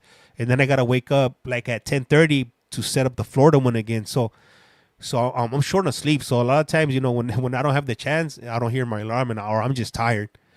So let me see. You can schedule to where you're gonna live and what time. Hey, what's up, Teresa? How's it going, man? I miss you, man. I've been trying to jump on one of your lives. You see, I tried to listen to the courts at work, but it's not the same without your commentary, right, Chad? I know.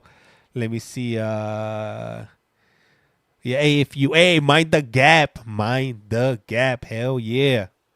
Let me just drop a flush just in case anybody's missed it. Yeah, you know, I hear that. And I could tell that my numbers are horrible right now on YT because of, you know, because I know I don't, because I don't jump on it and I see that. Let me see. Your parcel off. Okay, thank you, Teresa. I'll let you know once it lands, and highly appreciate that. Drop one, flush one. Hey, and then look. So I've been messing with the screen prints. This is what I've been. This is one of the first shirts that I did, and I was messing around with it. I put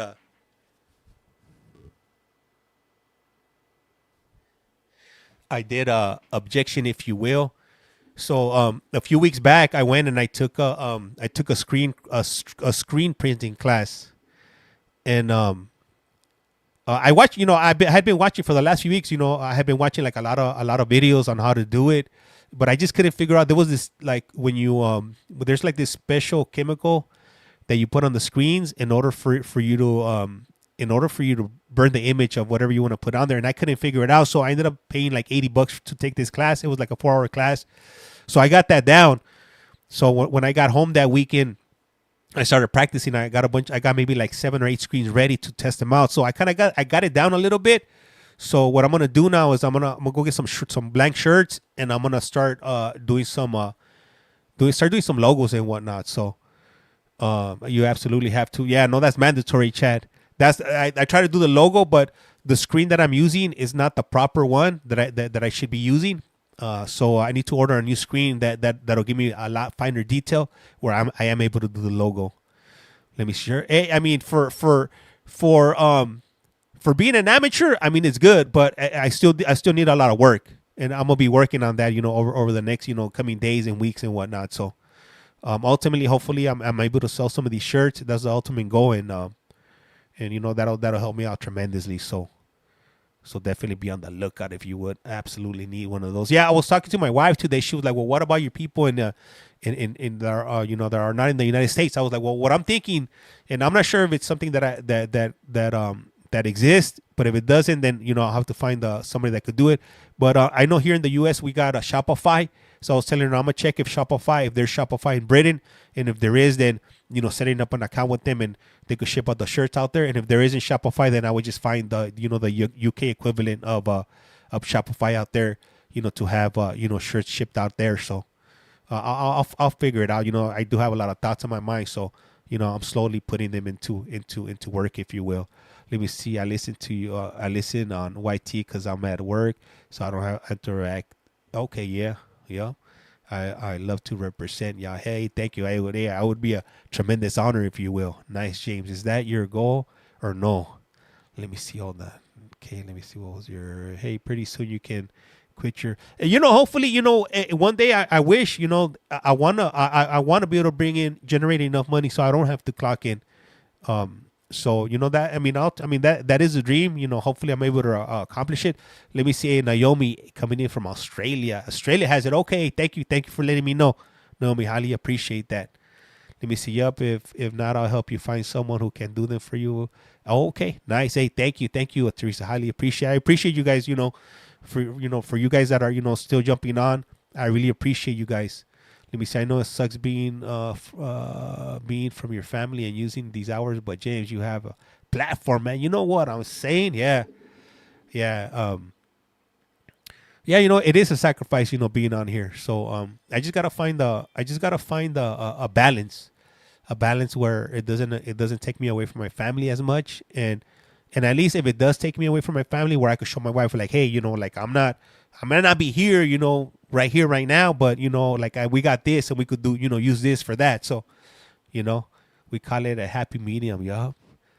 Yeah, thank you for all you do. Hey, thank you guys. No, I appreciate you guys, all of you guys that you know, jump on, you know, day after day. We miss seeing you, man. I miss jumping on. I do, man. I didn't even know how to set everything up today. I was like stumbling around. I made some changes to my studio here. I have a TV right here to my left that I'm gonna be utilizing in the future, but it was a little bit too high. So what I did is I brought it down today, and my wife and my daughter helped me bring it down, and I just finished putting it up on the wall again. So yeah, you have to a beautiful family you need to spend time with. You know, I can't be having my life, you know, my wife resenting me or my daughter. So just gotta find that balance. Let me see. Hello, long time. Hey, what's up, Kimberly? Hey, Kimberly, my apologies for not replying to your message the other day when you sent me a message, but I saw it. I just, I didn't respond, if you will. You know, I dropped the,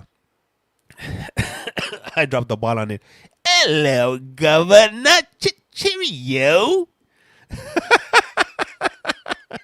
You know, hey, I've been watching, for some reason on TikTok, I've been getting videos from British people that are flying drones. And how have you been? You know what, I've been good, but I've been under the weather. You know, I've been having like this bad cough for the last 2 weeks. So, hey, what's up, Ellie Marie Spam? But yeah, I've been good. You know, I just haven't been on. You know, but you know, I've been, and then you know what, I've been meaning to like make some videos and put them up, but man, it's just I'm all over the place when it comes to my, you know, when my thoughts in mind. Let me see. You sound, yeah, no, I've been under the weather for like 2 weeks now. You know, this cough is just not going away. So, I've been taking some antibiotics, but WTF you been? What's up, Roddy? How's it going? Man, immigration picked me up, Roddy. They got me, but I'm back. No, I'm just messing around, Roddy. Not immigration. Luckily, immigration didn't get me, man. Shit, imagine being up in ICE and I'm a U.S. citizen. Sheesh, where are they going to send me? You know, Puerto Rico? Let me see. It's okay, James. Your health is more important. That's what I'm saying. BS. Let me see. You hear that 7-year-old pew her. Yeah, that one. You know what? That one I think I jumped on for. I didn't jump on for that one, but you guys had mentioned it and I went back and I played it. Man, and didn't they let him out? They let him out on OR. I was like, what? I was like, damn, that's crazy. I'm glad you're on. Yeah. We'll take you. Man, I definitely appreciate the love, man. OMG, I'll be fighting if they man, my wife's always telling me, because I'm like, hey, if they ever take me, I'm not signing anything, and you better believe I'm gonna get paid. So she was like, man, for somebody that wants to get picked up, it doesn't happen. It always happens to the people that don't want to get taken away. I'm like, you know what? And we were having a conversation about that today. And I was telling her, I was like, because I don't know how the topic came up. Well, obviously, you know, it's been on the news or whatever, you know. So we were talking about it, and then we were like, she was like, are they going to deport a U.S. citizen? And I was like, easily. A lot of people, when they're in these rooms or in these facilities, they've never been confined in places like that, so they want to get out. Like, they want to get out, and they're willing to sign whatever paper they have to sign to get out. And she was like, well, where are they going to deport him? She, they're probably going to deport him to wherever their family came from.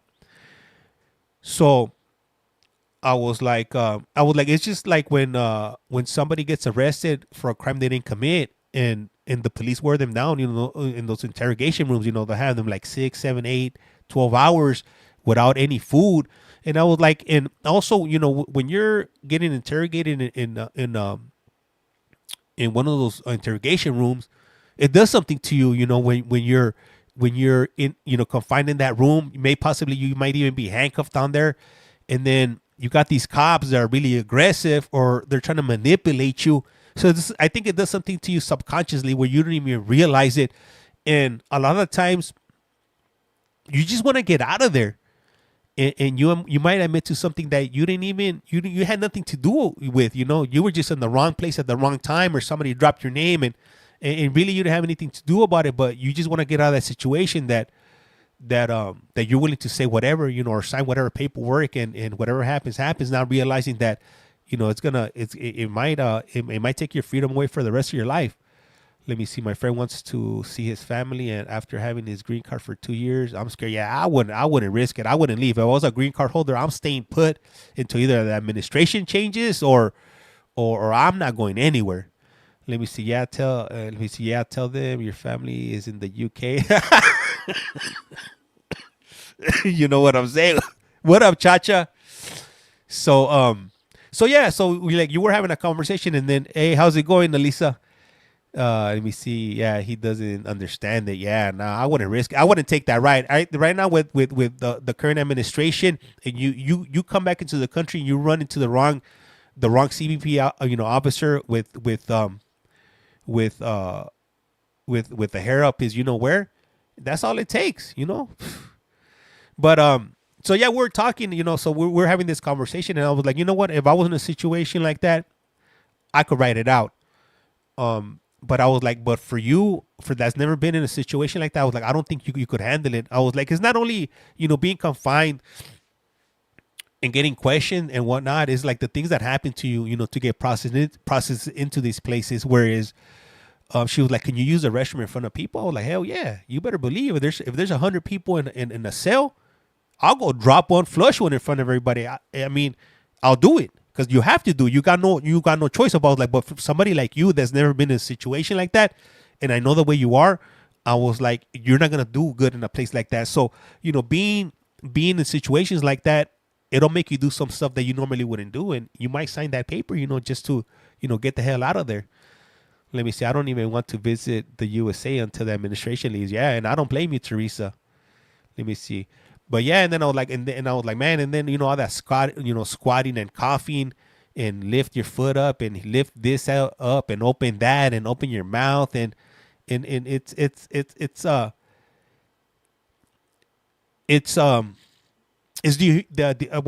think the word I used was dehumanizing. And hey, what's up, Tracy? How's it going? Good morning, James, if you will. So I was like, that stuff, if that's not something you're used to, it's not gonna be, and especially if you haven't been we got a little star. Look, everybody, he's bald. Oh no. Look, everybody, he's super bald because his hair just fell down because he put a potion to take rid of his hair, and he wanted to be bald, like an ugly boy.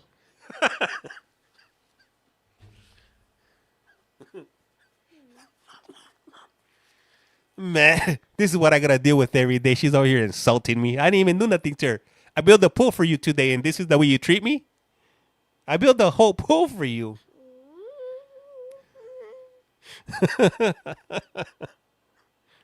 You have to put so sassy. She said you're sassy. Daphne put yours. She's so cute.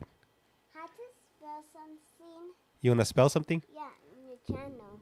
You can't put nothing because we're seeing the thing. Lisa puso, hey, sweetie. Let me see. Cha-cha. She says she's definitely not shy. Let me see. 20 moons up on it. She's so beautiful.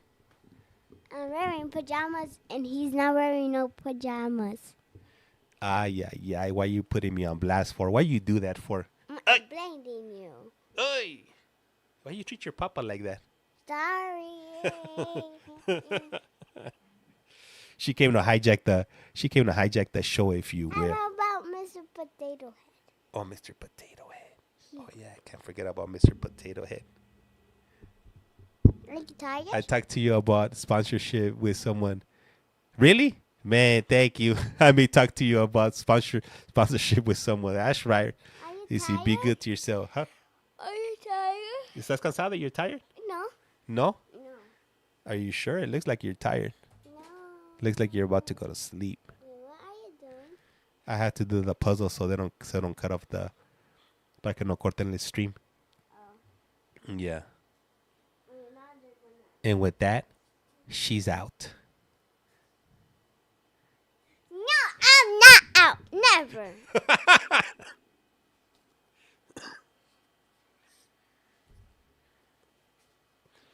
So yeah, so this is my daughter right here. She's 6 years old, man, and man, she means the world to me right here.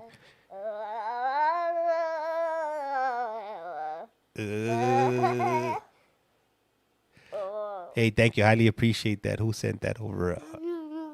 Let me see. K and D. Thank you. Highly appreciate. Yeah. K. No. My sister's name.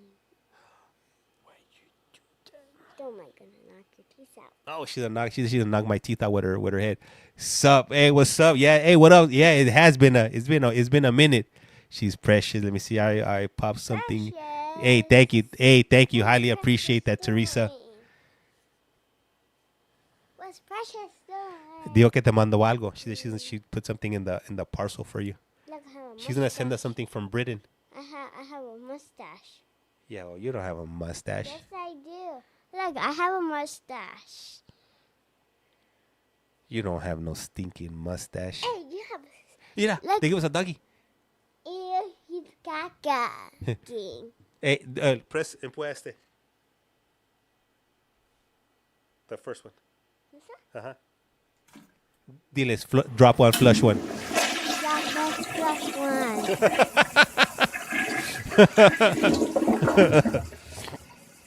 But yeah, man. Hey, man. So I'm gonna go ahead and take it down because it's a little bit late, and I gotta put her to sleep. No, I want to stay away. But I won't be on tomorrow. But I will be up. Make my best effort to get on Saturday before Father's Day. And then next week I am gonna have some free time, so you guys will see me on here next week.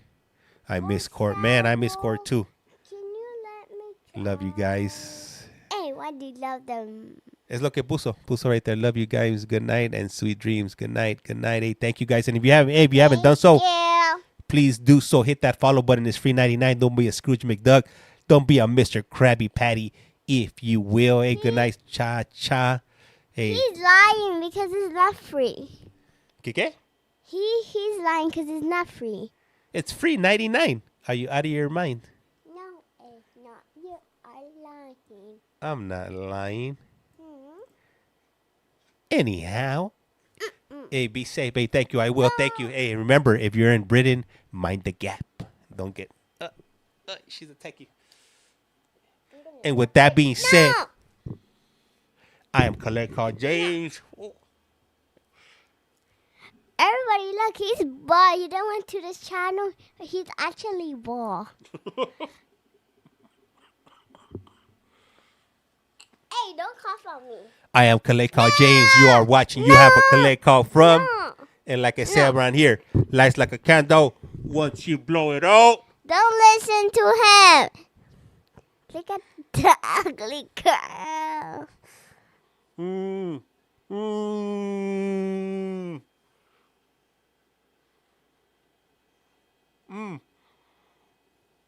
Once you blow it out, it's lights out. No.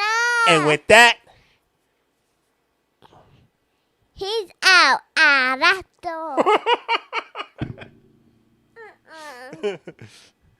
all right, guys, we'll see you guys. No. Yeah.